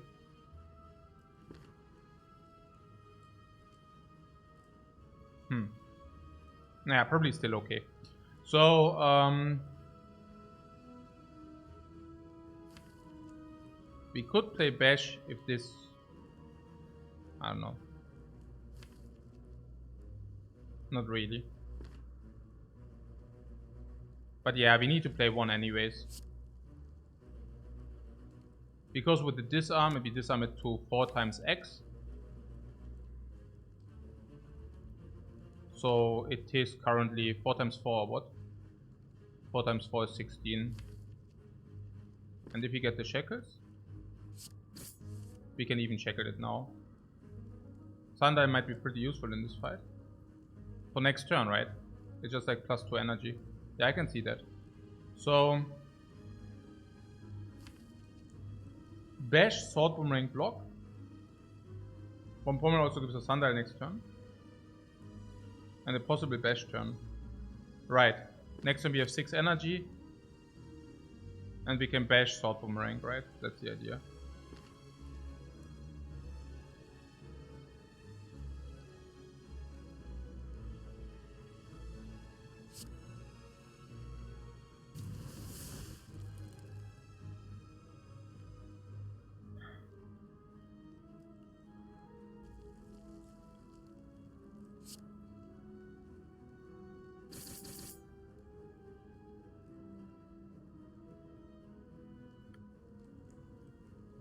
We could shackle it, but shackling is a free turn, so we could also just play the block. If we play the block, we have Dark Shackles for 8 damage in the deck yet. In the deck still.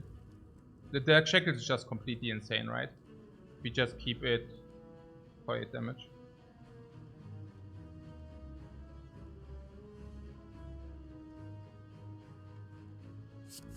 I haven't done the math, but I guess.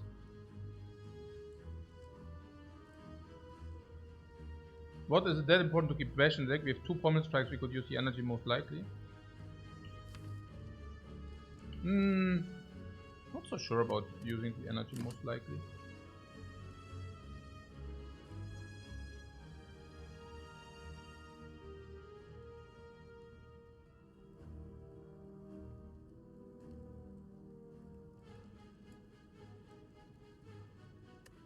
Rupture is a demon form, but a little bit slow demon form. Next time we draw 6 cards, but we also have 6 energy. So I believe that Fiendfire is not doing much, right? Fiendfire is not contributing much. It's 35 damage. Let's say 40, 48, 60.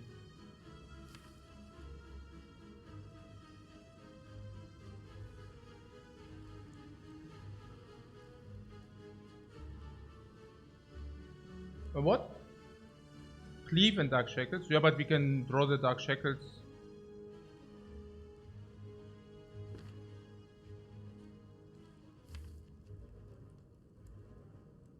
Okay, so next time we draw 6 cards. What do you say we go infinite with Sundial with the Fiendfire? Yeah, that's interesting.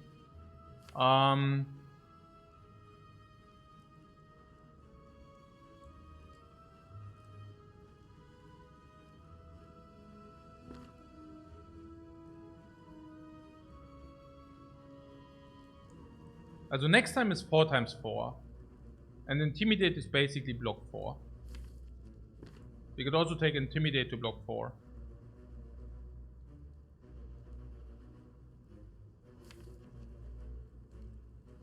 We currently have Bash plus Sword Boomerang is 28. It's 28 plus 21 is 49. Is 67. Rupture is basically trading, also it's basically gaining 2 strengths in the future. You have 6 energy, so that seems bad, yeah. Fiendfire. Fiendfire is also weird with the 6 energy, right?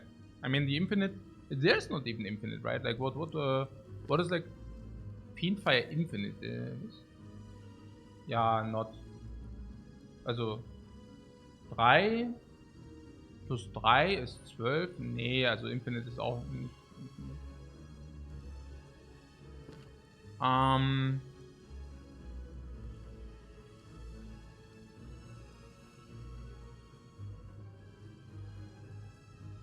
Rupture is too slow, yeah? Rupture is not too slow if you draw any or any Pommel Strike, yeah? Also any Pommel Strike and Rupture is just good. What? You like Intimidate? I don't think we are in a rush thanks to Disarm. Disarm basically means... Yeah, but maybe we are in a rush because of these two, you know, but... Yeah, I mean, trading 1 against 7, you say it's legit. And trading 1 to draw more cards is also legit. Because of Disarm, we have 4 times 4 and then we have 5 times 4. So... it's like 20, 25. If we draw Intimidate... Also, okay.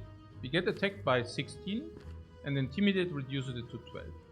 So if we play 4 cards, we could basically take no damage.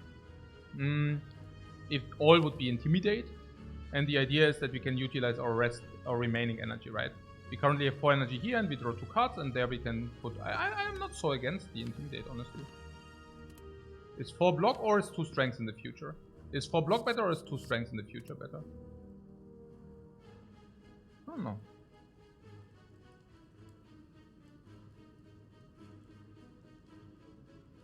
Two strengths in the future. Which is 4 strengths then. And then with 4 strengths we can kill. Why do you hate Rupture so much?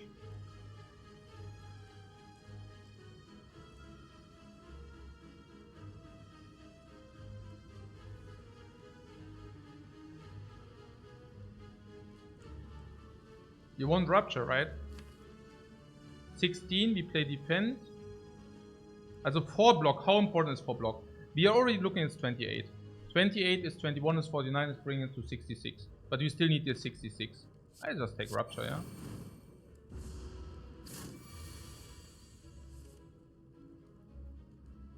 Yeah, play hand.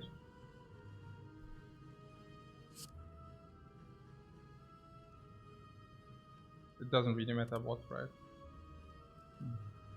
Dash.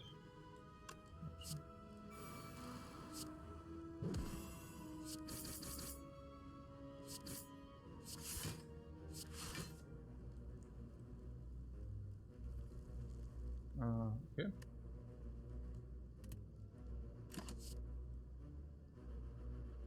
Horse riding.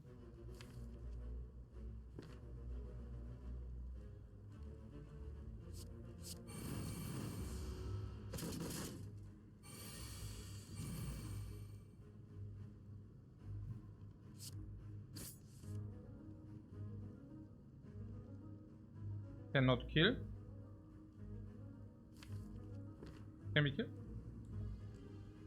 24. If we get Sword Boomerang is 28.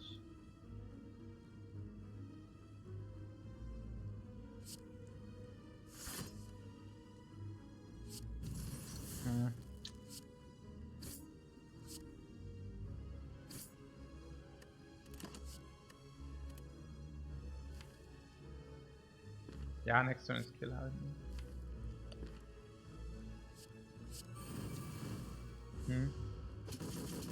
What's up?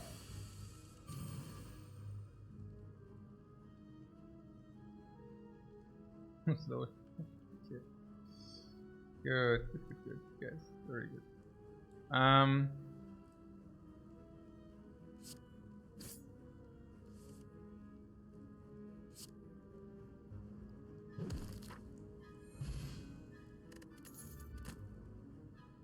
So, yeah, 13 free elite, yep, right.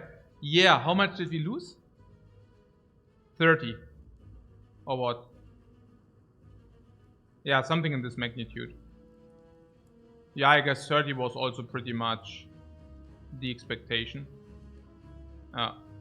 Against the Book of Stabbing, 30 was expectation. Against Slavers, 50 was expectation. Overall, we lost 40 in average. That was the idea. We gained 400 gold because card, potion, and relic, and 200 gold like in average. So that were a good estimation. We didn't get a potion, guys. This is unbelievable. No, like seriously. I'm sitting here and I'm like astonished that Shockwave is definitely better than Uppercut. Shockwave is generally just good. Yeah. Whatever. We didn't get... Also that we couldn't get... yeah, it's freakingly absurd. I'm really like hating it. That not a potion again. Are you kidding me? Wow. Should we not have like 80% or something? I'm pretty certain we have like around 80, whatever.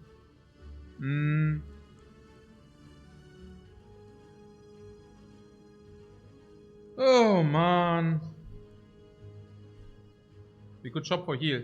Yeah, but not. This could also be a monster.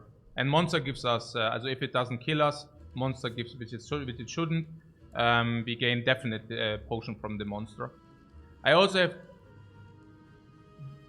the idea that the heal is suddenly much less important because we have Red Skull here. So we have 13, 13 goes to 38. And that is basically Red Skull range. And then we can deal much more damage. So the 25, the heal from the shop is much less valuable than beforehand. And we would also spend a sham. So just go here. There's also Golden Idol. Probably our decision making was correct. Because if it's Golden Idol, it basically sets down the value. So probably this was probably perfect pathing because of Golden Idol as well. Okay. So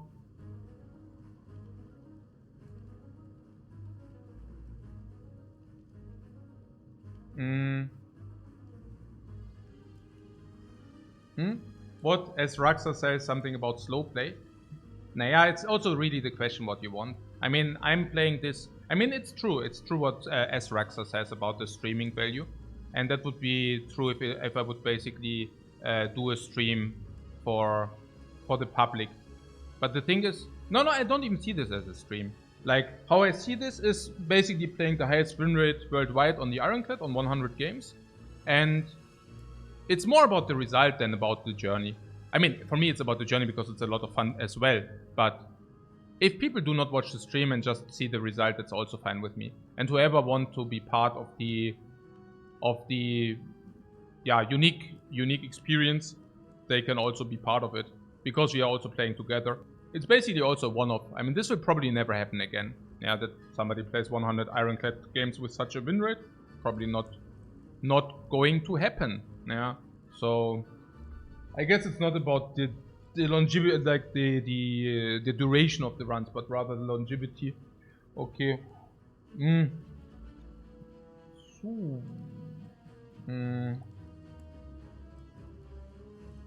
What? Is it normal place or is it just only to get the highest win percentage? Yeah, it's only to get the highest win percentage, yeah. Okay, cool. Yeah.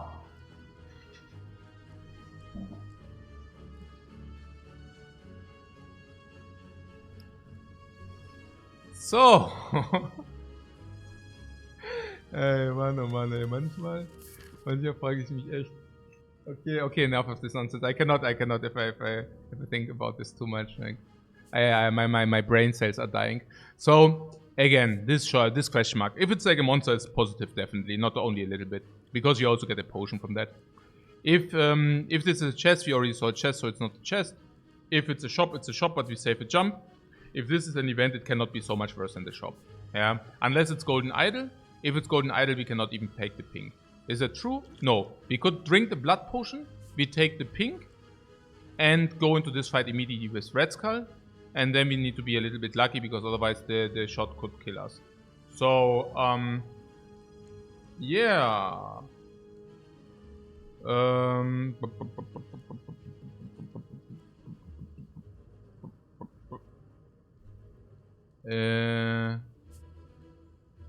Let's do it. It would be a disaster.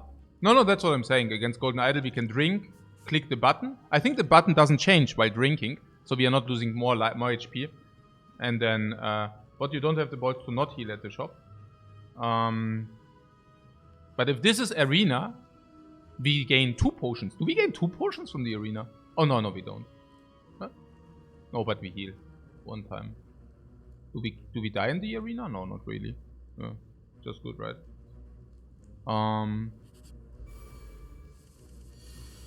Oh yeah, and we also have the Red Skull in the fight. So if it's a fight, we also gain a potion for free. I mean the Red Skull. Like, we go into this fight with 3 strengths. Therefore, the fight is also much easier than it would be usually. And also Red Mass, like the bandits and the arena is also so much easier. Okay, so I'm not even sure with this amount of life whether you can see the Doom Skull, because I think below 20% you cannot even get the Doom Skull, but whatever. So what are we going to do here? For energy, Dark Shackles disarms this. So we can either play what? Shockwave? Shockwave bash on this.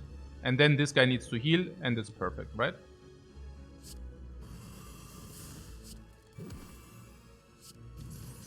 Yeah. Sounds like a plan. Uppercut needed. Bludgeon? It's a sad world if you need to take the bludgeon. But bludgeon is kill.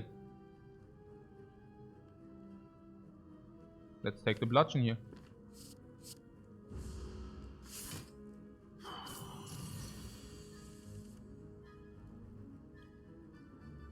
We try not to play combust for life loss.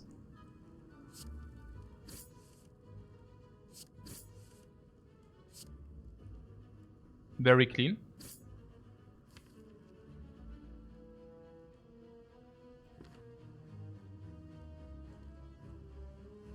If he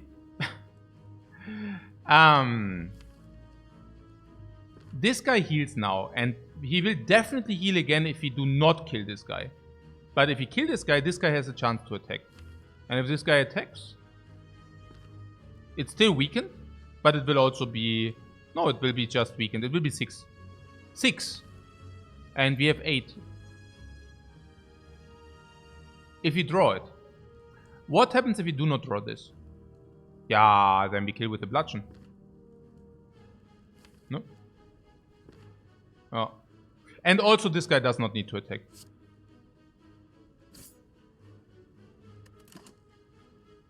And we could also get a block out of these cards, which we did not. How many strikes do we have in the deck? 1, 2, 3, 4, 5. That would be 6. 24, 36. We also want to have the shuffle, so I skip this, because if we block, it's the best. He really attacks for 6, but we drew our solution.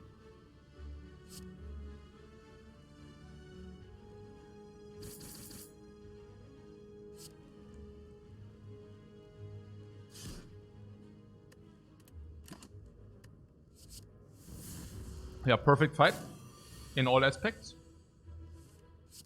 Finishing with the bludgeon in style. What? Take 1 for the skull.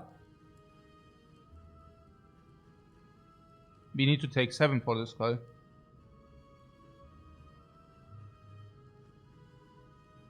What? Rip Mick? What?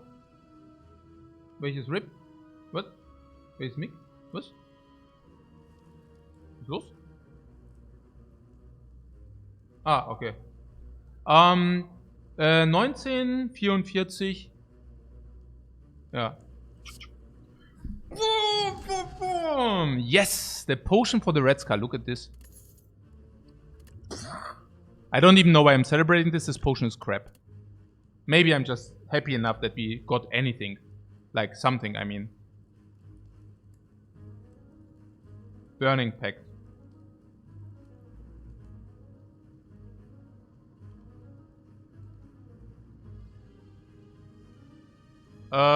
What pact is OP? Yeah, OP, I'm not so sure about that. But we can use it to fish for sword boomerangs, so that's slightly positive. We can use it to exhaust strikes, which is slightly positive. We can use it to go into infinite. It's not even wrong, really. Like if we have like where the deck goes small, we loop into pacts into infinite. That's possible, indeed. And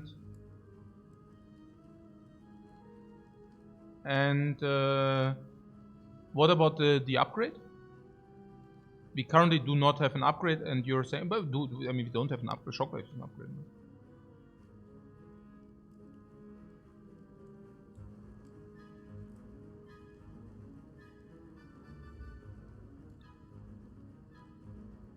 But Pact is okay anyways, right? Yeah. If we get Corruption, we always take Corruption because of Nilris. And it's needless to be said that after Corruption, Pact is pretty sick too.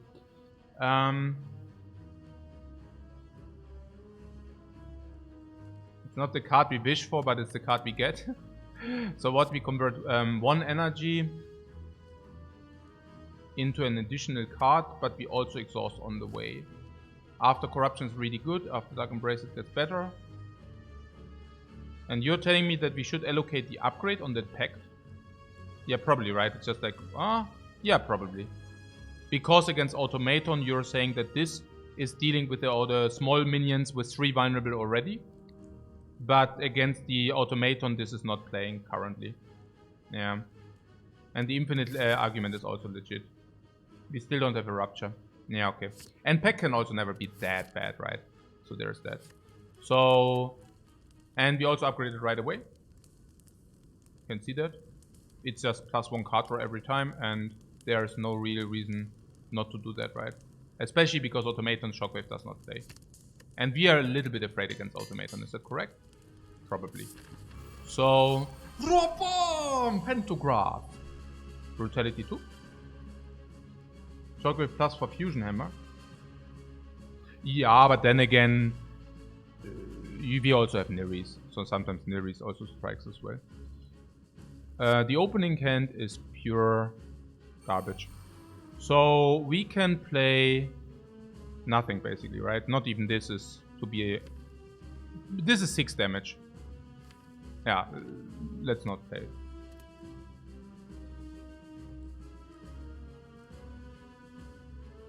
Yeah, I mean, there are no options. Okay, cool. Barricade, feel no pain.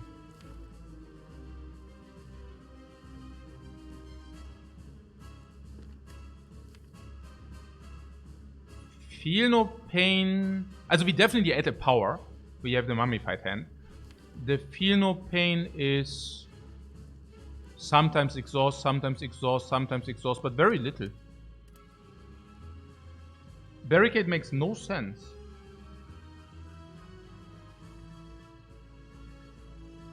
Really?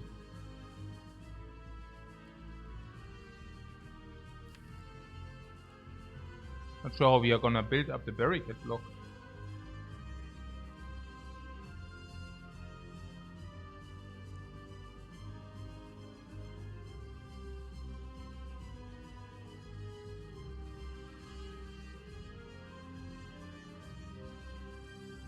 Huh.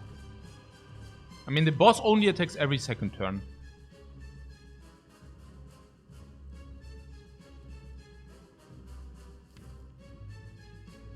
Okay, but the first turns we are getting, huh? Oh.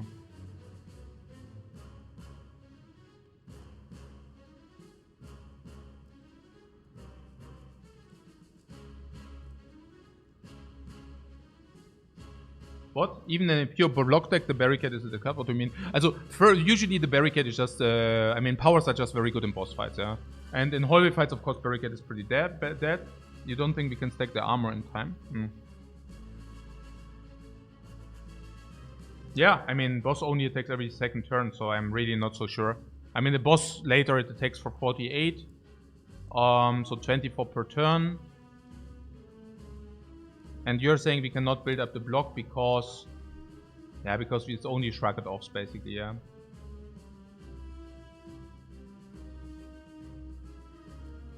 The longer the fight, the more Burning Pact and Codex and scaling. Yeah.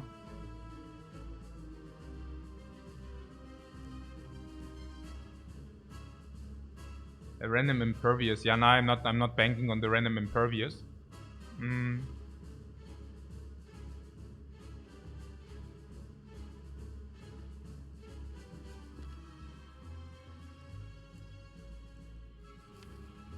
I mean, the Feel No Pain is also not very impactful, or is it? I mean, there's maybe one exhaust, maybe one exhaust per turn or what? For 3 block. Which is okay, I guess.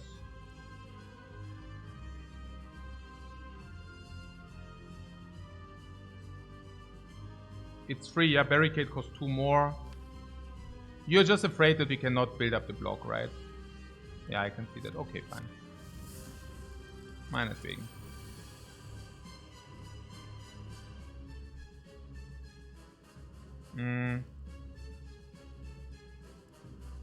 Yeah, the Burning Pet is reoccurring, of course. Right. So I do see Shockwave into Cleave. Shockwave also, yeah, I mean, it's obvious, right? Bam AoE! Bam AoE debuff!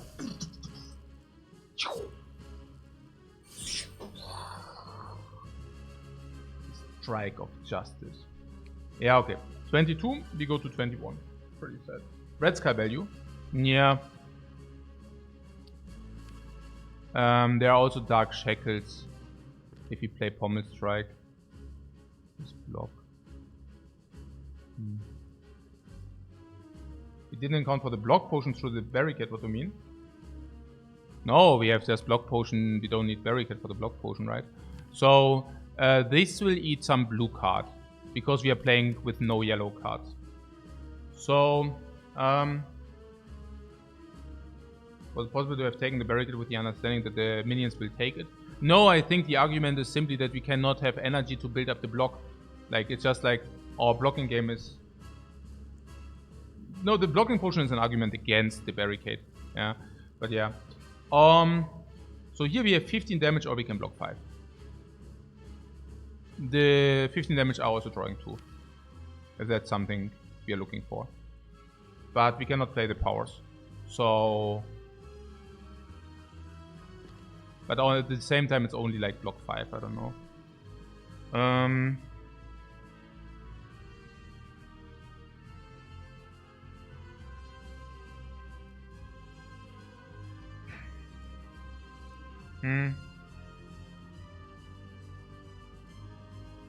In like what, 20 block per turn, right? That doesn't seem that hard. What do you mean 20 block per turn? Also, I'm currently thinking that we can either block 5 or we can strike. And if we strike, we would strike the front one and that goes to 20 with a barricade.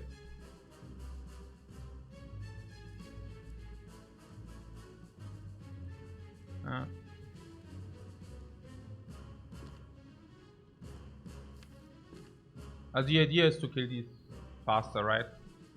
So like the faster we kill them, the long. Also this could also mean, also dealing the 15 damage could also mean the 5 block. Could also mean the 5 block.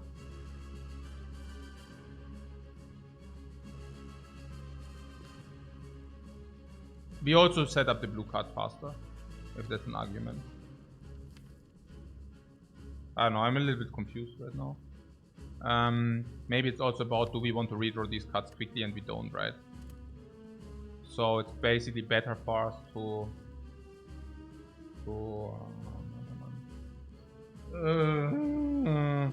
Also, if this okay, I think defend, right?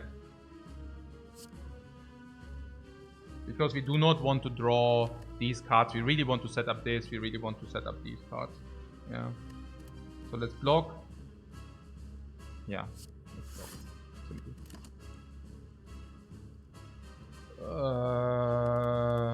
We have Brutality Online. Seeing red with 6 energy. Yeah, seeing red is definitely positive. Emulate is only positive if we draw it next turn.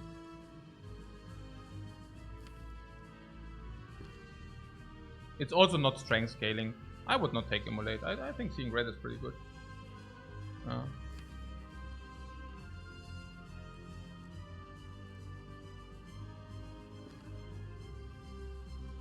With the idea that it also creates 3 block potentially.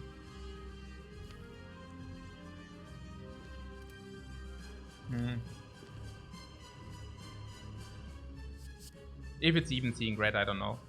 I mean, I took seeing red now. I don't know what that was that great, but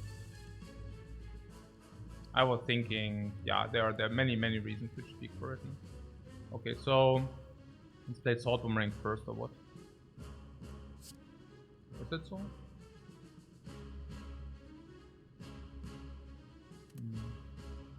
Or Combust? Combust has to be positive, no? I could have probably manipulated this first. Yeah, maybe, I don't know. Maybe. I don't know.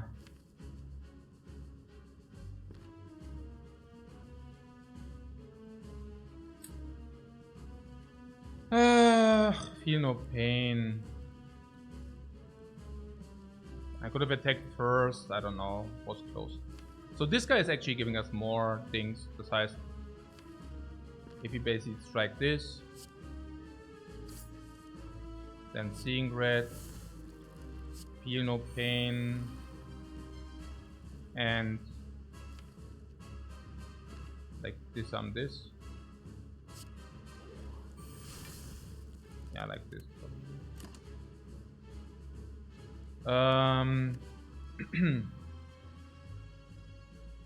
Yeah, they are all useful. Probably Inflame is more useful because maybe we get him in time. I don't know. I think we get him in time, honestly. Oh, we have Sundial now. Okay. So this is good because we can debuff this. Oh, vielen Dank. Maybe we play this first.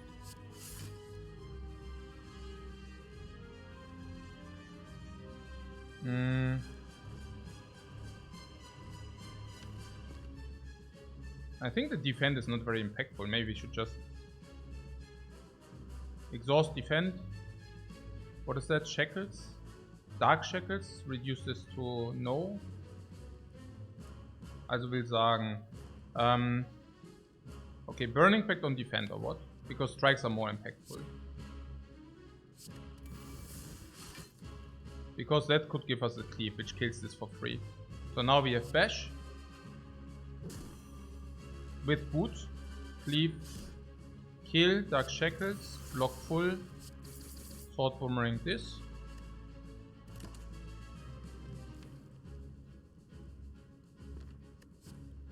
Dropkick cycles it safe. Double tap can go into Pommel Strike.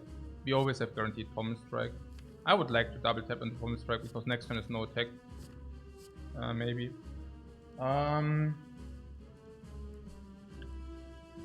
Dropkick. Strawberry. Very tasty. Huh? Is Boot not the worst relic in this game? Yeah, but sometimes you cannot choose.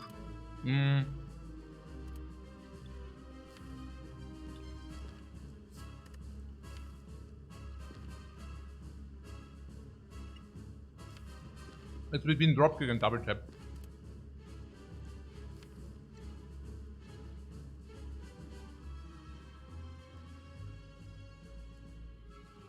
Double tap is basically another pommel strike or another salt boomerang.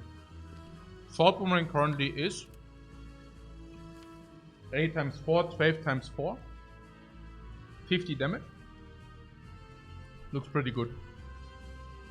Dropkick also looks pretty good. Very difficult to say.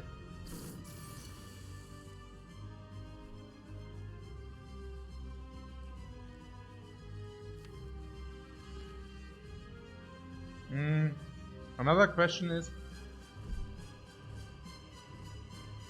Dropkick was not so good because next turn vulnerable wears off. 50 damage, double tap, boomerang is damage.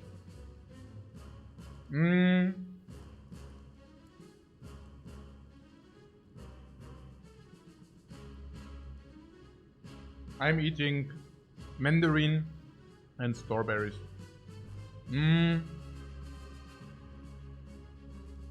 What are we doing? We could play pommel strike, draw the 2 defense.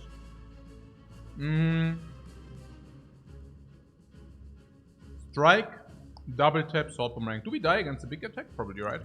I don't know. 15 plus 12 is like 27. 48. And we need to block. How much? 60. A little bit more. So, we do not die. Necessarily. It's 58 plus like 4. We need 63. And we do have 48. So we need 16 block. So tap pommel cycles the deck. Combust and brutality. Combust and brutality are already calculated in.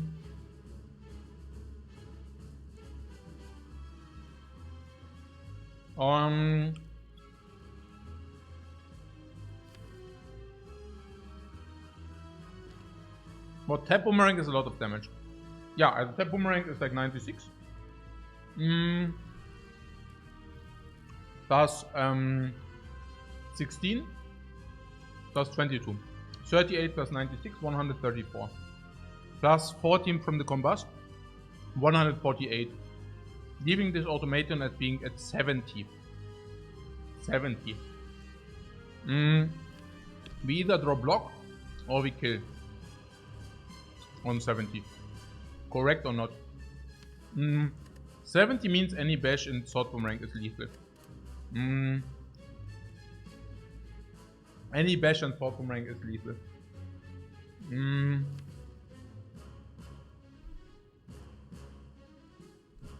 Yeah.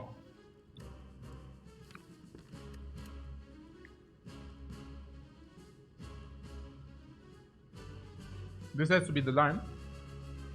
Yeah, because this into this is weird, right? Because we just lose so much damage if we do that. And we do not even... Like, what are we even supposed to draw? I mean, the only thing would be if what? If we can shuffle and we can make sure that 6 cards of these are so insane that we should rather go for that. Maybe that's the case, I don't know. I mean, this is 48 and this is 22.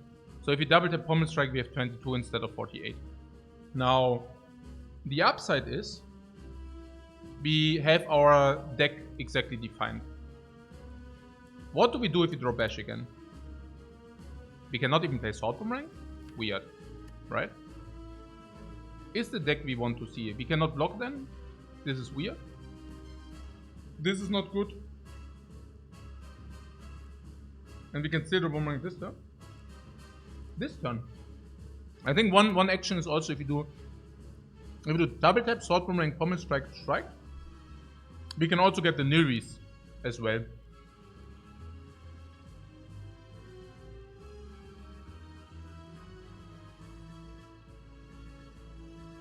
Oh, you mean there's also a line which can be boomerang, double tap, pommel strike? That's weird. It's going for infinite bad. There is no infinite. But I guess the random card is also very useful. Because if the random card is a big block or can also be an attack card, we can actually put it into our deck as well. Oh, okay. Sure, let's do that.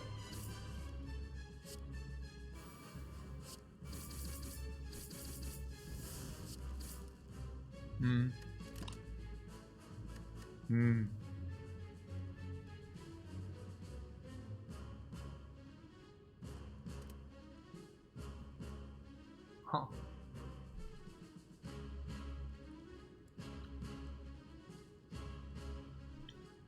Oh. What, Iron Wave?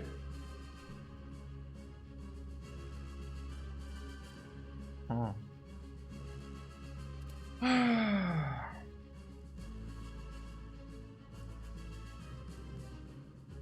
Does he get, like, by the way, what?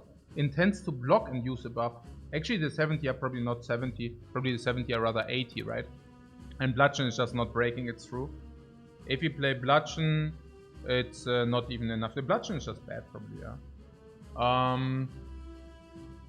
The Iron Wave is block 5 halt.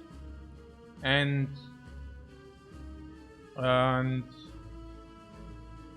is a hybrid of both. 15, 27, 48, 46, 44. Also 2 now, 2 next turn. So 46, 44, 43. So we need to block 16. So we need to play Shrugget of block in order to block. It's probably more impactful to try to kill. With having Sword Boomerang. Also Sword Boomerang is 5. Also Sword Boomerang is 32 each. So if you have double tap Sword Boomerang, we kill. If you have Sword Boomerang, we kill. I guess it's more impact. We even have Shrugget in the pile. We can even go Pommel Strike, Sword Boomerang, or whatever. Yeah. Also also draw. Maybe Burning Pact Sword Boomerang also is good enough. Yeah. So like this, you know. Probably just nothing. Yeah. Bash Boomerang? Bash Boomerang is also killed. Yeah.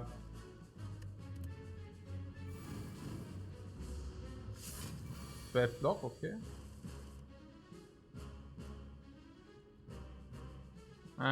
We have 1 block too little currently. No, actually not. We have full block. So, but we have full block if you use both potions. Maybe we would not like to use both potions. Yeah. And full block means not full block. Full block means we survive. 44, 62. Yeah, basically. Yeah, pack person C, exactly.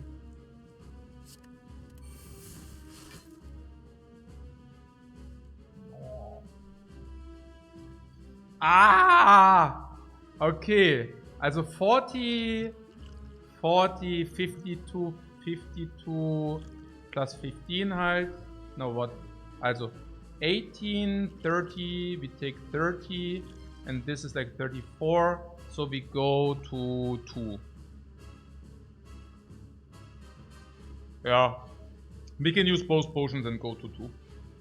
And then we kill guaranteed because we have double Sword Boomerang. Or Bash Sword Boomerang. Or double tap Sword Boomerang. Okay, so we have a solve on 2 HP if you use all potions. If you play these triple block. Better than dying. Okay. Alternate would be Pommel Strike, 15. But they are draws which kill us or what?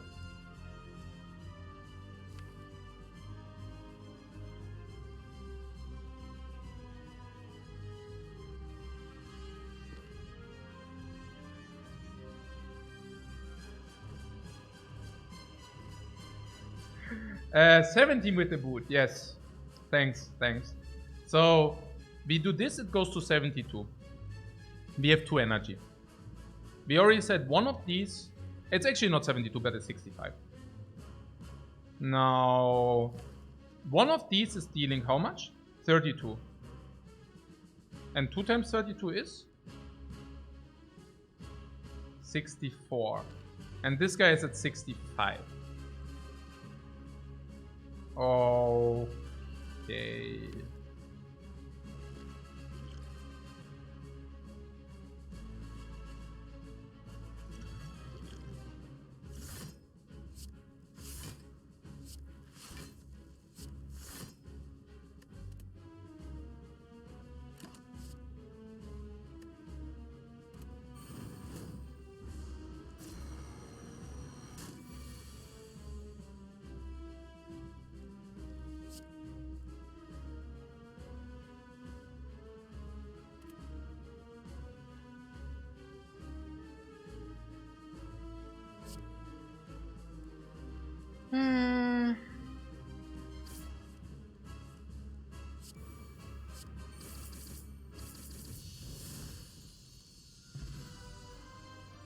Feet? What feet? What? What feet? What was their feet? No. Oh, no, there cannot be a feet, right? What? What feet? Ach so, the choice. I was just thinking. No potion! Was?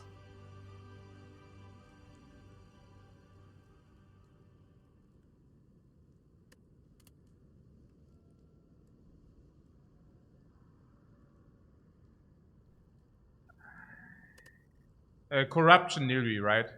Also Corruption Nilri has to be good.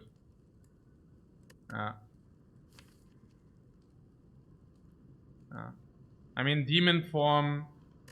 Yeah, Corruption Nilri, Corruption Nilri, Mummified Hand.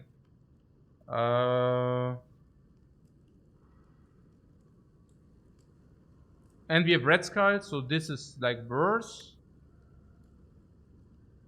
What Peter says, did we not get carried by Red Skull here? Yeah, absolutely. But, I mean, our deck is garbage. I mean, we couldn't even farm any elites, despite having the pink boots. And we don't get potions, I mean... Yeah. What, Pommel is easier, what, Infinite? Yeah, right. We go 9 cards, we remove 1 is 8 cards, and we draw 6 already. 7 cards, 8 cards, Infinite. Yeah. Cool.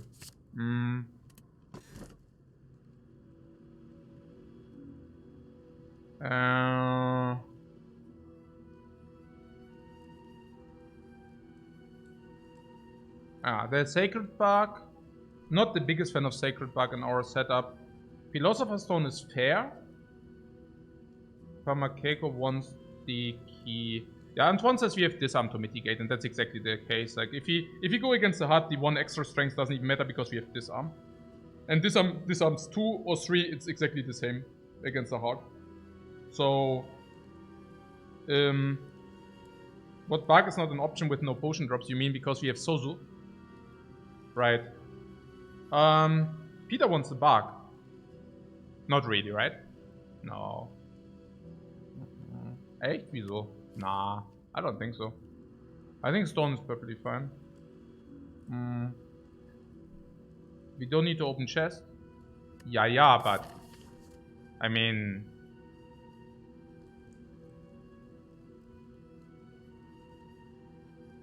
Naja, we can talk about it. Yeah. Also, im Prinzip, you are saying we can take the key because we don't need to open chest. Okay, fair point. So the key is basically a curse. 1 curse. And the 1 curse is worth minus 200. Yeah. And the question is, giving our opponents 1 strength, is that worse or better?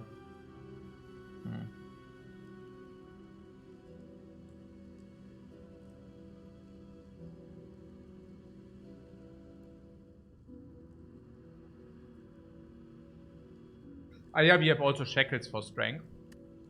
Yeah, we also have shackles for strength. Enemies which do like single attacks, the strength doesn't matter. Against the heart, we do have Disarm. We have 2 turns or 3 turns to draw Disarm. In 3 turns, we definitely do throw our deck. And then it's basically irrelevant. But otherwise, we also have shackles still. Yeah. So I guess 1 strength only matters against some bosses. Yeah, I don't know. If luck, there will be a shop next to the chest.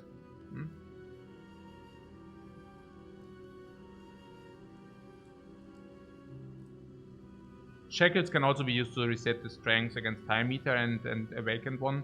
Usually not that often, but I hear you. So...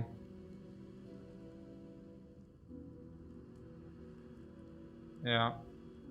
By the way, for those who say we can skip the chest, I mean, we are not chest skippers. There is also sometimes the occasional question mark chest. Also another 20% for that. We can also go infinite against the Awakened One, sure. I don't even think the curse is that cool, yeah. Yeah. Take this Soul Stone. Really not the biggest fan of like the key anyways. Burning Elite needs to be done. Needs to be taken. Now we can jump before the Elite or we can jump after the Elite. If we jump after the Elite, we can Elite, question mark. That seems to be like a good thing. Like this. What?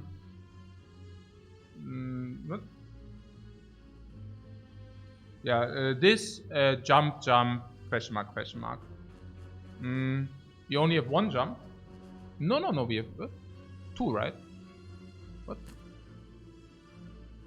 Or does that mean we have, no, what? No, two jumps. Two jumps. The two indicates we have two jumps. Now I think what Antoine means is it shows how often we jumped, but it's actually the charges.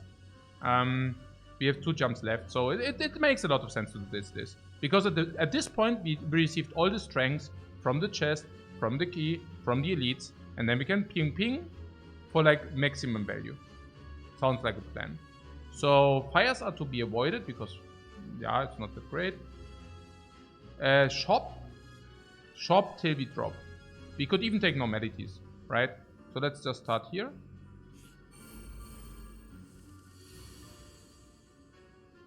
Free.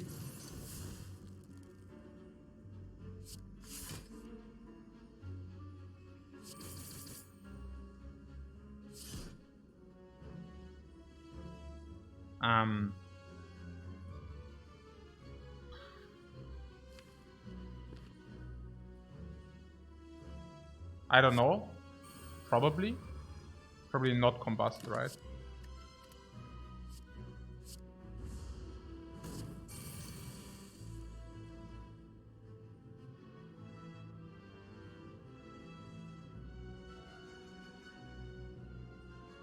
I'm really not very certain how strong we really are.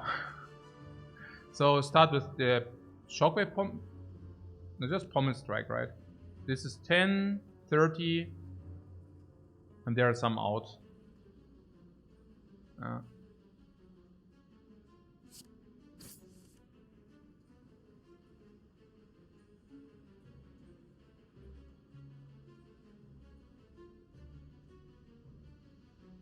I lose another life if I do not kill this turn.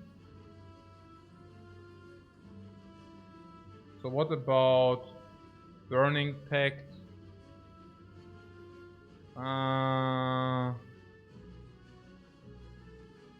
This is 20, and if we draw... Yeah, no. 2 energy to deal 19. No, right?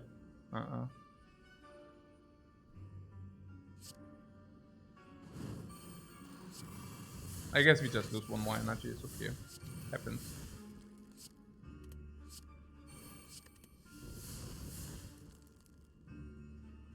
Wait, what? Yeah, okay.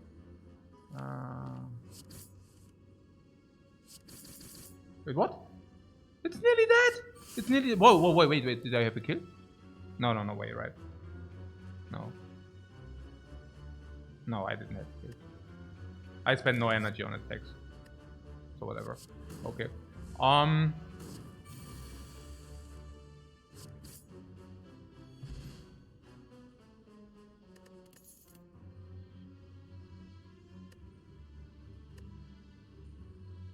Yeah, we drew more in the Plight Vulnerable for free, exactly.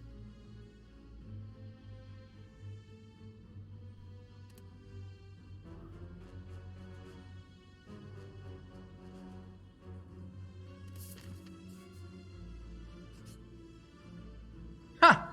Well, what? Oh, wait. So we just faced one. And now there are two. Ey, das ist echt so ein Schwachsinn. Ey, Mann, oh Mann. Also, okay. So there is a shop and the shop heals us. This is so stupid. Okay, ja, Mann. Also, ja. What we healed 5, fighting 1, that is true.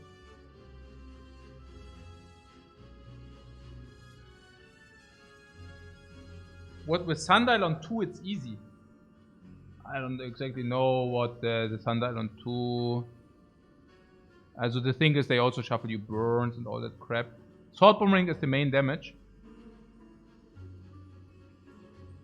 Sword Boomerang makes it a little bit awkward.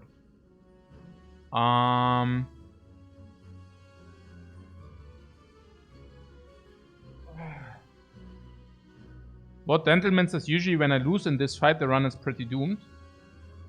When you lose in this fight, yeah, I mean, then you lost the run, right? Like that's the case with every fight. But yeah, so but like seriously now, how is it? Whatever, really.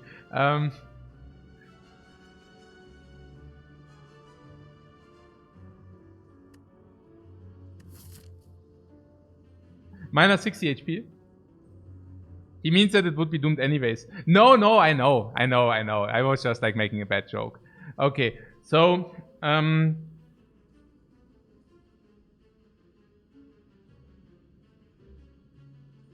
also we have infinite energy against these dudes, which is definitely helpful. And that the strength scaling, that they do not benefit from strength scale is definitely helpful as well. Yeah. This can also help a little bit, and even the Red Skull. And we go to 38, and then there's Red Skull. We are still in the German humor time. Yeah, the German humor time. Okay.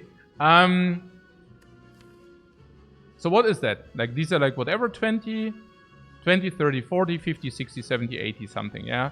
And we also have shackles to mitigate. We just overblocked, by the way. This will happen again. And keep also in mind that Shockwave came rather late, and in our case, Shockwave will be very powerful. Once the corruption is down... Combust we did skip. Of course, Combust is something which is viable against these dudes. And Corruption, of course, we overkilled with the Corruption. Yeah. So what Peter said something about minus 60. I hope it's only minus 60 and it's not minus 65, no? Minus 60 would mean a downside of 300. Is that correct? Yeah, probably, because we can opt in to go to the shop, which we would opt in anyways, and this shop also has a meal ticket to heal us another 15. On top of that, we get Burning Blood, so that's already 21 in total, right? So it's something. Yeah, it's something.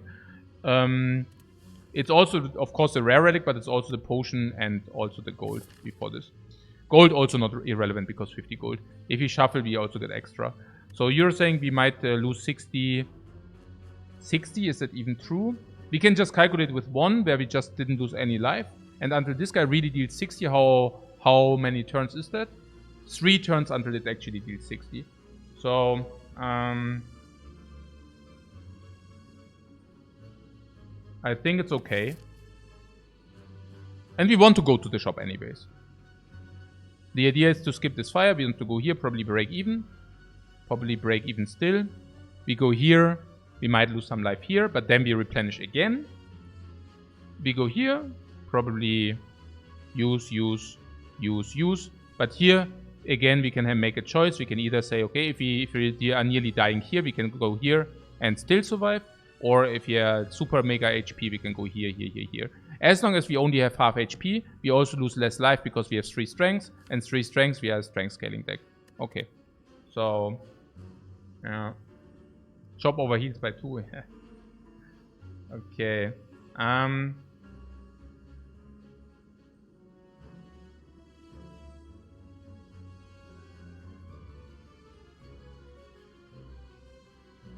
What? On second thought, they just might kill us? Yeah, really?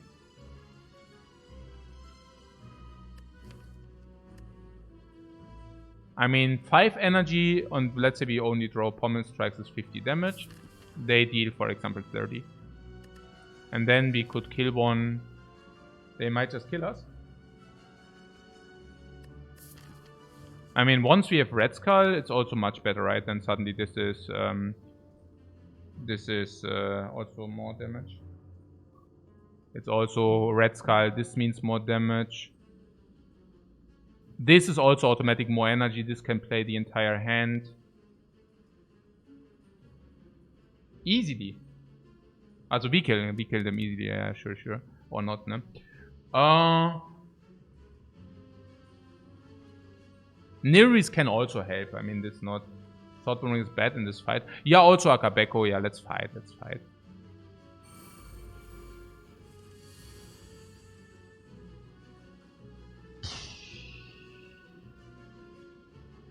This is...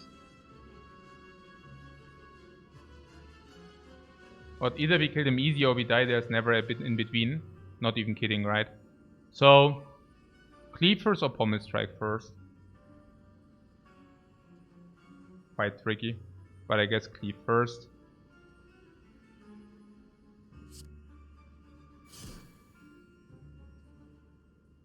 Pommel strike. Shockwaves is actually very good now. If you would have known that we draw Shockwave, we should have played Pommel Strike first, but you know, we are not the super fast heroes. Shockwave needs to be applied because it's AoE weakness and AoE vulnerable, so there's no question about that. We now have the option to play. We could have played Sword Boomerang first, but it doesn't change anything. Sword Boomerang deals in average 10. Yeah, Sword Boomerang deals in average 10 on each. So on the alternate play would be disarm this for 3, making it 6. So it's really 3 life preservation now, which already makes up for the 10, I guess. And then it's of course 3 less damage every turn. So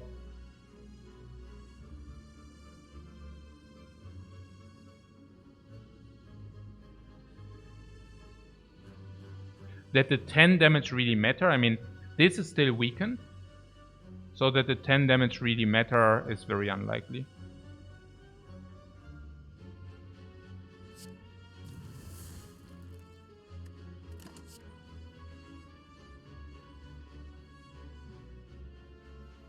Immolate is AoE.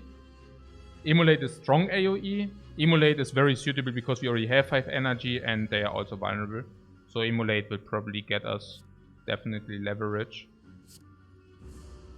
It's not insane. No, I mean, it depends when we draw it. If we draw it now, maybe it is actually insane. But yeah, whatever.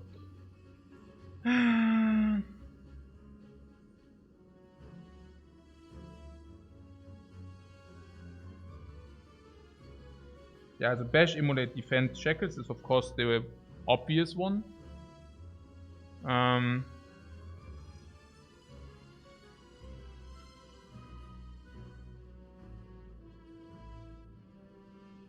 But honestly, yeah, the thing is who to bash, and it's also the question, like, the bash, is that even good? I mean, bash is currently like 12 damage. Of course we can increase the vulnerable, but not really much. And of course one idea could also be just burning pack the bash. Then we have 4 energy left. 2 energy, 3 energy, and whatever we play for 1 energy. And whatever we play for 1 energy might just be more damage than the bash. If it's Sword Boomerang, if it's Pommel Strike, if it's Combust, it's way better. If it's Shrug It Off, it's still better than the bash. If it's Brutality, it comes down for 3. It's also 3 cards, of course. And what you would pack the defend? No, the bash is not very good to play. The bash is not very good to be played. I'm also wondering. I mean, I think impact, like burning pact on bash is pretty clear, but what I'm curious is what would happen if you actually draw corruption. Would we draw? Oh yeah, if you draw corruption, we would play the 1 attack and corruption. You value the 2 vulnerable, they play a lot. The 2 vulnerable you play a lot. First of all, we have Sundial, and Sundial.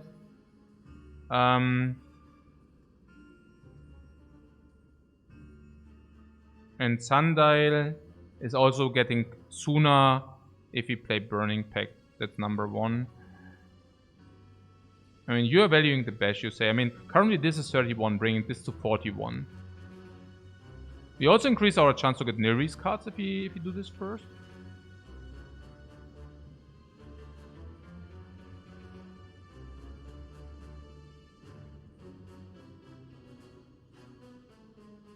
Huh?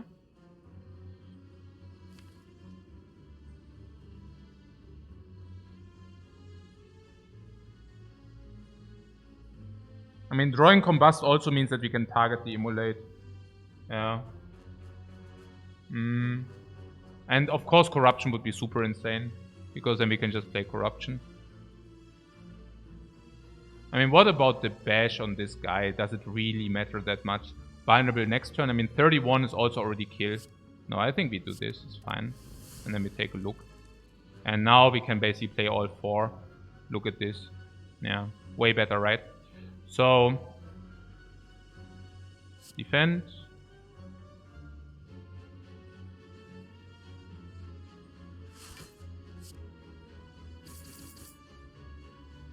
As expected. This guy is disarmed, which basically means we should still shoot for this guy.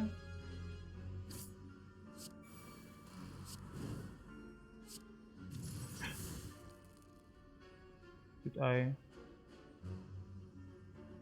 Okay, maybe I wasted 1 life, I don't know. I don't. If I wasted 1 life, it's irrelevant, but I don't know. Could have calculated, whatever now.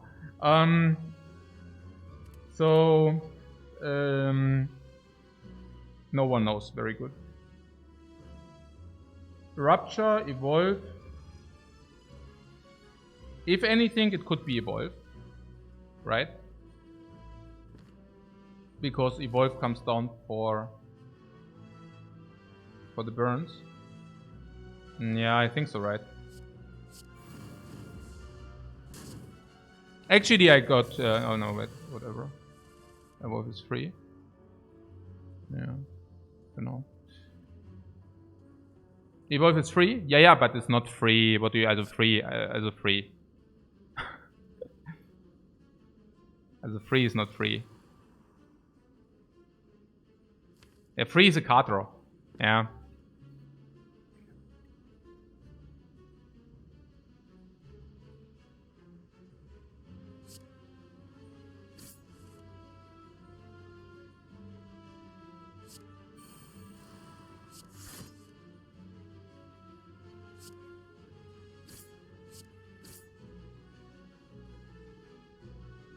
Perfect red scar range, like now, not now, but you know. Not even utilize the sundial. What? Perfect fight. What? Giria. And the speed potion.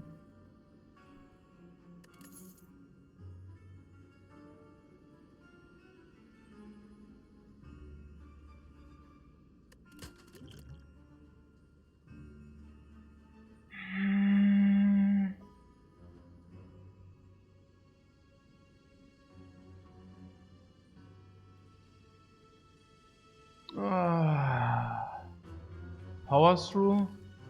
Not really, right? Power through is weird.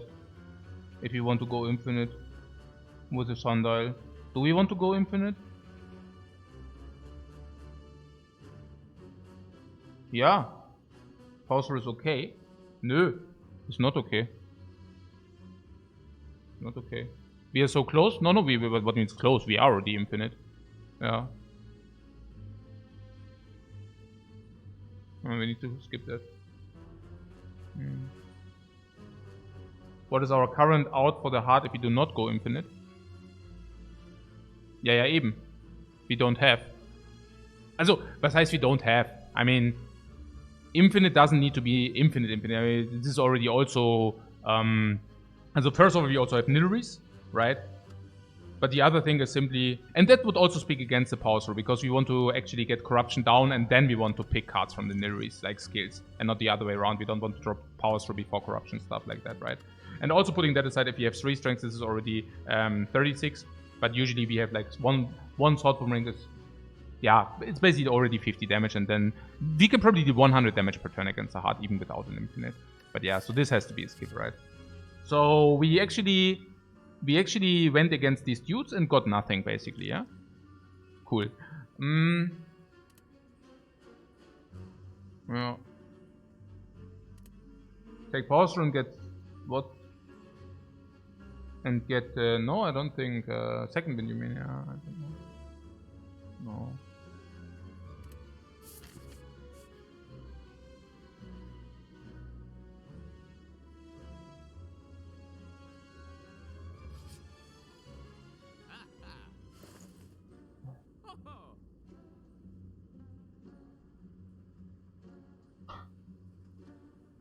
Ey, ich weiß auch nicht. Also irgendwie... yeah, you say the rupture, but I'm not so sure. And one says the pellets. You mean the pellets give us 5 dexterity or what in the hard fight or in a fight of our choice? And generally pellets are pretty cool. And then we have currently 9 attacks, which will be 8. But we also have like 3 powers. So we have a lot of powers for the pellets too. Yeah, pellets seem to be pretty sick. Now we have 208 gold. What is the problem? The problem is that with the pathing I took, we are kind of going into a force shop. The good news is that we could also go here. No, there is no good news. We are basically going into a force shop. Oh yeah, doch. The good news is...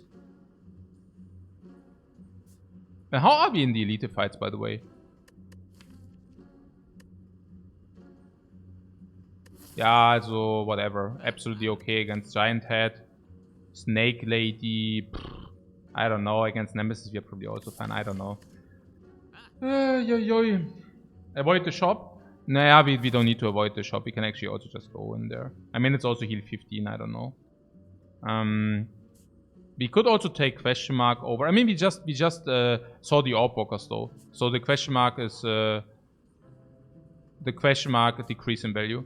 Now there's only Mind Bloom. Madnesses are not to be taken. Then there's like falling. I don't think that does matter that much. I mean, the orb walkers are one of the very good events of X3. Rest side for the Giria. Yeah, the strength thing, right? I mean, we have a problem here with interfering game plans. I mean, one game plan is infinite. Infinite like corruption, exhaust our entire deck, and then infinite pommel strike. One different game plan would be with the Giria, strengthen it up, having like a big base strength, and then dealing the damage with sword boomerang and pommel strikes, while simultaneously exhausting some of the others, ending up with a very small deck, and then like just looping these with the Giria. What is another game plan? Yeah, another game plan would be to take the Rupture, because the Rupture does not cost us an energy, but only costs us a card draw, also only. But at the same time, we have both cards which scale our strengths, which is Brutality and Combust. So once we played Rupture, first of all we lose a card, but maybe losing a card is only half that bad because we also have pellets, so sometimes we even benefit from it. But overall, it basically increases 1 to 2 strengths per turn. Now it's a little bit weird with the rest sides because we got really an empty relic here. We can go to a rest side and we can gain 1 strength, which is very powerful. But we can also go to a rest side and we can start with Brutality in our hand, which is very powerful if we actually have Rupture in our deck. If you take Rupture, we are also very incentivized to upgrade the Rupture. So that's pretty much it. And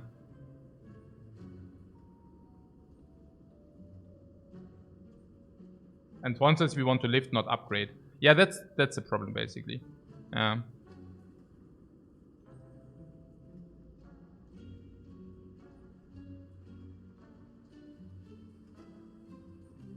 80 gold for a vanilla Rupture hurts. Yeah, but maybe it hurts less if you have the pellets and the mummified hand and Brutality and Combust. I mean, we have pretty much everything we would like to have for this Rupture. So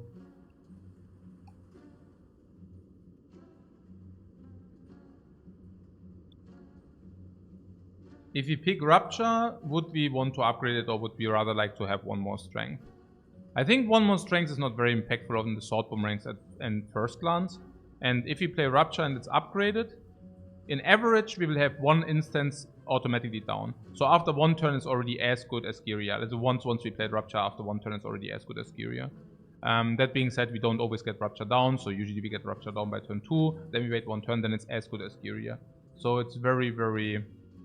what is upgrade 100%? No. I'm not so sure. I mean, yeah, we could, but it's actually quite close. Oh, it's actually quite close.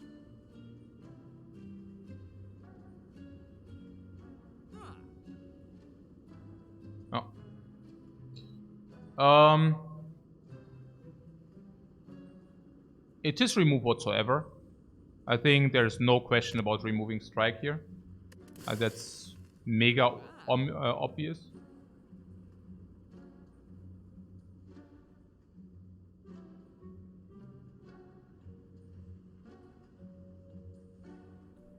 The Rupture...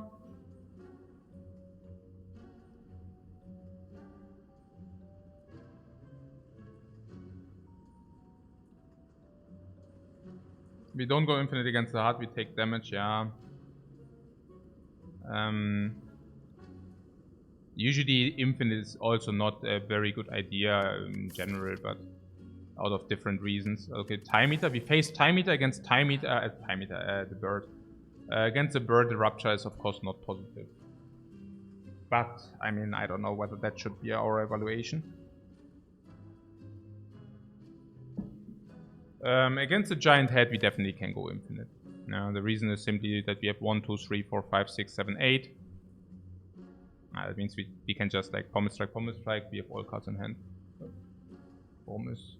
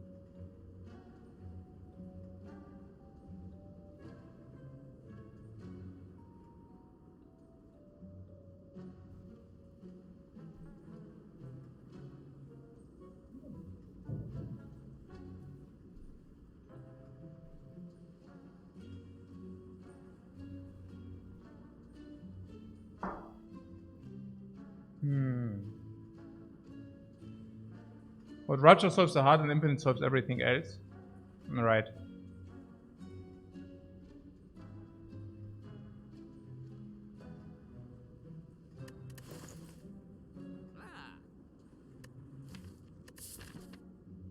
So, did we get an idea what our devilish master plan is?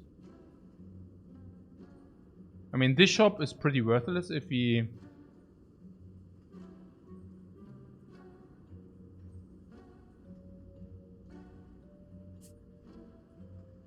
Is it question mark over monster, for example? Question mark. Can be falling. Falling can remove cleave, bash, strike. Which are all acceptable removes. Removing a skill is not very impactful though. So that is that. I mean, there are not really a lot of good question marks or what. Chest, yeah, whatever. What about the elite fight? Maybe that's something we don't even need to risk. Given that fires are so high in value. Is it true that fires are so high in value? And also, was it the upgrade on the Rupture then? Or is it too slow? Hey, the Scary also. I mean, I guess Fires are suddenly very appealing. Skip elites to jump to 3 fires. Yeah, I mean, that's not mandatory, but I'm just wondering whether we can just delay the elites until later. So kind of this. I mean, if you say, why is monster like, how good are monsters? They give us potions sometimes. They give us what? A little bit of gold, a little bit of heal. A possible card choice, but card choices are falling off a lot because of Nilris, right? So if you get Mind Bloom is so much better. What about Madnesses? Yeah, you just lose max HP. I mean, just lose max HP, but yeah. Is there much risk in the elite? Giant Head is free, right? The Nemesis is free because we have the boots. The Snake Lady is never free, I heard. No, seriously, like Snake Lady who kommt drauf an, whether we draw Combust or not, no? And if we do not draw Combust, Snake Lady? And it's not so trivial, the Snake Lady. No.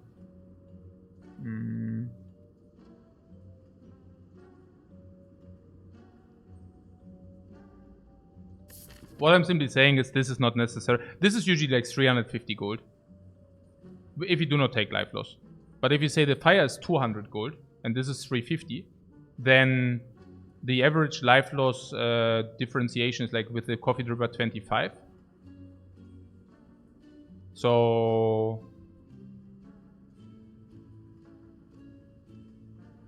And question mark is just better than this, right? If this is shop, at least we heal.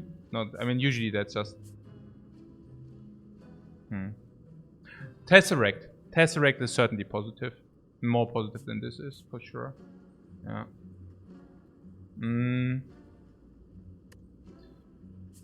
I think Fire over Elite is certainly fine.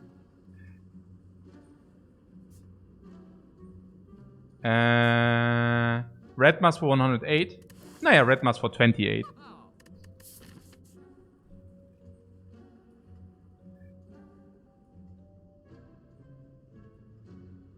And then we can go here.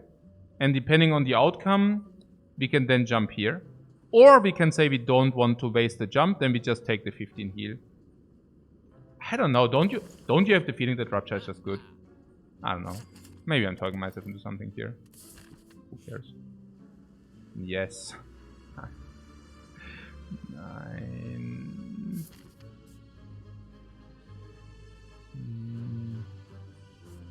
Oh wait, we have the option to jump already if we want.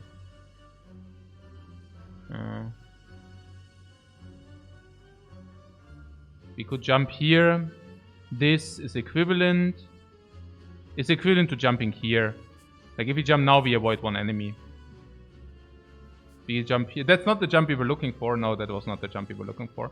So we go here, we go here. We go here, we take another fire, that's fine. Fire over lead, again, perfectly fine.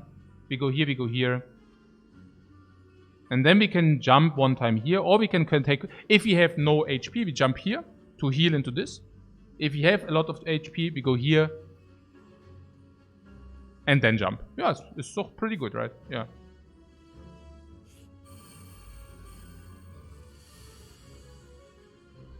Oh, man, okay. Oh. Fine.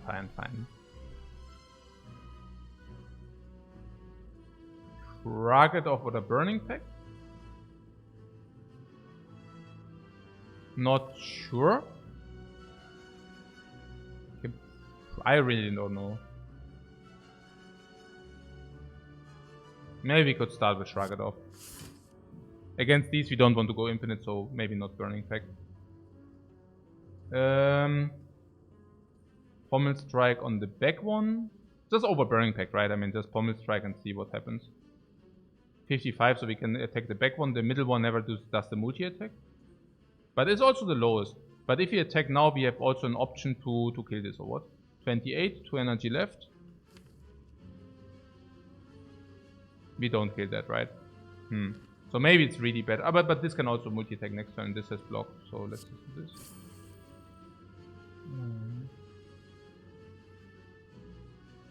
Combust also means something in the hand becomes 0. And Combust is also just very good against these dudes, right? Yeah, because it's an AoE.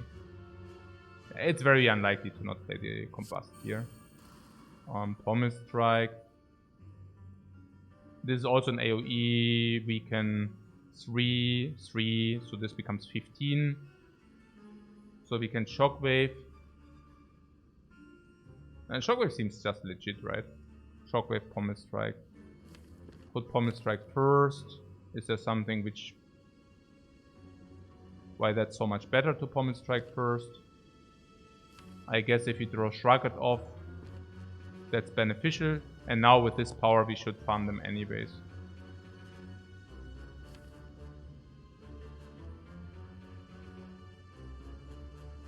But other than that, I think we always play Shockwave, right? So we can as well take the 5 damage for free. 10 is 27 is 20.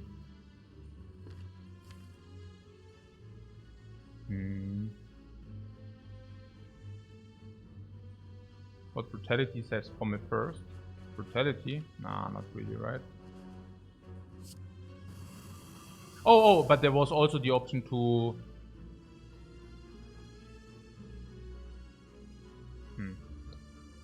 there was also... yeah, okay, also if you take Shrug It off... if you draw block, would we ever block 10 instead of 6? Not really, right? I mean, blocking 10 instead of 6 is...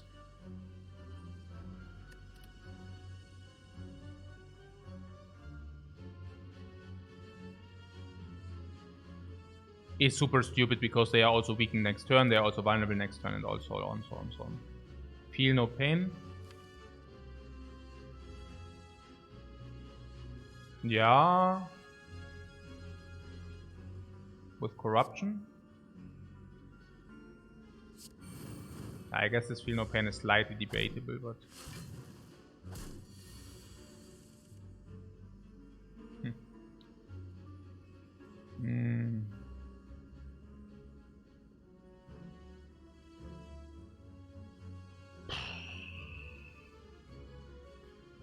Shrug It off.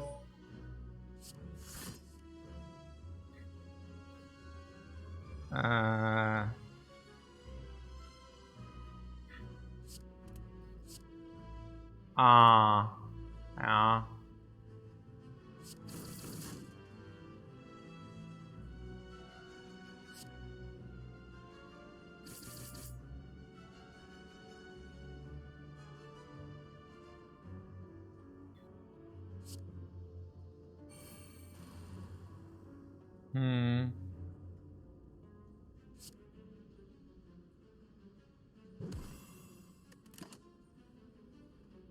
I mean, there's nothing to be done, right? So... whatever, I guess. Oh. Let's go Red Skull range.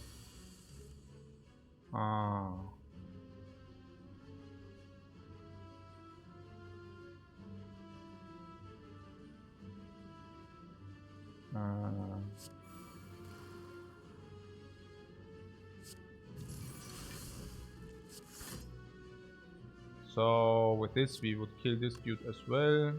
It's also perfect for Red Skull, but we lose our Sundial. Is that a problem? Not really. Then we have corruption into going ham. Brutality, not really needed, right? It's also maybe we get away, if we get a good card from Nilris, we get away without spewing the other one. So what do we have? This guy goes to 30. So Perfect Strike can kill that or what?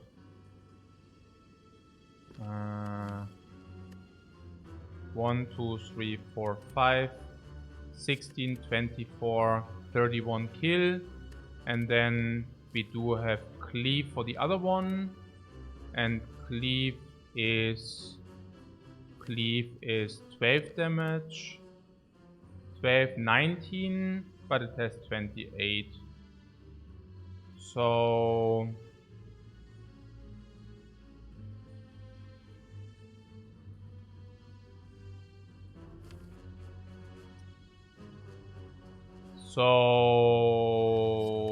it's not good enough.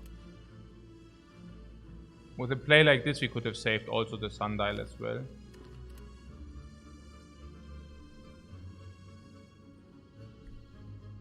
Yeah, cool. I'm actually also slightly happy that we didn't directly go for the elites, because I also don't have the feeling we are that insanely sick. I mean, I don't know how you see it, but yeah, from what I see currently, it really doesn't give me the feeling that we are so the masters of disaster. Really not. So yeah.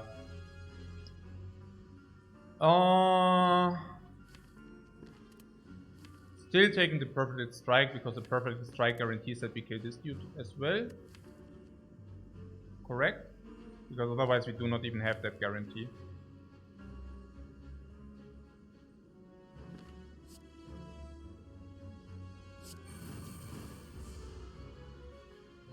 Wait, what? Yeah, I like this, right?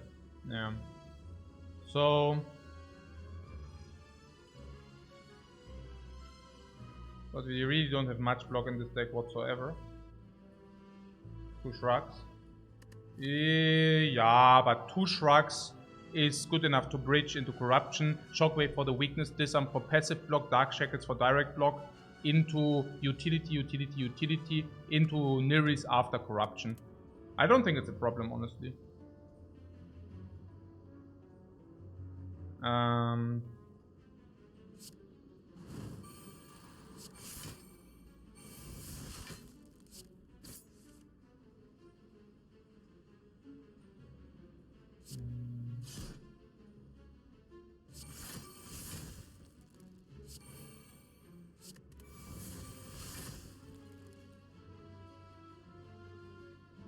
Okay, so currently we have 31, and 31 goes into 37. And 37 is perfect Red Skull range. We don't need to set up the Sundial, because once we are infinite anyways.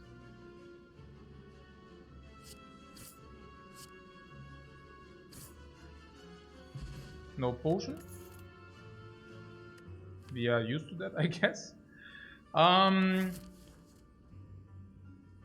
No. Simply no. We want to draw the other cards, right? Armament is not fast enough. Thunderclap Flex. Yeah. I really wonder about the fire and what we take. Also erstmal Armament is not.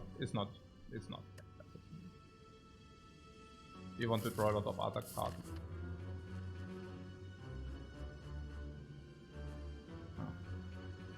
So we go to the fire and can choose to lift or to smith. Honestly, if we just lift, we also take away variance, right? Because if we lift variance, yeah, we take away the variance of needing to get rupture. And also there was something about rupture solves the hard fight, so maybe we should just upgrade it before that. And some of the other fights we don't necessarily need the I don't know, but okay, the same would go for lift too.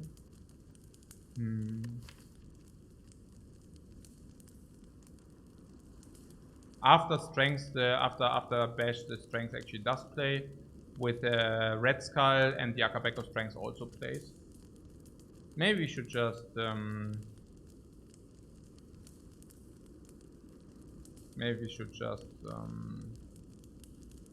weird, my chat is bugging out.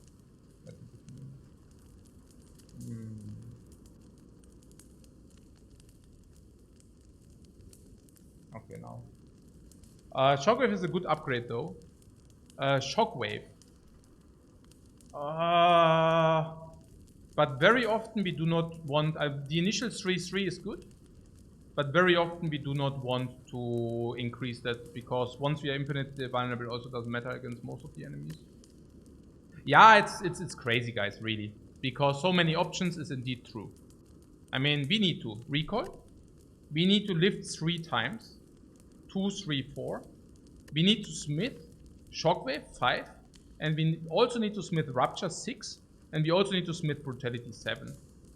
It's pretty weird. We can get a second Shockwave from Codex. Okay, so never mind the Shockwave. Yeah, but it's like we need 6 rest sites, which is just crazy. I think the codex makes it more that the strengths from the Giria is more important than the strengths in the deck. But that's just the feeling. And then there is also the question, we need to walk through the fires. Yeah, we are walking through the fires. Flip, flip, flip. We are walking through the fires. Or do you mean this fire? It's our last jump. I'm not so sure about that. Whereas we could do that. We could do that, right? I mean, if you say... Ah, but this is also juicy, right? Jumping to the shop here. And then 2 question marks.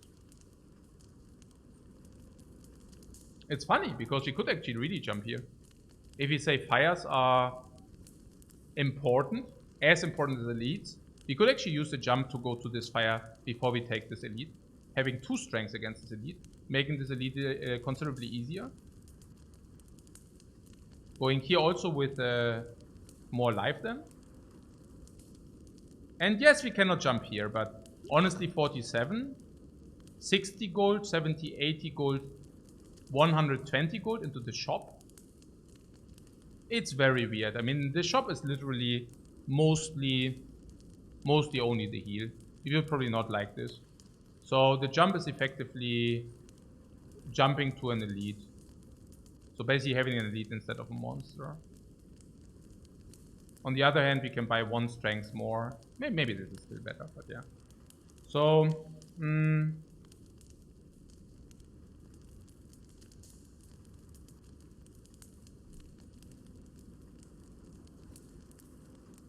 Naya with the Rupture again, I think if you draw the Rupture, I mean, Rupture is not even that sickest upgrade before the Brutality upgrade.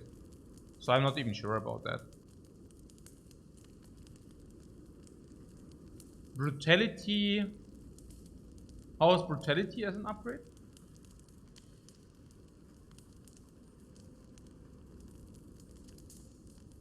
It's very weird against the heart, because against the heart we would rather like to have the Brutality after, like in turn 2, right? Because we want to just get the power in turn 2. We have 4 powers, 8 attacks, then 7 attacks maybe. So the powers are the bottleneck. Which basically means if you get Brutality 1 turn later, it wouldn't be that bad, but I don't know.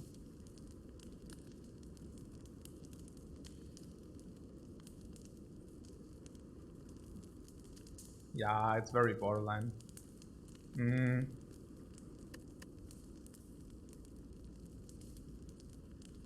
How good is the Brutality upgrade?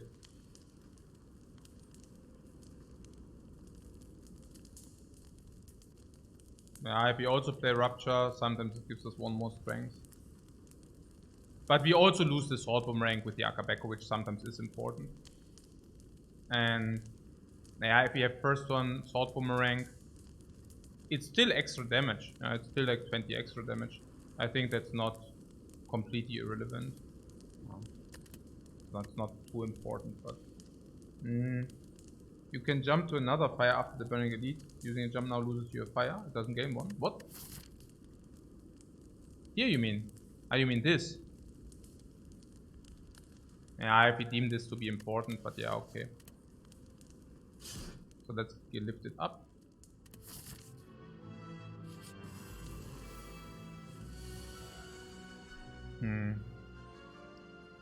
The giant head.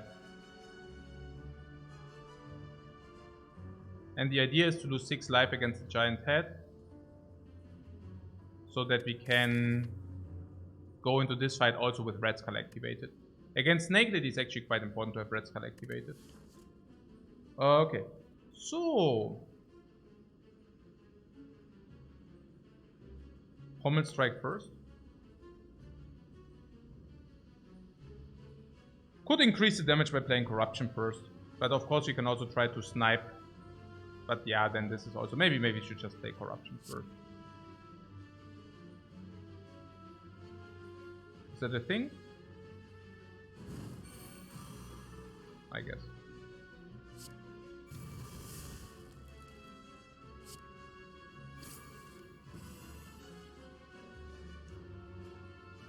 Yeah... Burning effect on strike.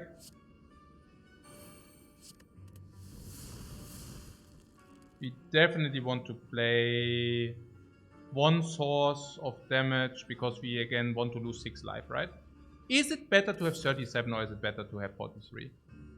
Against a Snake Lady, it might be better to have 37, honestly. Yeah, it really might be better to have 37. So, I guess let's just play our powers.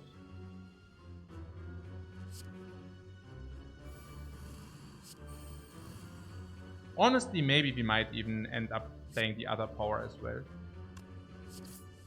Like the Brutality. Brutality means we lose 2 per turn. I still think that's legit. What is with the defense?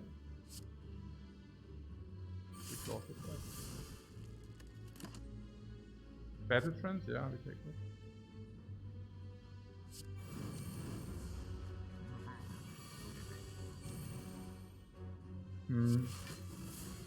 So shrug, Battle Trance, no?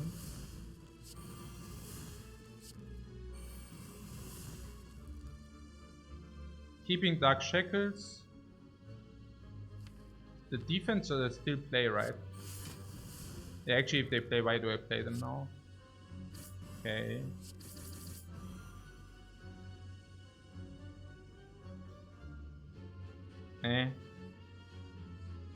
Yeah, I don't know, whatever.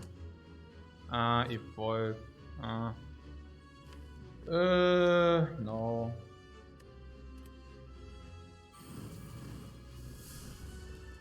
So now it's 2, yeah?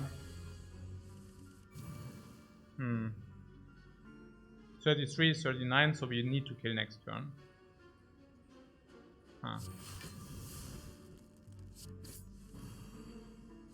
We need to kill next turn.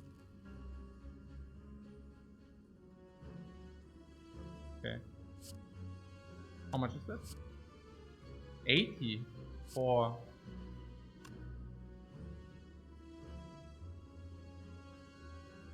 And next time we also have Sundial. And next time we have 31 into 37. Also ping at the end of turn 32, ping at the beginning of the turn 31, and then go to 37. So we do not want to kill this turn.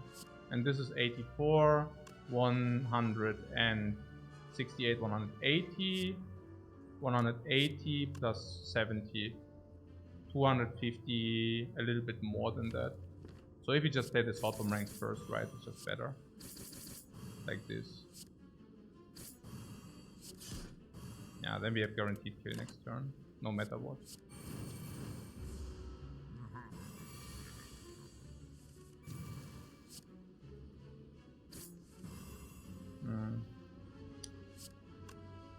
Okay. So Sundial is set up, Giria still plays. Perfect life into 37.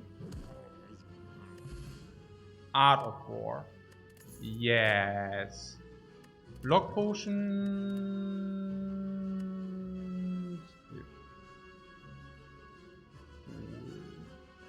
Infernal Blade Headbutt. Fire into Burning Elite. Because we currently are very set up for Burning Elite. If it's a Dagger Lady, we really want the Red Skull. So definitely not jumping here. And Fire is just also beneficial. We lifted. That evaluation didn't change, right? Probably not. Okay, so we go here. We can get the relic.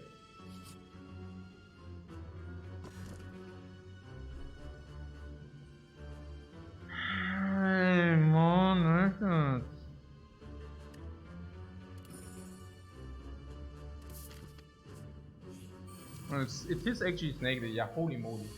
Hey, that's... This is so bad, man, everything currently. I don't know, this is tough. It's really weird. Okay, so, excellent relics, beautiful synergies. Yeah, don't even start with it. So, Sword Bomb rank?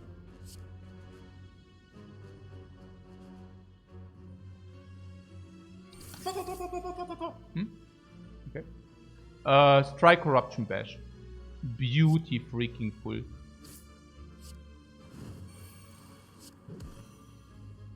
That's a bingo! Okay. Yo, Corruption's down, which makes Shrug It Off better than Rupture. Especially because we don't have any safe wounded. Boomerang is Raptor solution as always. Boomerang, yeah, Boomerang is also not exactly a That's it. Oh, guys. Okay, wait. Fortunately, we have enough push power. This dexterity potion is insanely potent for later, right? So if you can preserve the dexterity potion, we should try to preserve the dexterity potion. Can we shockwave first and then pommel strike 1 and then see, right?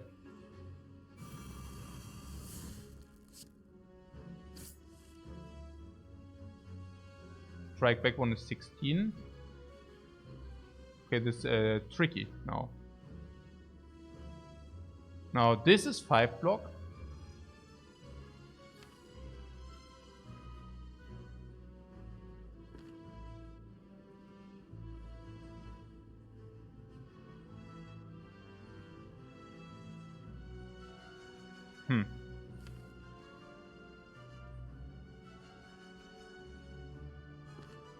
It's better to Burning Pact this strike, right? It's better to Burning Pact this strike. So...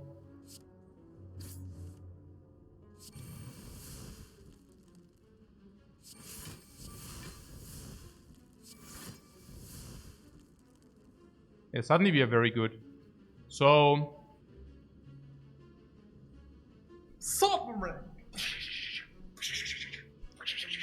Giria. Superpowers.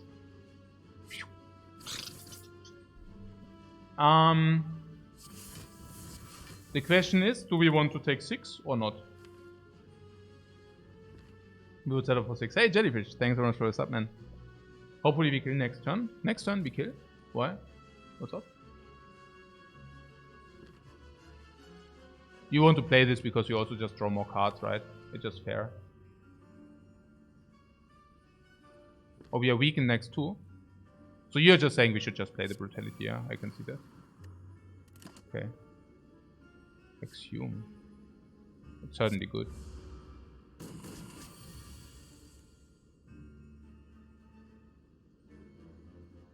You mean because of the sundial? Whatever, I guess. So what does the Exhume thing? Exhume can get us Disarm or Burning Pact. Or Disarm or Burning Pact. Are we not simply infinite? We are just simply infinite, right? So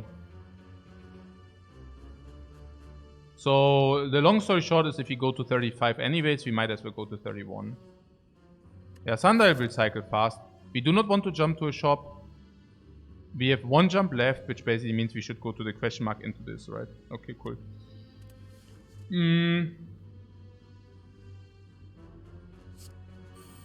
So is it so that we should take a little bit more damage? I mean, currently 34, 5, 4 life for the Red Skull. 4 life for the Red Skull. Is that's something we are looking for, right? It's okay. It's also a little bit better because there are definitely some.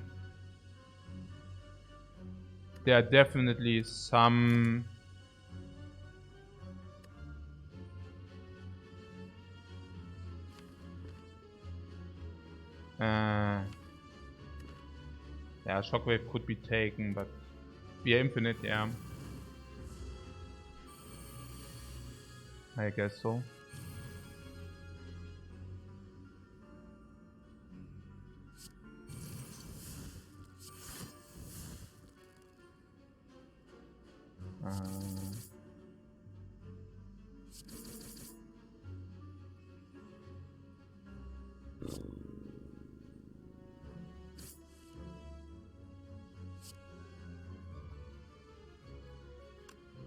Also, so what is with the sundial? Also, we can now kill and then we go to 40. Or we can lose 3 more life. Or we can lose 3 more life in order to set up Red Skull and in order to set up Sundial.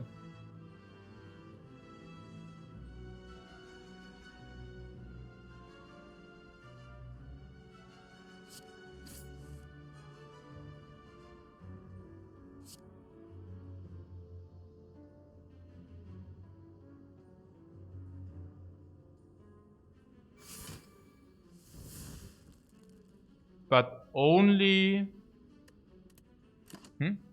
What is that? I don't know. Oh, I could have lost 3 or what? No, what? So the idea would be now Sundial is on 2. So it would be perfect if he would actually be able to kill with the Combust. Then we go 31, go to 37, and Sundial is on 37. That looks good to me. Molten Egg. Yes, finally. Yes. Art of A. Yeah, Thunderclap. Wow. Havoc Warcry. Just in time, right? Exactly what we needed. Yeah. Okay. So no cards. It's green. Yeah, I guess it's green. Also, question mark, Elite. Elite is also no Snake Lady, so basically free.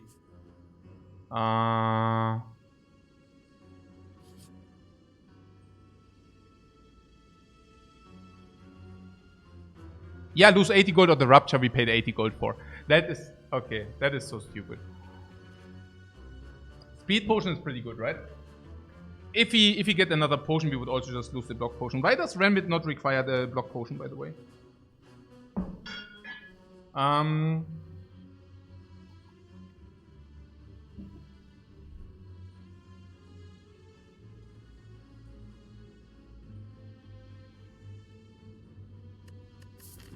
Must be gold also because red must is free then. Yeah, Orichalcum. Finally. Finally. Okay, so this elite is free.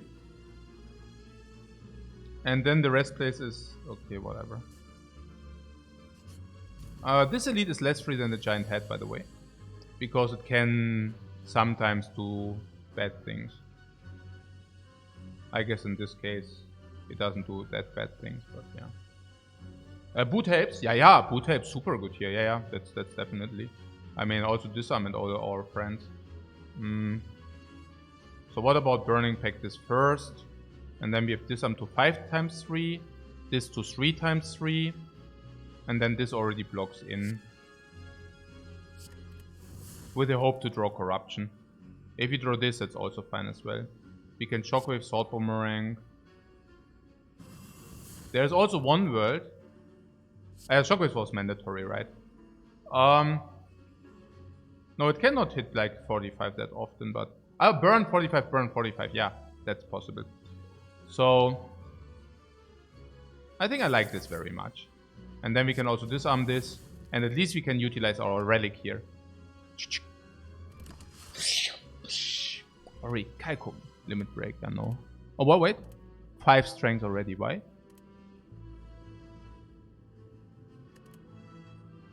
Ah ja, because of Red Skull. That's right. Ja, kann man schon machen, oder? 5 Strength, 1 Energy. Kann man schon machen. Okay. So. Ja, Corruption Shrug it off, ne? Wow. We have the opportunity to lose 3 more life if this is a fight. Otherwise, it's irrelevant.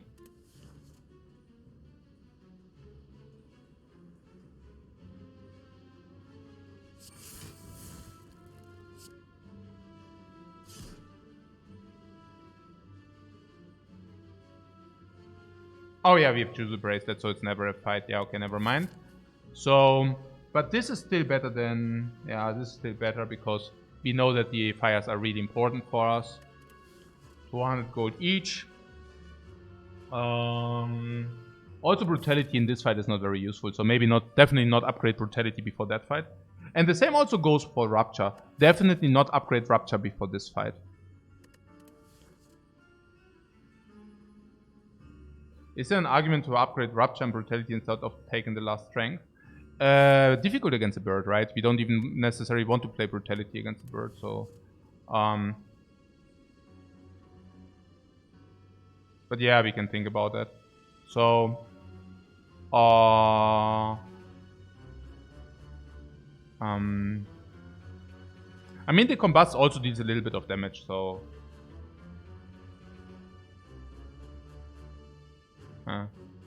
So this is 5, this is 89. Does the combust increase? We also do not redraw the combust.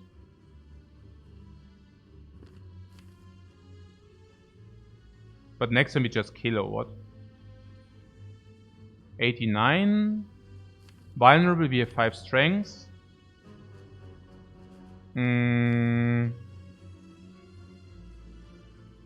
48, 22, 70, 80, 90.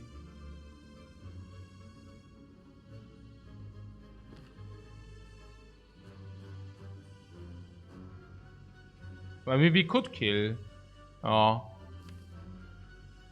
We could kill if we draw all our attacks or what?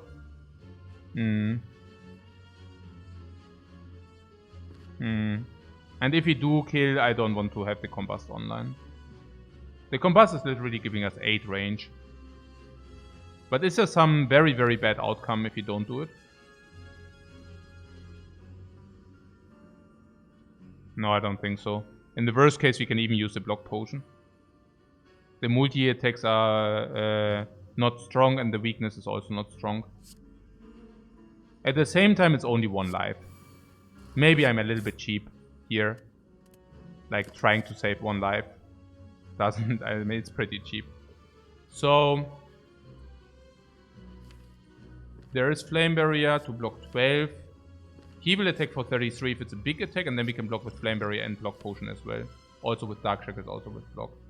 So, maybe we can just take that here. Okay, he's not even attacking. So there's that. I have to say that we are not attacking either though. Really?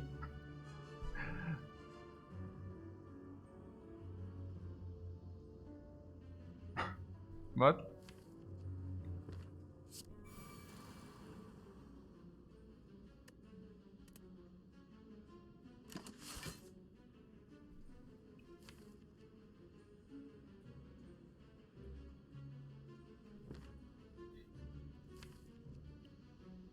Oh yeah.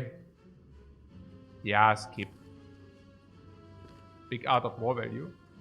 We get Art of War value. I was thinking whether we can kill. Under certain circumstances we could have killed, but usually not. Let's do this.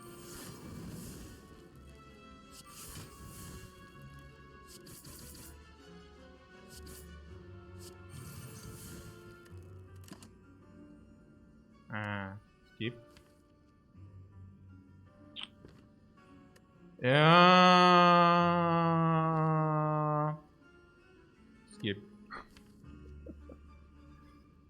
Yeah, we just kill it next turn most likely, right? I mean, what, we have 8 energy? Yeah.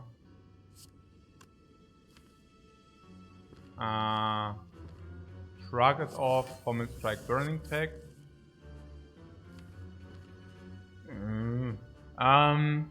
Just kill now.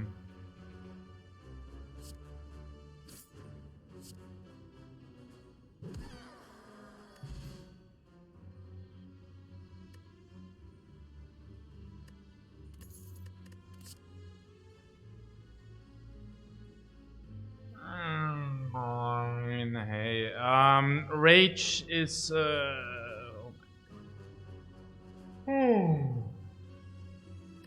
click the Warpaint first, maybe. Defend and shrug it off. Yay. The Rage Infinite. The Rage? How often did you have an Infinite with the Rage? Never? Yeah, I guess that's pretty much also my experience. Also when will the Rage ever help you for your Infinite, really? I mean, okay. But yes. So, the Block Potion or the Dexterity Potion? Which one is a better one?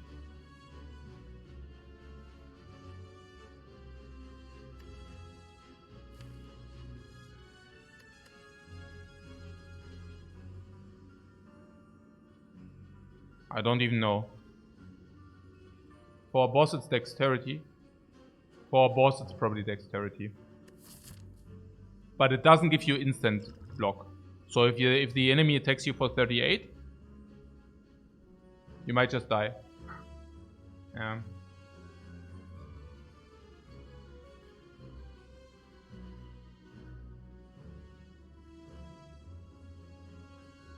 Block has half the value because of Orichalcum.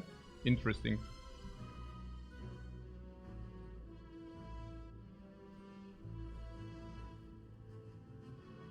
Dexterity potion falls off because corruption exhausts all the block.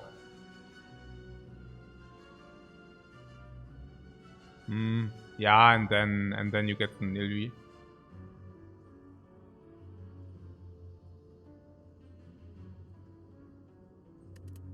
Play with my relics.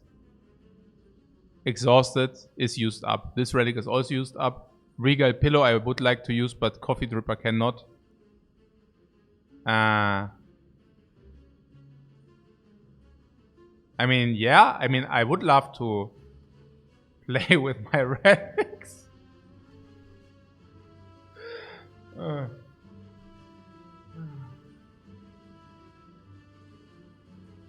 Okay. Okay. Also nochmal hier die Card Choice. The Rage. The Rage is whenever you play an... I mean, it's upgraded. Whenever you play an attack, game 5 block. So it's 0 energy.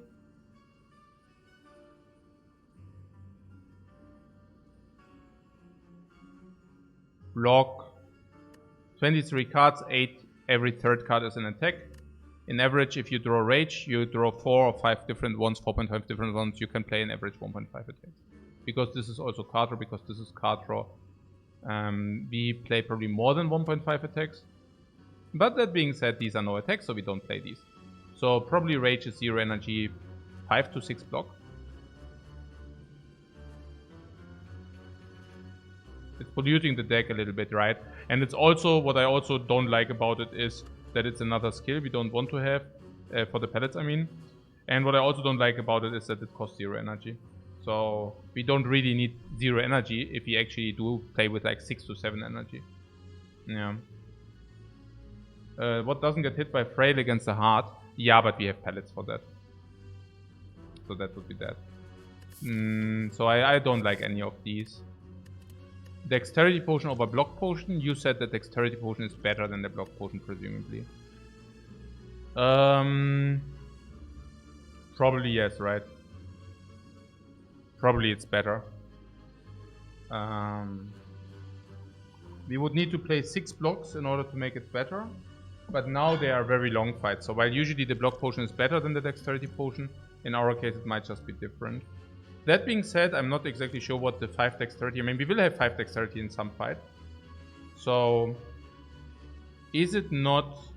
I mean, 5 Dexterity is basically also a lot. And this is then only for the burst attacks. This can be also used on-site, while this cannot be used on-site.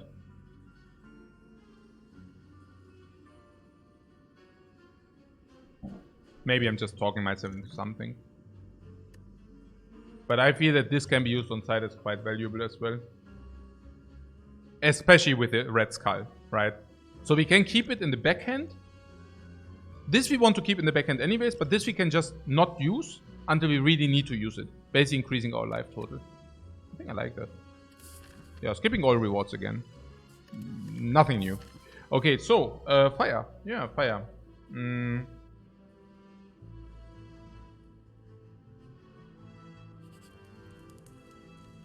There was some question about this brutality and like rapture brutality, right? Instead of the strength. I mean, I feel against the bird, we don't even necessarily want to play rapture / brutality. I mean, it depends, but we can... No, against the bird I don't. I mean, against the bird we don't want that, right? Don't we have Burning Pact against the bird? Burning Pact exhausts our deck to infinite and then just infinite. I guess. And doesn't mean anything either if you are infinite, yeah. Sure. So strength generally is not that bad. It just also takes away a little bit variance. I mean, yeah, the extra strength on the Rupture is also nice. Brutality turn 2 against the heart is also decent. Yeah, that's what I think. Yeah.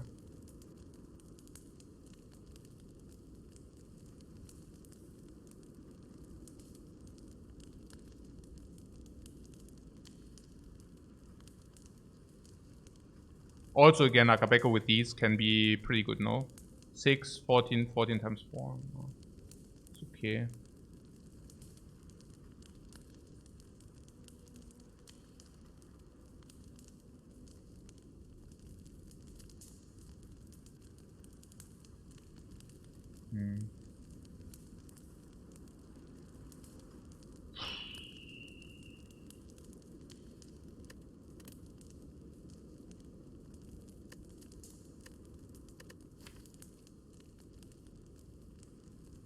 I mean, Rupture is better against the board sword.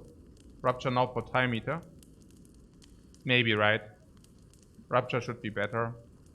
Also against Decker and Dono, Rupture should simply be better. But if we do Rupture, don't we also need to upgrade Brutality?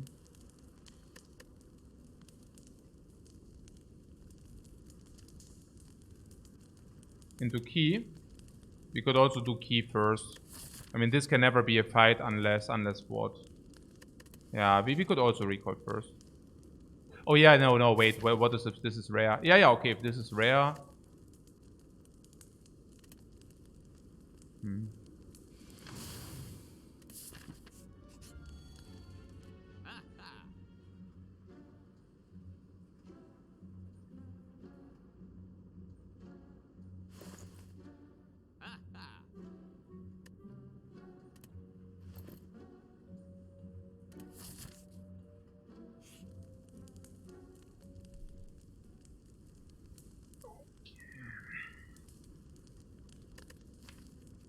Yeah, I can see Rupture. Rupture is good, right? It's just like the moment where we play it and the turn after is already like break even. Even a little bit better than break even. And that the one strength really matters. What you're rather thinking now that the 80 gold could have been useful? Yeah, but... Oh. Ah, yeah, okay, ja, klar, yeah. No. I don't know. You mean because one remove is better than Rupture in the deck or what? I don't know about that. I don't even know about that.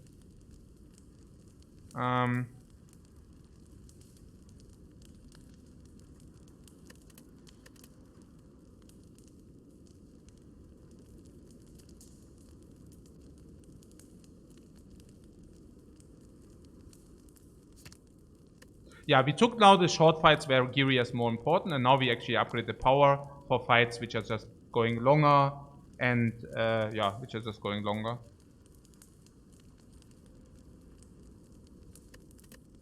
Is it maybe better to upgrade Brutality and Rupture?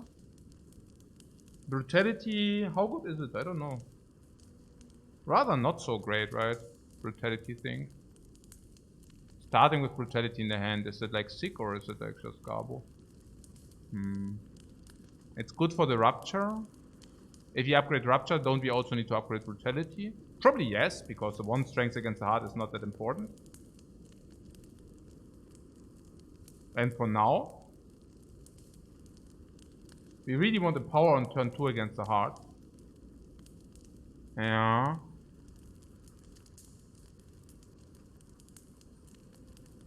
Yeah, Shockwave upgrade against the heart. That's a good point.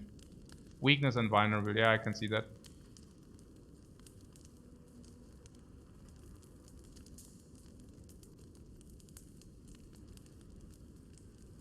Yeah.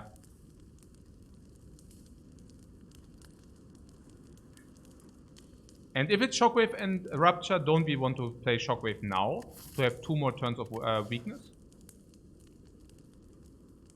And also against the bird now, do we want to play the power package or do we want to go infinite?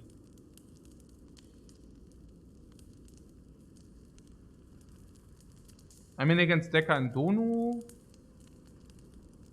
this is not going through, so against Decker and Donu, Rupture is certainly better. And against the bird, probably Rupture is also better. I mean, we play Rupture, don't we? Yeah, of course we do. And then we play Corruption anyways, and then we go Infinite anyways. But we definitely play it. And against Dekan Donu, Rupture is better. Against Time Eater, Rupture is probably also better.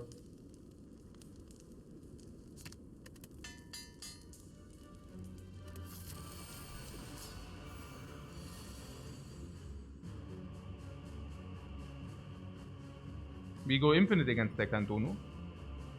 But not always, right? It's not that easy to go Infinite. You don't know what Rupture does there? Where? Against Dekan Donu? Do we go Infinite against Dekan Donu, yeah?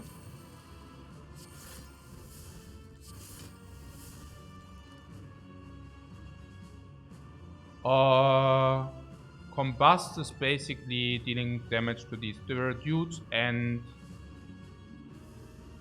yeah, we just want to go Infinite in this fight, right?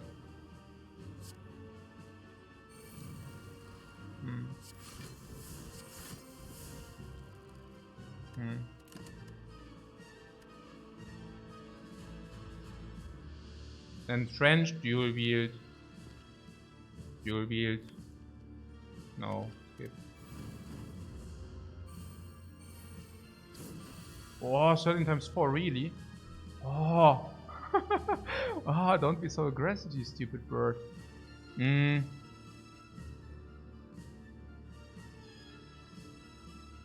Very aggressive, very active here. Yeah. Burning Pact on Bash.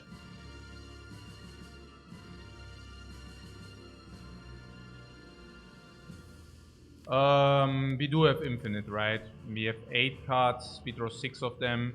Double Pommel Strike, we already exhaust 1 Bash, so we are Infinite. Yeah, okay, fair. Then we should Burning Pact the Bash.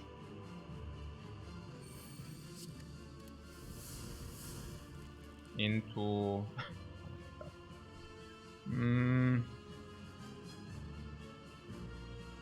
attack or cleave first, or Assault Boomerang first.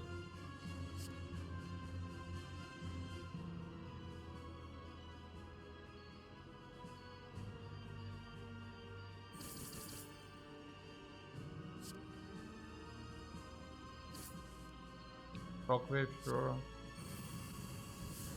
What, this is gonna hurt, you say? Yeah, I hope not. Also...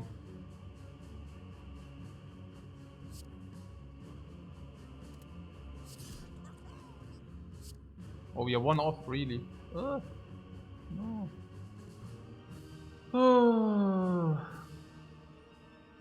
Yeah, it's only the 1 attack, yeah. We have Pantograph too, yeah.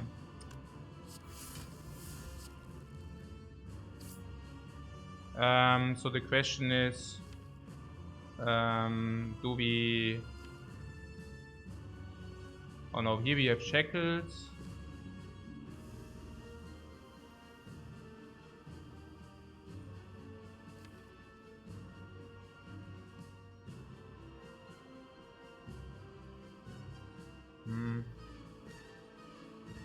So we do not need to take more damage, right? It's clever to wait for the next iteration to play the powers. Yeah. But not if it means we don't go Infinite, right? I mean, Brutality is needed, I think.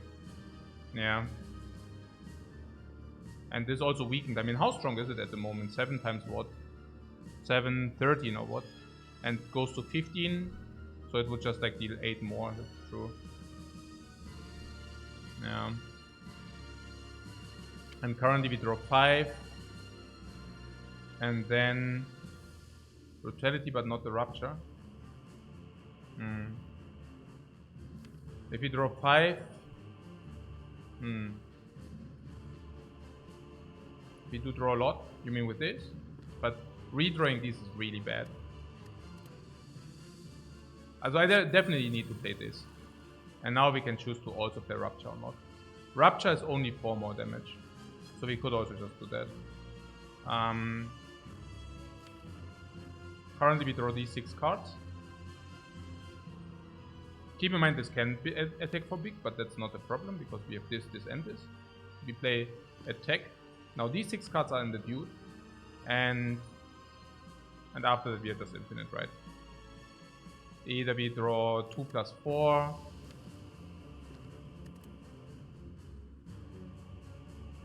Lock potion? No, we definitely don't play the lock potion here.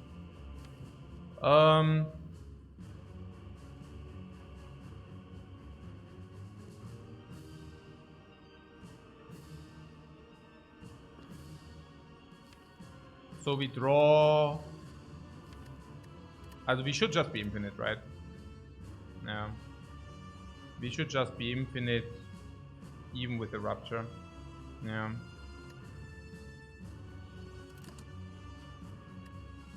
Barricade.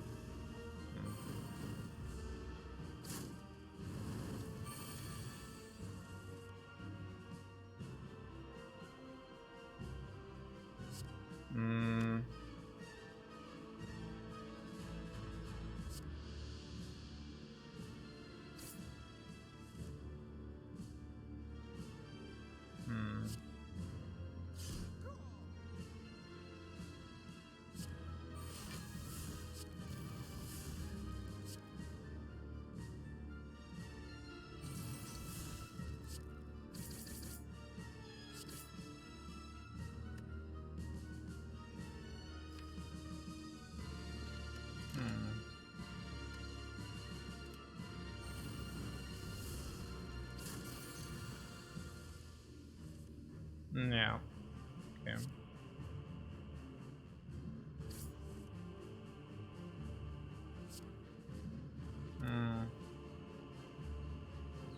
Yeah, let's like this one.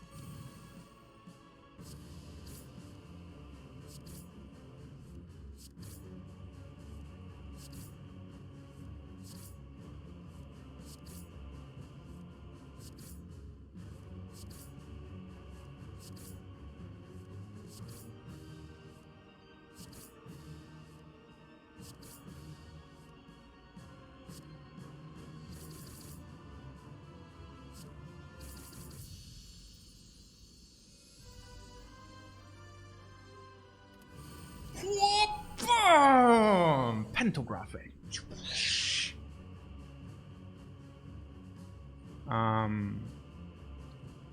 Corruption.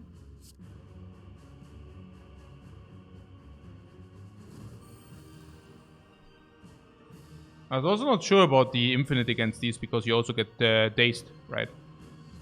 So if you get dazed,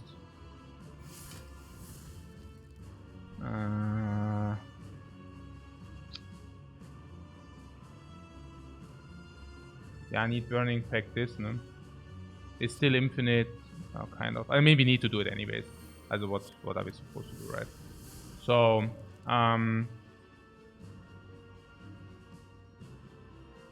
so this. There we got all the powers. Nah, I mean, what are we supposed to do, right? This. Gated. Oh yeah, I don't even know why I'm celebrating the negation. Okay, so 8. Or we wait for a little bit more damage. Oh no, fully wait.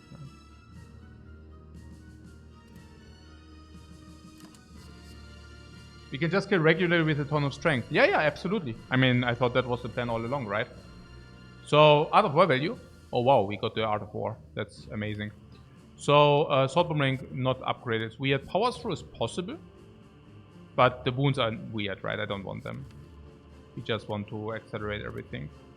Yeah. Let's accelerate everything. Huh. Okay. Can Shackles bash?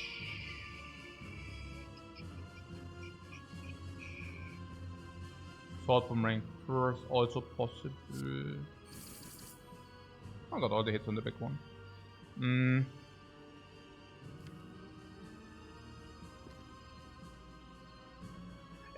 We always heal at the shop full, right? So I can just like also spew a little bit. That was not what I wanted to say, but we can just play it safe. No.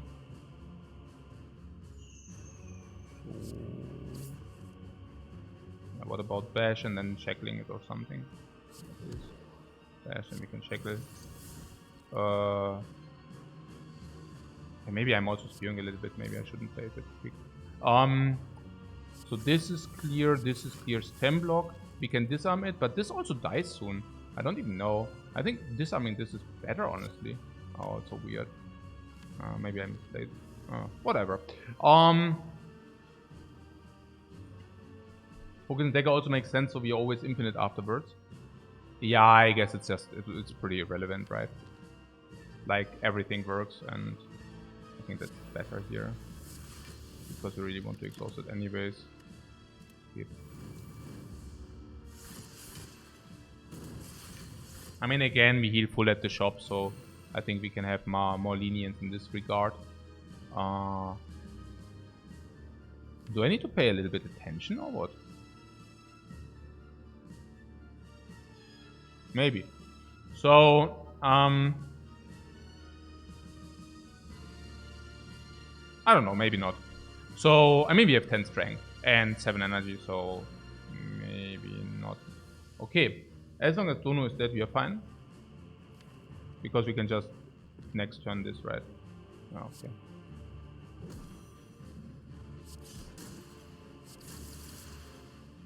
What about this defend? Just use it, right? Yeah, I know we lose already Calcum value, but who cares about that? War skippen. Don't need this. We have 2 turns to kill both.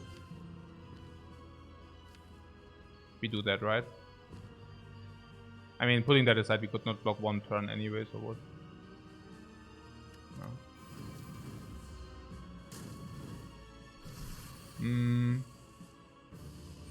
Yeah, so what? Sword boomerang is 30 each. This is 40. No, 40, yeah.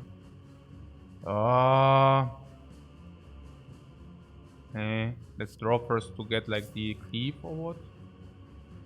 If we do not get the cleave, we can still bash the Decker. But there is risk of ruin if you play bash sword boomerang.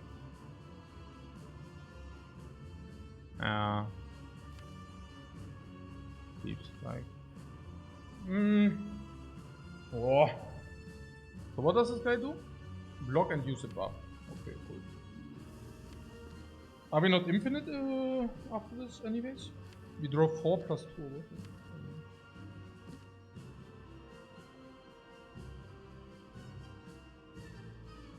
We have combust damage. Yeah, but...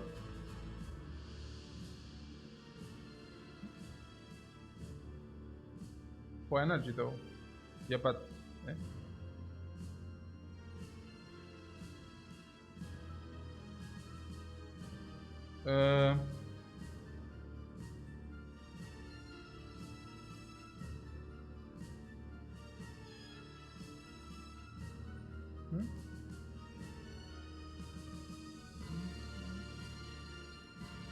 What? Bash double boomerang is already lethal or what? Ah, okay, because this is 120, I see. We cannot miss, right? Yeah, okay. And the sundial? Ah, yeah, okay, I see. We can basically do this. Then we can take a look what we do. And then we know that we kill next turn or what? Because we have 19 strength next turn, and these are 37. So we just kill this. No. Like this.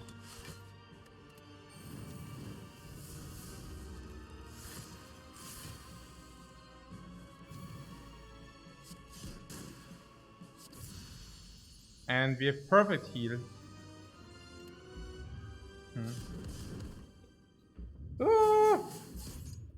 Alright, guys. 2 life? No, 0 life. Perfect life you have. Lift Smith. And you guys said something about Smith on Shockwave. Is that true?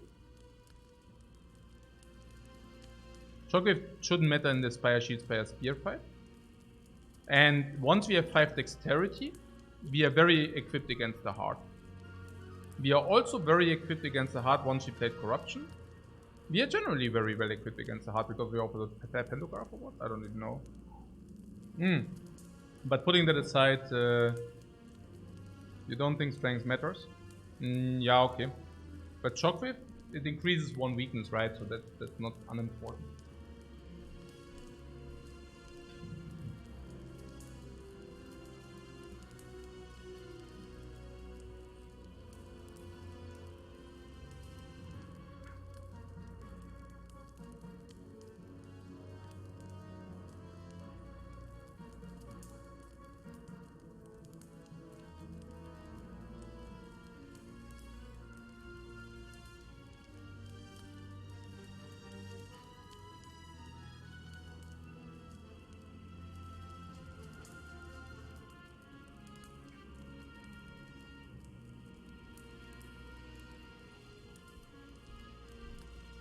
And Spire Shield, Spire Spear?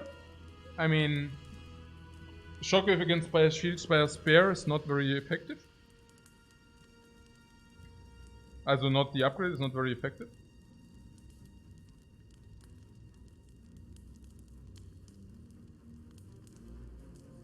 Against Spire Shield, Spire Spear, I mean, I don't know. What are even the options? We can increase 1 strength. We can receive Brutality in the starting hand.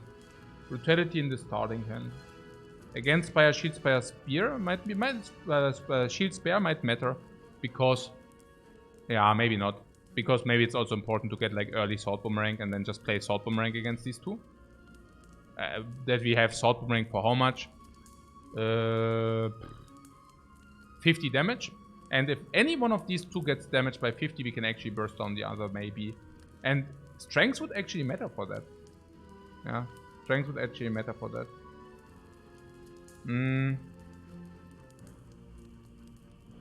Is there ever a way to lose against that if you have Brutality in the last draw? I think the argument here is that Shockwave 2 extra weakness against the heart might be important. If you play it in the first attack, it basically is weakness also for the second iteration. And it's the only weakness, so probably we should just do that. You think the heart is easier than the elite? Yeah, but we should probably still do the Shockwave or what? Oh yeah. But Vulnerable also plays against the heart. Maybe, maybe not, right? Maybe it does. And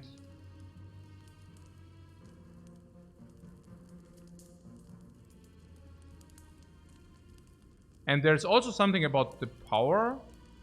Hey, by the way, there was some argument about the Brutality not being good because we cannot debuff the hard garbage. But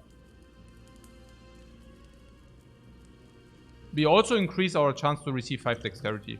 I don't know whether that's something. That only happens if we do not draw any powers in the first 2 draws. Which is not very likely. But it increases the chance to make the debuff, you know.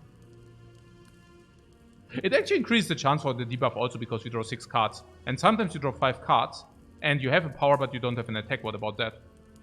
I mean, it's not only about the power. How is Brutality in general? Yeah, pretty strong, right? It's a 0 energy card which reduces some other card to 0. So if this comes in coordination with Pommel Strikes, Corruption or Shrug-It-Offs, it actually does also play with the discount. If it comes down before Rupture, it certainly paid itself. And then the earlier in the fight, the more important it is. And drawing 6 cards also does not necessarily decrease the amount of chance of the orange pellets, because you also do draw an extra card. Yeah, and this extra card of course increases again the chance to draw some card draw and also have pellets. At the same time, if you have it turn 1, it also increases the chance to get the speed potion ready against the heart. Yeah. So, what we could always just gain the 5 dexterity on turn 2, right? Yeah, but not permanent. Yeah. So,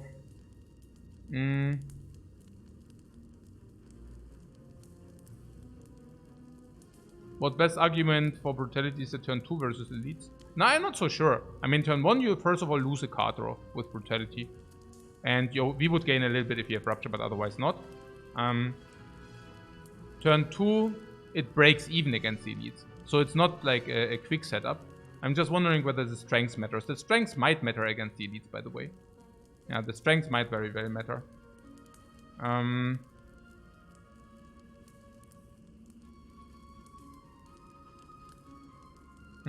It would be still permanent on 2. I'm saying that brutality, you get a double, you get an extra shot. From my understanding, people were saying or thinking, if you get brutality in the front hand, that's only bad, like from the pallet point of view. But I am pointing out that if we have pallets turn 1, we can activate 5 dexterity, which is actually pretty cool. Yeah. Putting that aside, if it's a multi-attack and we have disarm or dark shackles, the debuff is also completely irrelevant. Against the heart, if you have dark shackles or disarm, we do not need the debuff. Yeah, doesn't make sense as well. I'm just wondering about... Against Spire Shield, Spire Spare, it's probably better to have Gear. Yeah, 1 strength against Spire Shield, Spire Spare. But let's upgrade brutality. Okay, I think it's just better.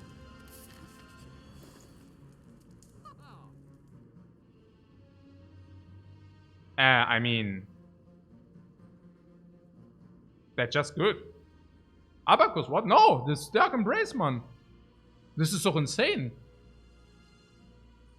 Oder wie? Hä? More pause is better. Ne, Corruption Dark Embrace. Corruption Dark Embrace Mami Fight Hand, Jungs. Was ist denn hier los? Plus Pellets. Jungs, wollt ihr mich verscheißern hier gerade, oder was? Ja, Rupture, already like 2 strengths here, ne?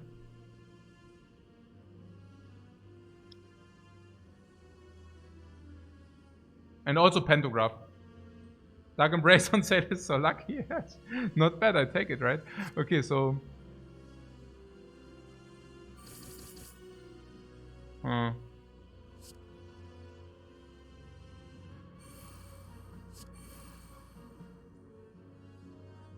Yeah, we never get this down, so let's focus here, Spare or what? Yeah, I mean, we cannot turn around because then we take more damage. Let's play it this way. Big Orichalcum. Sickest Orichalcum. Sickest Orichalcum. Oh mein Gott! Hey, was ist hier los? 2 strengths currently. Not very good. Exhume can exhume currently. Nothing. Yeah, skip, oder? Exhume can exhume something later, but if you draw exhume next hand and currently we have nothing to exhume. Yeah, Corruption, Dark Embrace is also too much Exodia to take this on.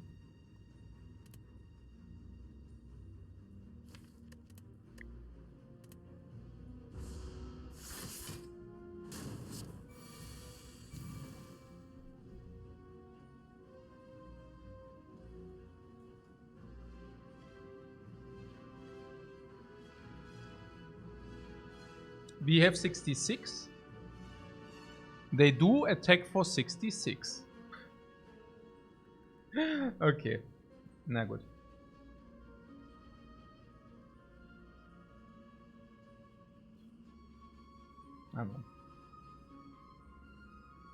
Also Dark Shackles on this would be pretty phenomenal, but I currently do not exactly see that. Burns kill us? Oh, well, Orichalcum saves. Achso, so meinst du. Ja, ja, okay. Klar. I guess the block potion is pretty good for this case. I also do not mind using that potion because this potion is trash. And we might just find a potion after this fight. So, if you draw Shockwave, you can use it, yeah. So what is the question here? Dark Shackle should be used after Dark Embrace.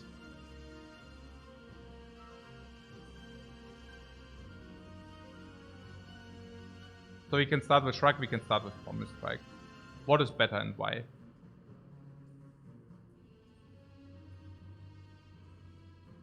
What HP now later doesn't matter, so look is free. Yeah, no, of course we will use it. Sure. Yeah. I can always start with Dark Embrace.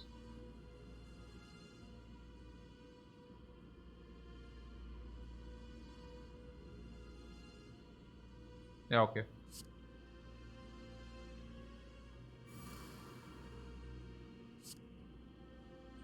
I think if he would have I think there were some iterations where this is incorrect, but whatever. Yeah. Double Promise Strike. We continue with the Promise Strike.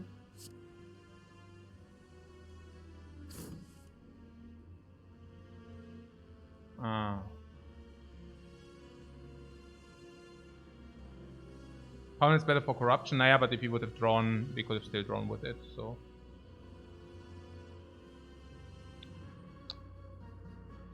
Now we cannot play Shockwave, so we might as well play Dark Shackles first.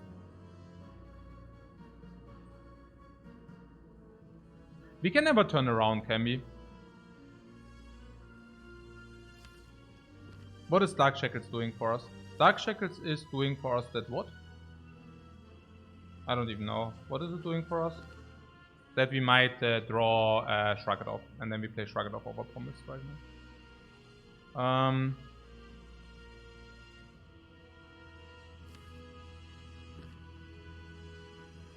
It will also be better if we draw Burning Pact or not.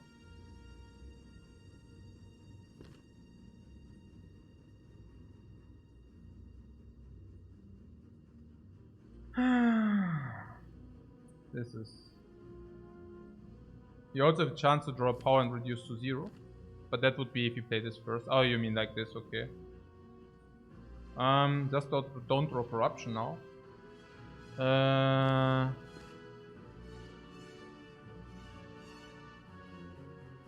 see what you're saying. But by the way, the dexterity potion was never, right?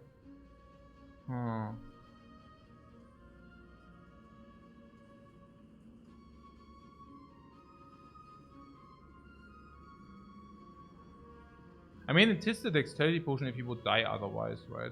That's pretty much the only application. We still have Pantograph, we are fine. Yeah, no, we are fine if we survive this fight, yeah. Next turn, this guy attacks more.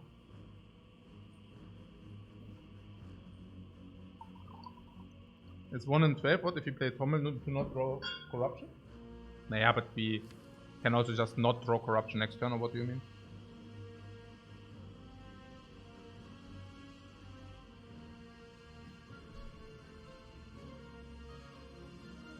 No, definitely it's not this over this. I mean, there was an option to use both, yeah. Okay, so, yeah, like with Dark Shackles, we can also draw block. And if you draw block, we will play block instead of Promise Strike. Because if you draw block, yeah. So let's play Dark Shackles. And, yeah, okay, come. Like this, yeah. This is getting a little bit stupid. So...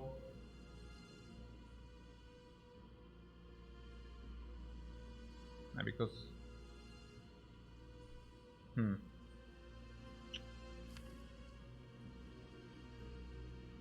next turn we draw 6 cards, right? We have Brutality online. Okay, so we draw 6 cards, and if we draw Burning Pact, we draw another 4, meaning that we always get to Corruption if we draw Burning Pact and Shrug It Off, or if we draw Corruption. Is there some way not to draw Corruption? Yes, if we do not draw the Burning Pact, there is a chance that Corruption and Burning Pact are on the bottom. And that's pretty much the only case. And if we now draw, there is a chance that we draw into Corruption or Burning Pact. And that's super bad, right? So we should basically play block, block. There's also no real benefit from this, right? If you draw this, you don't even want to really play that. So we can probably draw this.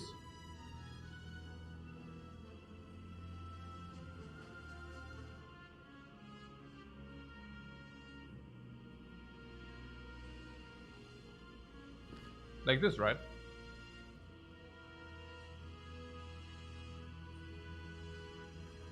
Our keycards are at the bottom. Yes.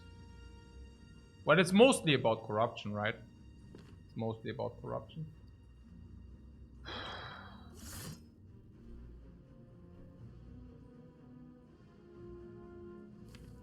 Yeah, I mean, it would mean Burning Pact and corruption needs to be on the bottom, right? Like, we draw what? 6 cards? 7 cards.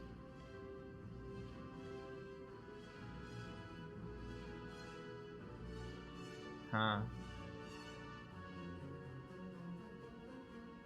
Should we have strip left so weakness can hit next turn, you ask? The left stripping would mean that if you would have drawn block, we could have not played block and block. Because then we would turn left and then we would get hit into the back. That was the reason why I didn't do that. Also because this attack next turn is small.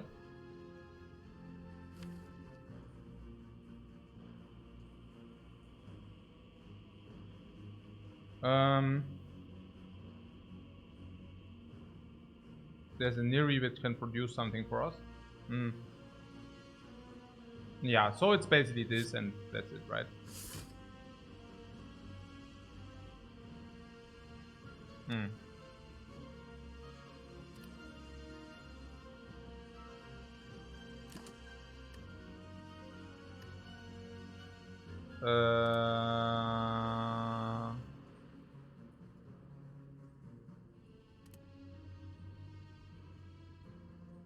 Fiend Fire is insufficient. Fiend Fire is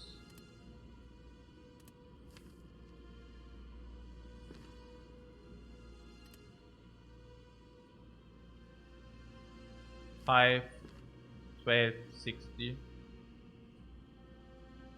Oh yeah, to draw if no corruption. Yeah, that's right. Yeah, Fiend Fire is draw. We have Dark Embrace online, sure.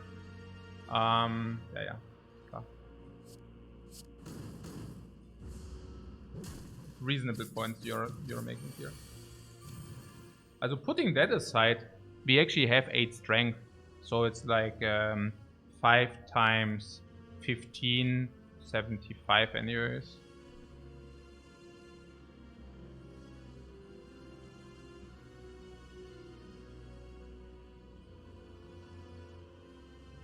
Saved. Naya, I mean, we go into the next fight with how much?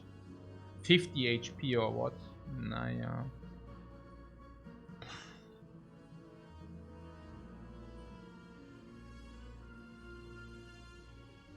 Yeah, just play the corruption here, right? And then skim through the deck or whatever.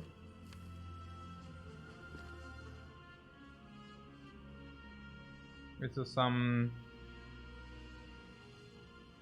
No.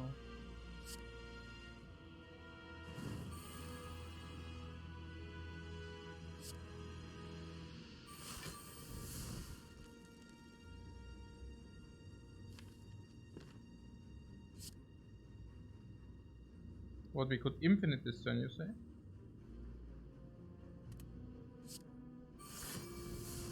I don't know.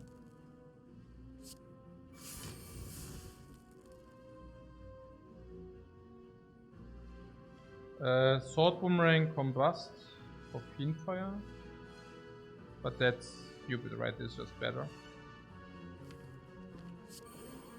Let's do Shockwave for the Burning Pact thing.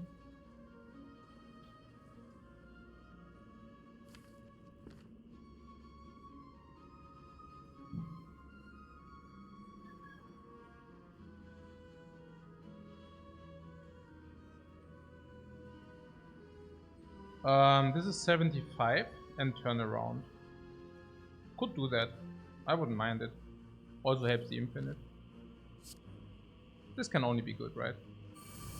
That's literally... If we draw 5, we get also Sundial. Yeah, the Sundial we also receive. That's pretty sick.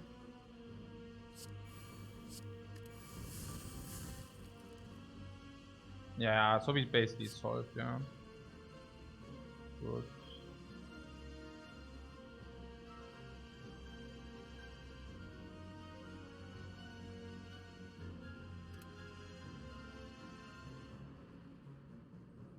Because of infinite, right?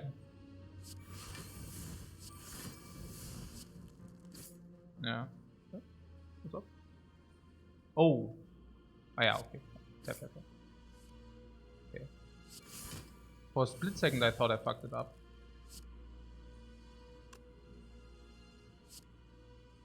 What is that even?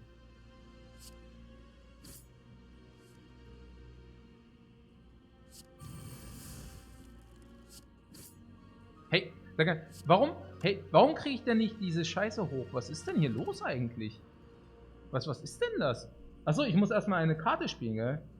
I need to play a card first, ja, okay. Ah, also -1, ja? Okay. Ey, dieses scheiß Infinite mit dem fucking Sundial, Mann. Also -1, ja? Nee, wenn du halt nicht ziehen kannst, dann kannst du halt nicht ziehen, ja? Das ist halt schon ein bisschen mies. Hey. Okay, let's just set that on 2. 1 is none, right? Yeah, 1 is none.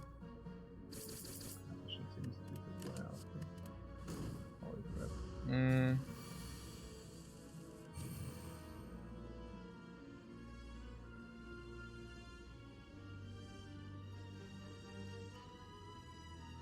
Nah, das ist schon ziemlich stupid. I don't know. Yeah, the fruit juice. Wow.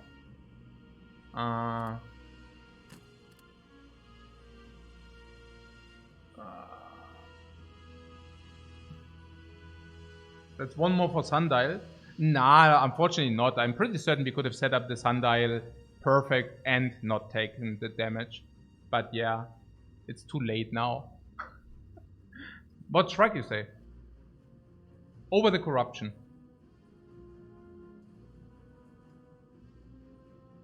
What? I thought corruption is nuts if you draw it against a hard turn 2. Corruption is also nuts if we draw it before Dark Embrace, because then we can skim through our... after Dark Embrace, because then we skim through our entire deck.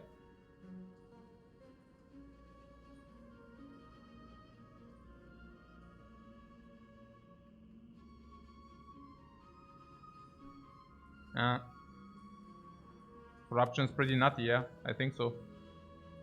Once we have Dark Embrace, we basically just draw our entire deck.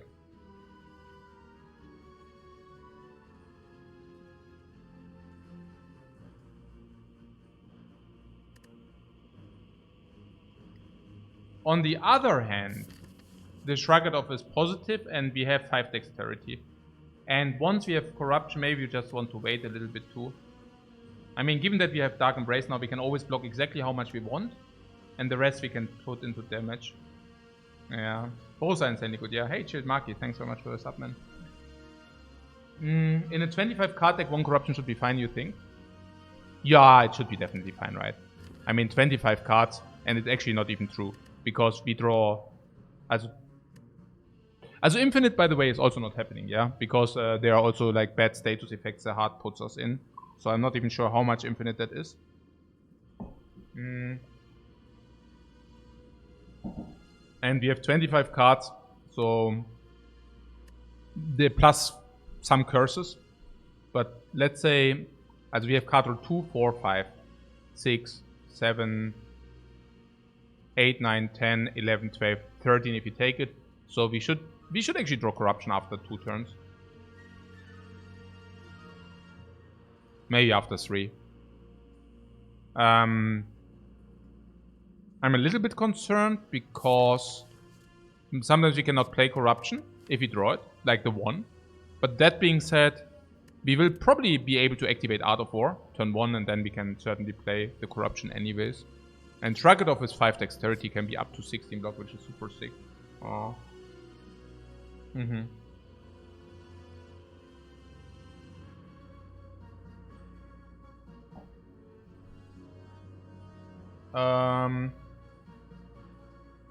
How important is... Also, if you have the 1 corruption down, the 2nd corruption is becoming weird, of course, that's clear. We will go to 50 HP. 55 to be precise.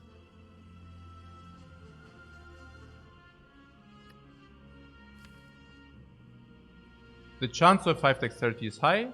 And the chance to not take the first multi-attack is also very high. Yeah, let's take the Shrugger though.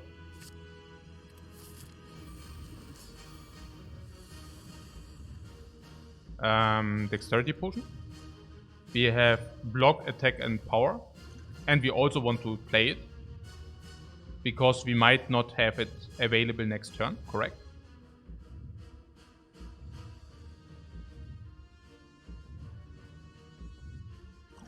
Yes. Disarm, so to not take the damage. So now the cancellation is also not very relevant.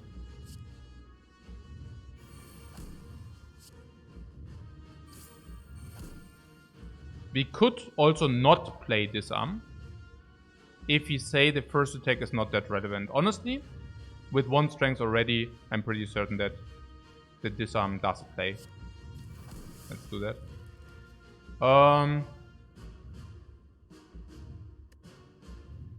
Okay.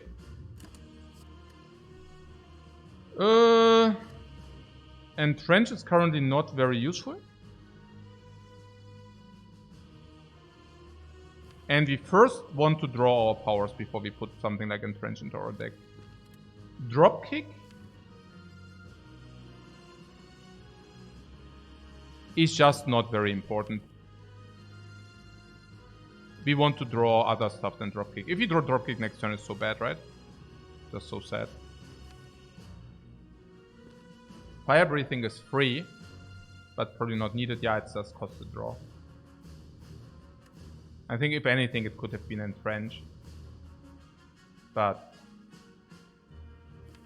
we really need to draw Corruption, Dark Embrace, Combust, Rupture. Right. Yeah. Oh, Fire Breathing does 30 damage and also might trigger the pellets.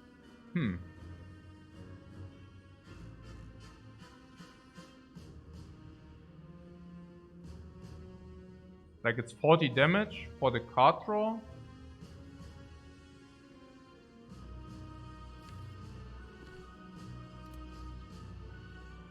The pellets are...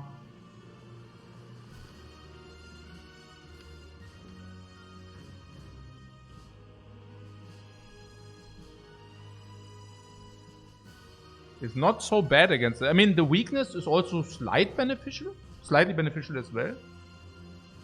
And the big attack, I mean, if you cancel out the big attack, is quite nice. But how does our distribution even look currently? Powers 1, 2, 3, 4. Skills 1, 2, 3, 4, 5, 6, 7, 8. And like 6 attacks or what. So we could increase the power by 1.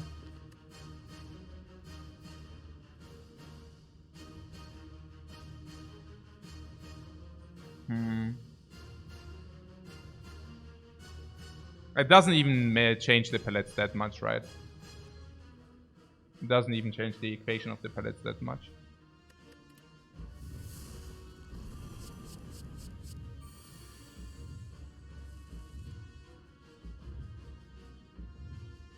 Yeah, and Rupture is just so important.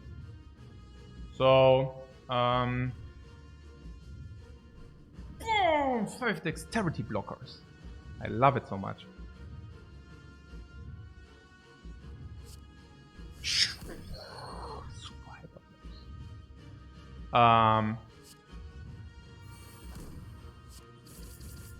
Bam! Pellets. Okay, that didn't change a thing, I think, right? Blocks again. Nice.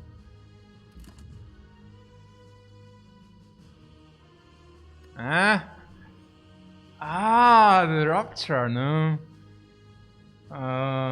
Probably not. Nah, probably not. We are very clear on what we need here. We just need to get Corruption, Dark Embrace down, and that's about it. Even here, even Combust is 2 strengths per turn. Rupture currently is only 1 strength per turn. Yeah. The double tap? No, we just need Corruption, Dark Embrace. And that actually is important, Corruption, Dark Embrace. Yeah. Because there's also stuff you see here.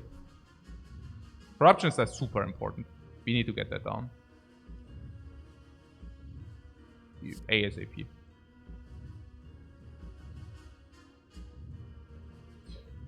There is a word. Maybe Burning Pact first. But I don't think so, because we need... No. We need to play Dark Embrace if you draw it, guys. Yeah. We need to be able to play Dark Embrace if you draw it.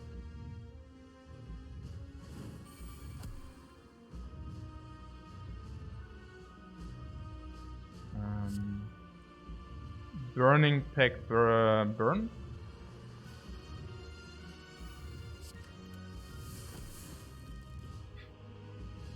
I mean, okay, cool.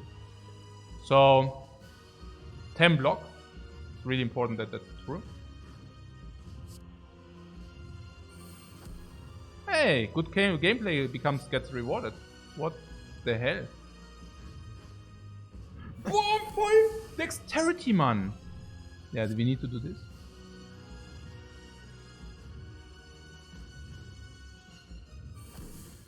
Ah!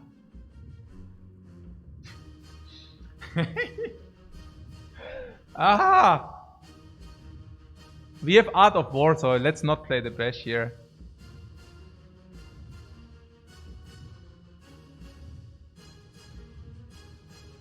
Right? What vulnerable place though?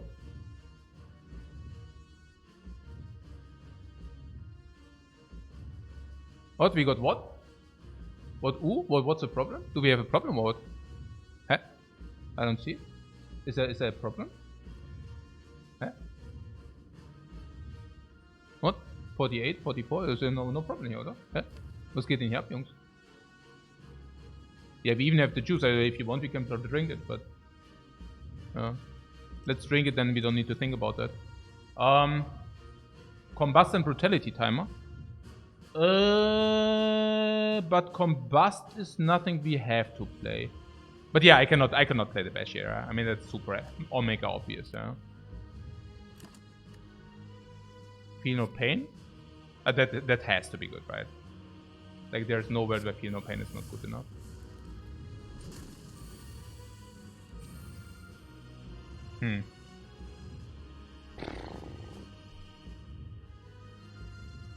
So what you're basically saying is that if we do play the Combust, we have exactly 4 turns. And 4 turns only. And if we have 4 turns only, we need to max out the time, the heart every single time. Huh. What? Okay. Huh. Yeah. And I should never play a card because that costs us 2 turns. 2 turns.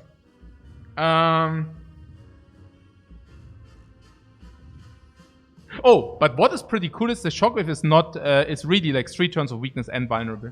That's super cool. We also don't have many skills left, do we?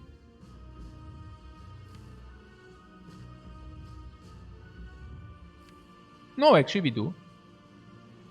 That's fine. Because of 5 dexterity. Can we also not just get Reaper from the book? Yeah. We could.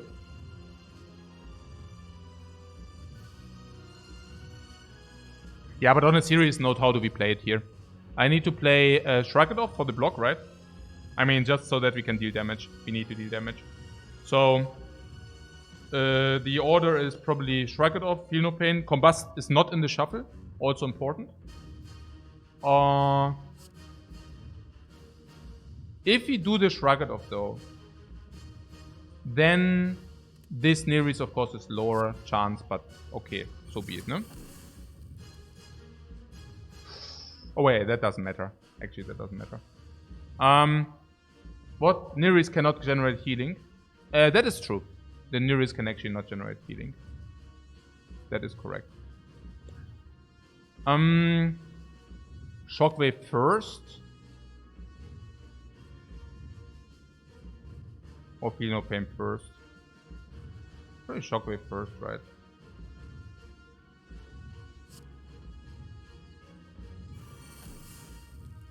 No.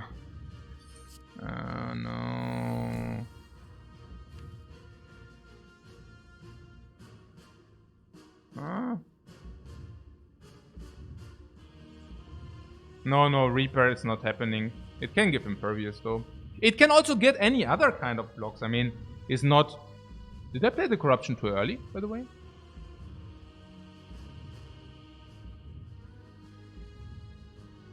Not really, because we need the card or we also need the damage. So... Probably just not. Yeah.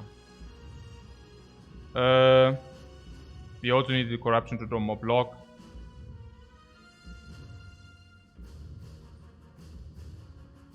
Yeah. This is 10 block. You're telling me Combust cannot be, yeah? 680. We go to 7.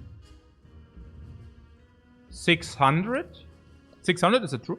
13 strengths. I mean, we also need to push a little bit, you know. So, let's say 13 strength.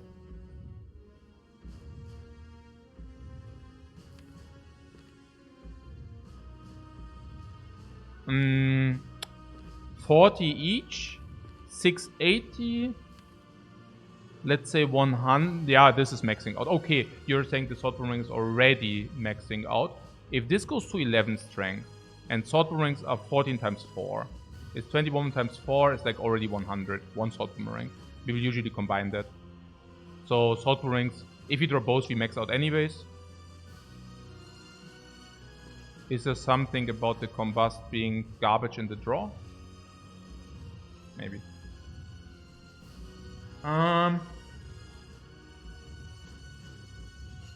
But isn't Combust a must? We don't have 4 turns anyways.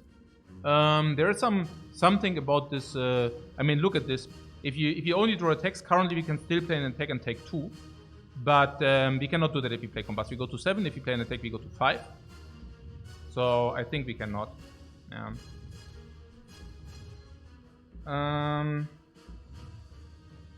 Yeah, also playing the Shackles here is not very advised. Okay, cool. So what the Combust actually does is not much, right? It will deal some damage.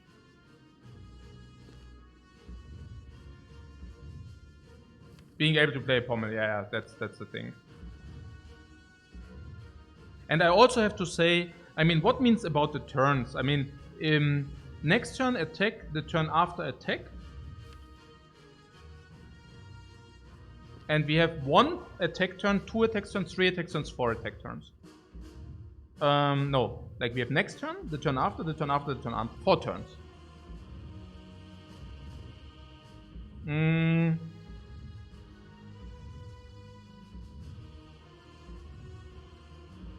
But we will also get there in 4 turns, right? I mean, or not. I mean, there's Pommel Strike, which is already dealing 11, 21, 30. These are always free. So, I mean, what are we looking at, right? I mean, we're looking at 60, 160. And maybe if you draw both, we max out immediately. If you draw these 2, even if you draw this, it's like still 100 and then 3 times 200. So, yeah, like this.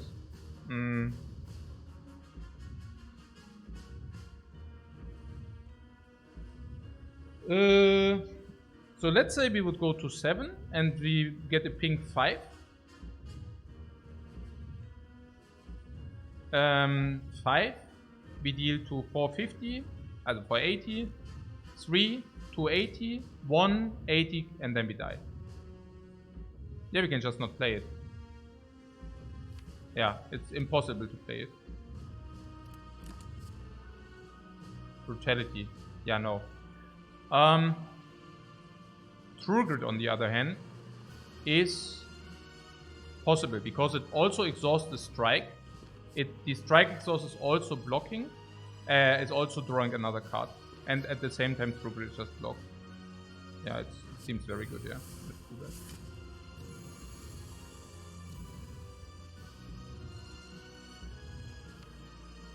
There's one block which is blocking for 13, but 13 is 11. 11 and we will take 45. But 11 is 14.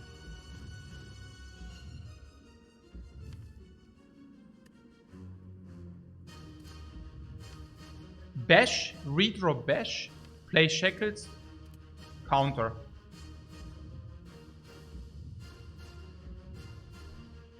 You sick with fight, man.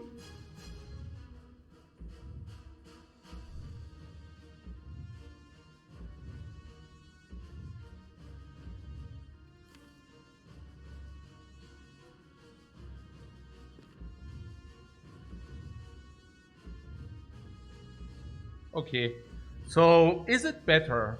I mean, this is stupid, yeah? So we can play defend or we can play shrug it off. Why do we want to play the one or the other? Why do we want to play the one or the other? What's the rationale behind that?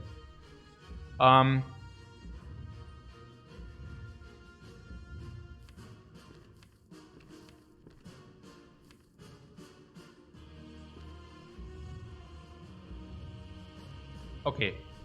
Okay. Shrug before it's because it's more block.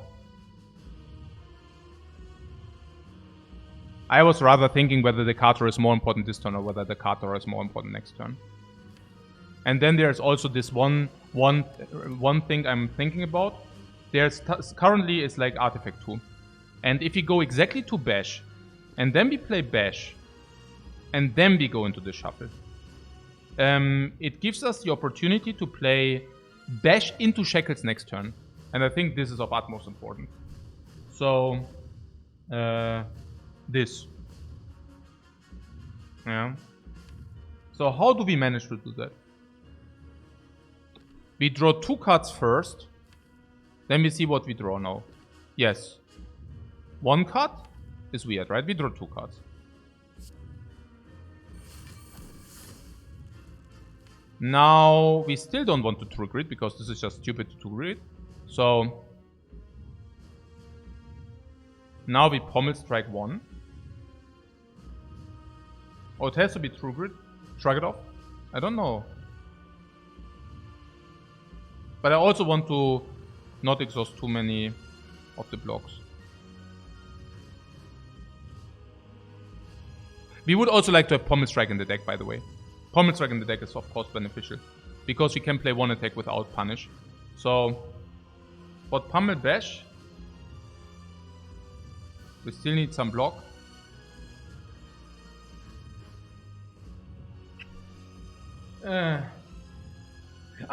Yeah, also hier mit dem Redraw, yeah, Sundial is also going off, but it's not with the redraw. It was not necessarily that we need to redraw now. I mean, we can also, it's just important that the Bash is in the redraw, right? Also that we draw it now. This turn, but we don't need to shuffle it necessarily.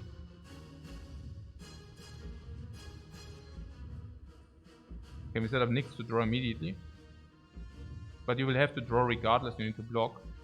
Yeah, I mean, that's what I'm saying, like we could also block. How much are these? 11 plus 14, 25, 39. And then Bash, for example. 37. And then Sword Boomerang, for example. And then we have a Nilris next turn set up. Any skill draws. At the same time, we also get Sundial next turn. I mean, that could be an option. But yeah, I don't know whether it's so good.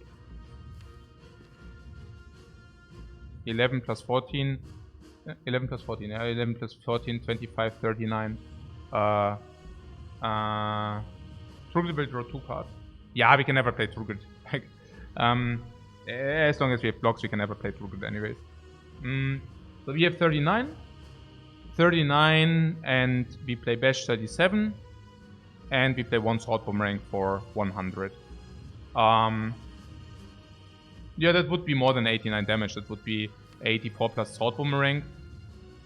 That being said, we could also just deal to 200.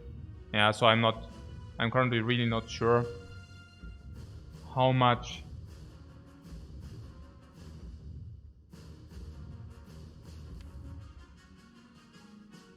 The more I think about it, I believe that we have to play the Shackles next turn. I mean, we just don't even have enough block to not play the Shackles. So, wait, why can we not play? Yeah, no. Okay, that's right. Okay. Double bash is needed. Yeah, we definitely need to double bash. We definitely need to double bash. So... But how do you want to do it?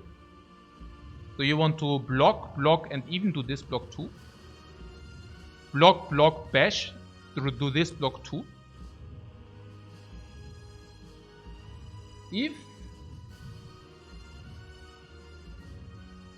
If we draw the Dark Shackles this turn, would it not be insanely bad? Can't we afford to take 2? Yes, we can easily afford to take 2. So what you're saying is block, and bash and sword boomerang. That's right. So this being 80, 160, and this. Yeah, that's really good. It also is good because we can get access to the Nilris. It's also good because we get Sundial. Why is it bad?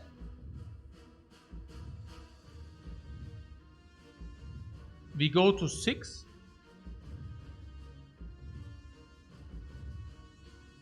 We go to 5.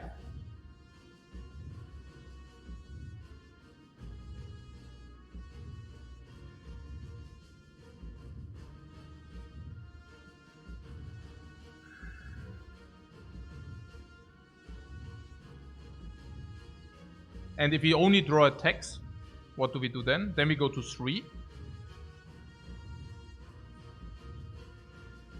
Also, okay. We go to 6 now, 5 because of brutality. Then we play 1 attack 1 times 3. We get... Right, I mean we go for 5, right? Like 6, 5, okay. I just do it with fingers, it's easier, right? So 1 attack is go to 3. In the off turn we go to 2. In the off turn we go to 2, and then we go to 1. So we can one time we can afford to play an attack. Yeah, we could do that. For 80 damage it seems worth. And the idea is that what? If we play this, of course, pommel strikes, okay, sword boomerangs, what are even dead draws? Yeah, bashes in the shuffle.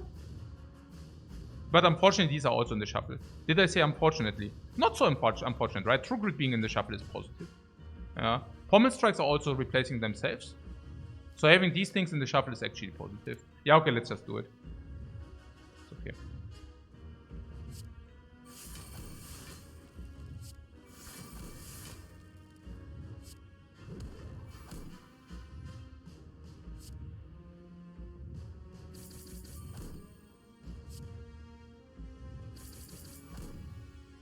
for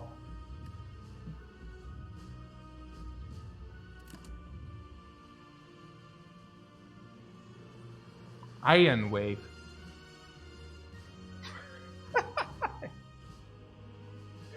Oh my god, hey. Iron Wave is 8 block, by the way.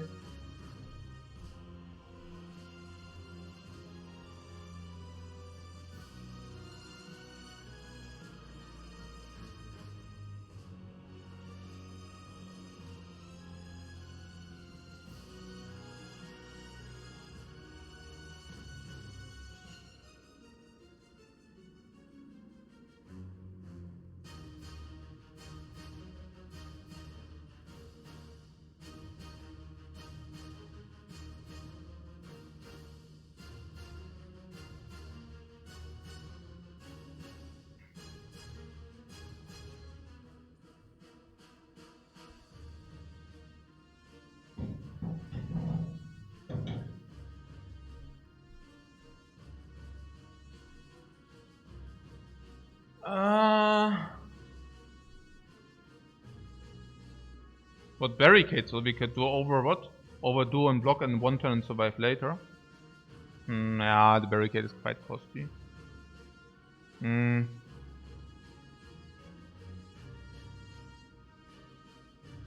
any skill would have been better, clearly.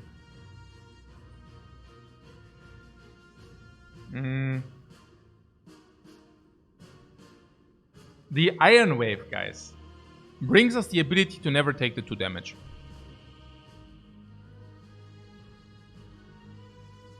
Iron Wave is better than Skip? I don't know about that. Iron Wave also costs us a draw. How many garbage draws do we have? 1, 2, 3. Also draws which do not draws.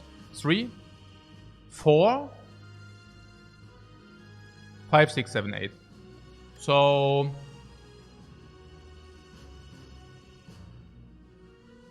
it will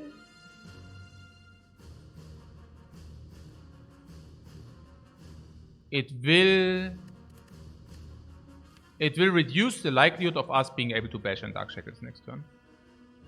And if we play bash and Dark Shackles, yeah, what mayhem? What up? Okay, what is the benefit of Iron Wave? If we do the Dark Shackles on the hard next turn, which we will do, the block is not really relevant, right? Like the block from this Iron Wave. Because I just assume that we will play a block, and the block already is blocking 10, 13, 11, making that we can play 5 cards.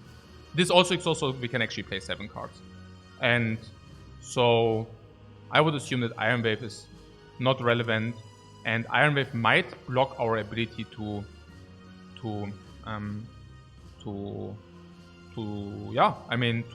succeed to draw our stuff. Yeah? I also have to say every nil risk can give us any skill, also next turn still. Yeah. So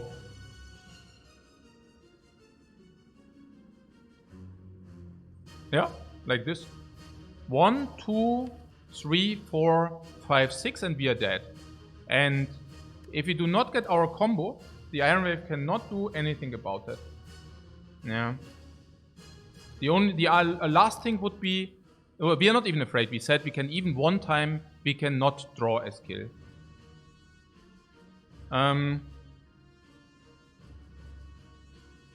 We can start with Dark Shackles. What?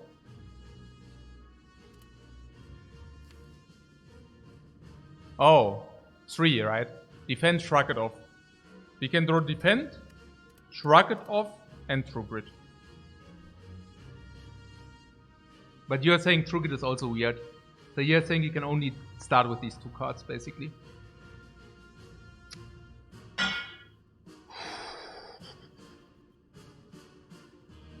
But we also said that we can take one time damage. So kind of with the... Oh, okay. I mean, True Grit would also be possible, but that would be a gamble. And we are currently drawing what? 5 plus 9, 14 cards. We draw 6 of them.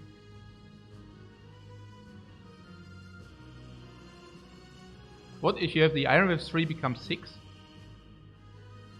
3 becomes 6? What do you mean?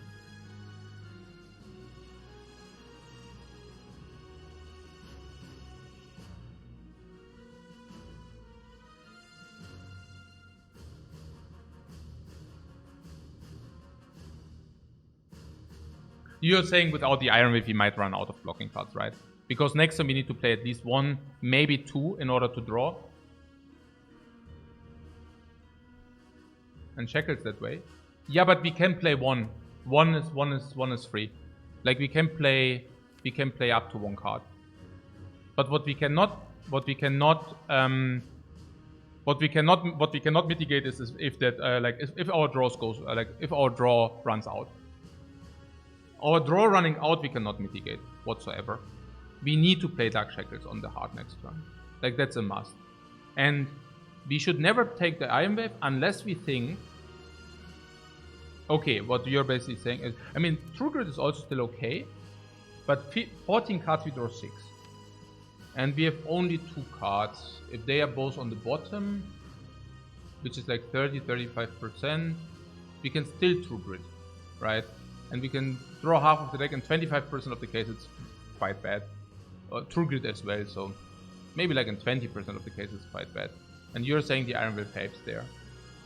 How much does it really help though? No.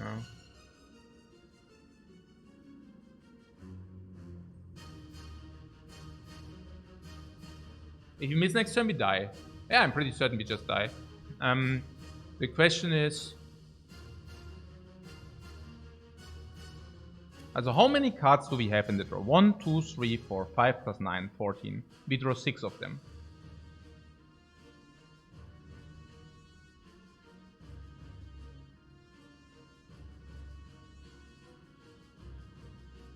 And if we do not take the Iron Wave, we can still nearly skills. If we are talking about next turn, we would only play the skills which are necessary. So, if possible, we would try to only play one skill next turn. Defend, 11. Like, we can play 7 cards, yeah? So, if possible, we would try to play defend. Defend, bash, shackles. Defend, bash, shackles, pommel strike, and sword bomb rank. And that's about it, yeah? And now, what we are saying is, what we can never do is, we can never play double pommel strike next turn, right? So, if for whatever reason, we do not draw defend, shrug it off, or true grit. Whereas true grit is dangerous because true grit might exhaust bash, right? Or shackles. So, if for whatever reason, both cards are on the bottom, which is like around whatever, like 20% in coordination with the Iron Wave. So 20% Risk of Ruin. And Iron Wave actually reduces the Risk of Ruin by 10%, if I understand it correctly. Minus 10% Risk of Ruin. Now, now 10% less Risk of Ruin if you take Iron Wave in this regard, but it increases the Risk of Ruin of us breaking. And we need to draw Bash and Dark Shackles. But at the same time, we also have card draw. 2, 4, 5, 6. Sorry. 2, 4, 5, 6. 7. No, because we need to play that after Bash. 7, 8, 9. So we have card draw 9. And we draw 6 cards. Which is 15 cards. So in theory, we should draw our entire pile. Whereas in practice, if we miss on pommel strikes, true grits, like if on the bottom, like if on the bottom 2, like yeah, I think we can just take the Iron Wave, right? Yeah, I think we can just take the Iron Wave because even with the Iron Wave, I think the chances. Yeah, I mean we just talked about it, right? Why it's better. We also have infinite energy, so we don't need to take care of that. Okay, cool.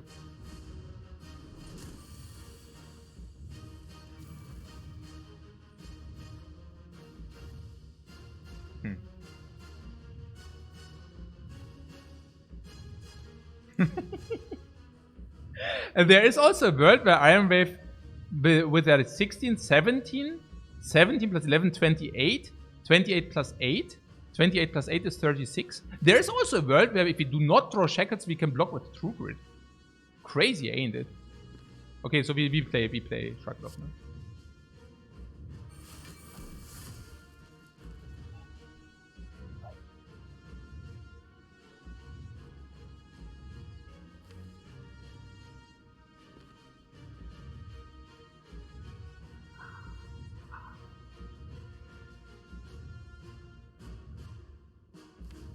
We need Dark Shackles, Pommel Strike, or True Grit. We don't need Strike, Combust, or the Wound.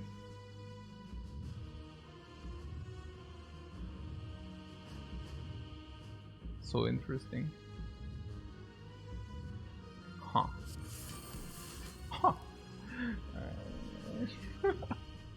Oh man.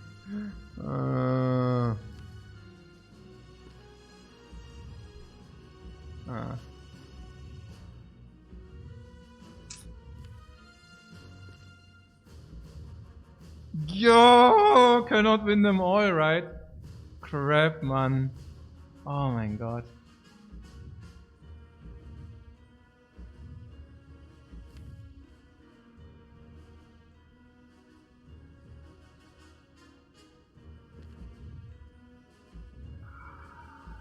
And that was a very unlikely occurrence, right? I mean...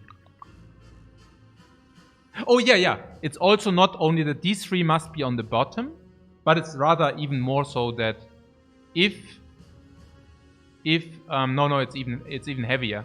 It's kind of, even if these 3 are on the bottom, we are still getting bailed out if enough blanks are on the bottom as well.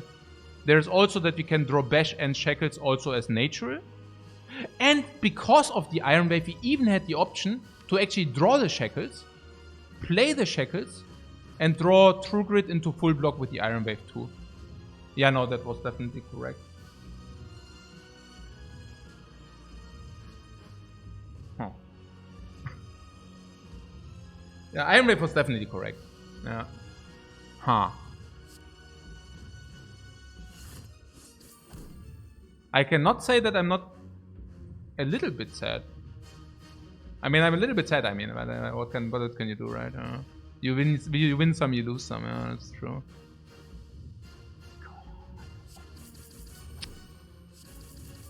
Shonk close, no? Shonk close everything. Oh my god. What? We have 1 HP here? How do we have 1 HP? No, we just die. But oh.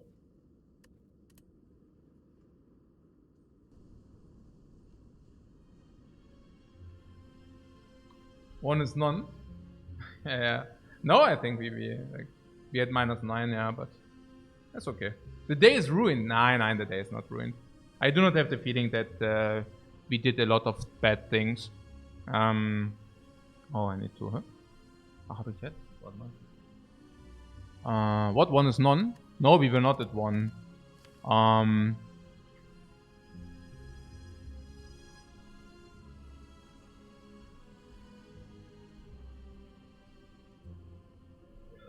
Okay. So, yeah, but we can very quickly talk about. The stuff.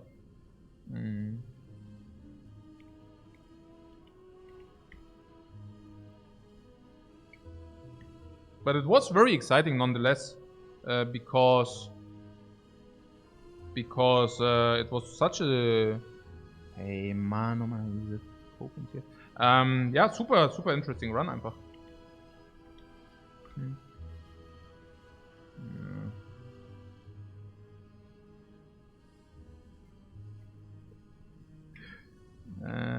Ja, hier. Okay, perfekt. So let's update the score.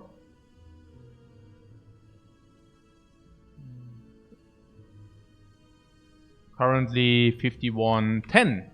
51-10. Oh, it's acceptable. Okay. Okay, so very quickly. Boots utilized, Mobank utilized, Regal Pillow couldn't utilize because of Coffee Dripper, but the energy was very often important. Agabelko utilized. I also didn't have the feeling that we picked too many Sword Bomb ranks. The Sword Bomb ranks were perfectly fine. Meal Ticket utilized. Mummified Hand utilized, of course. Neris Codex utilized. Sundial utilized.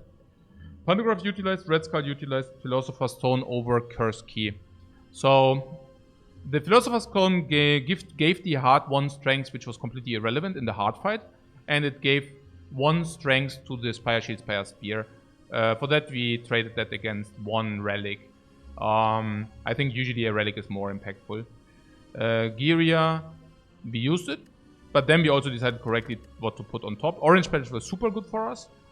Yeah, okay, these, okay. Yeah, the last 6 relics were basically irrelevant, unfortunately. Our deck itself, Brutality was certainly a very, very good pick. Corruption, of course, as well. Burning Pact was super good. Combusts, yeah. Dark Embrace, absolutely. Disarm, absolutely. We disarmed the first iteration of the heart.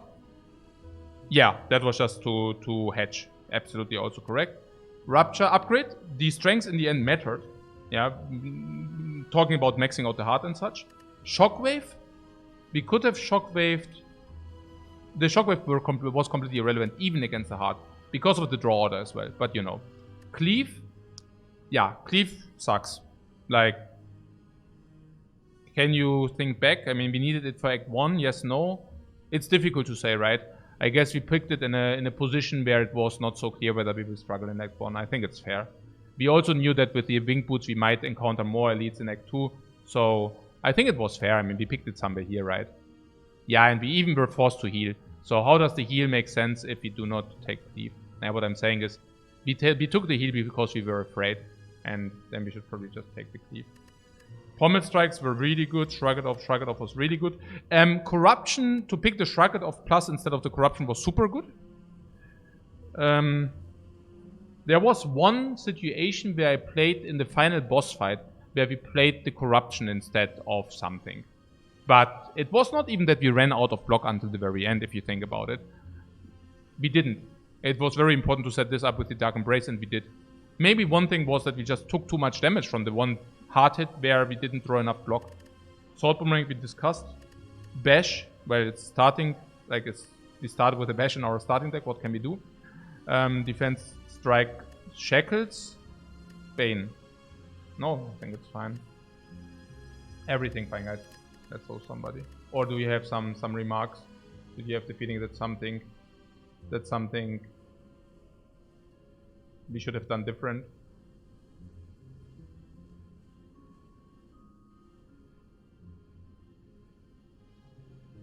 It was super interesting to run. I really enjoyed it. I also feel that I played better today than the other days. I mean, this is now day 4 since I returned from Thailand, and I think I blundered slightly day 1, day 2, and day 3.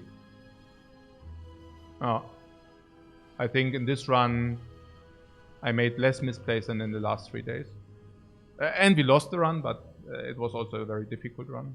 So that's that.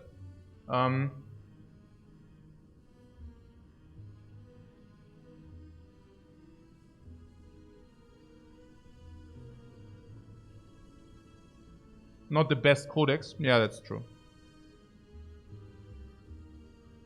Bob says against Snake Lady. What was against Snake Lady?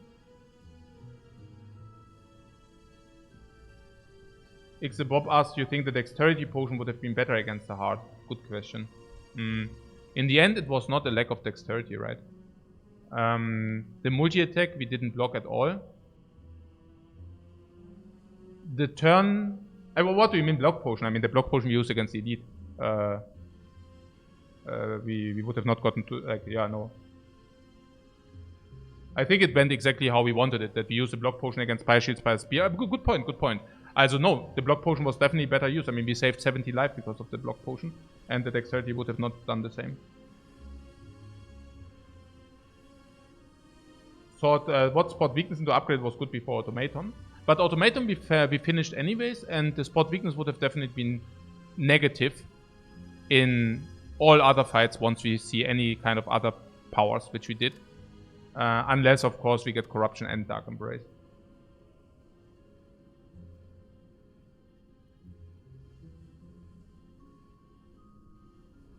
Okay. So, let's host somebody.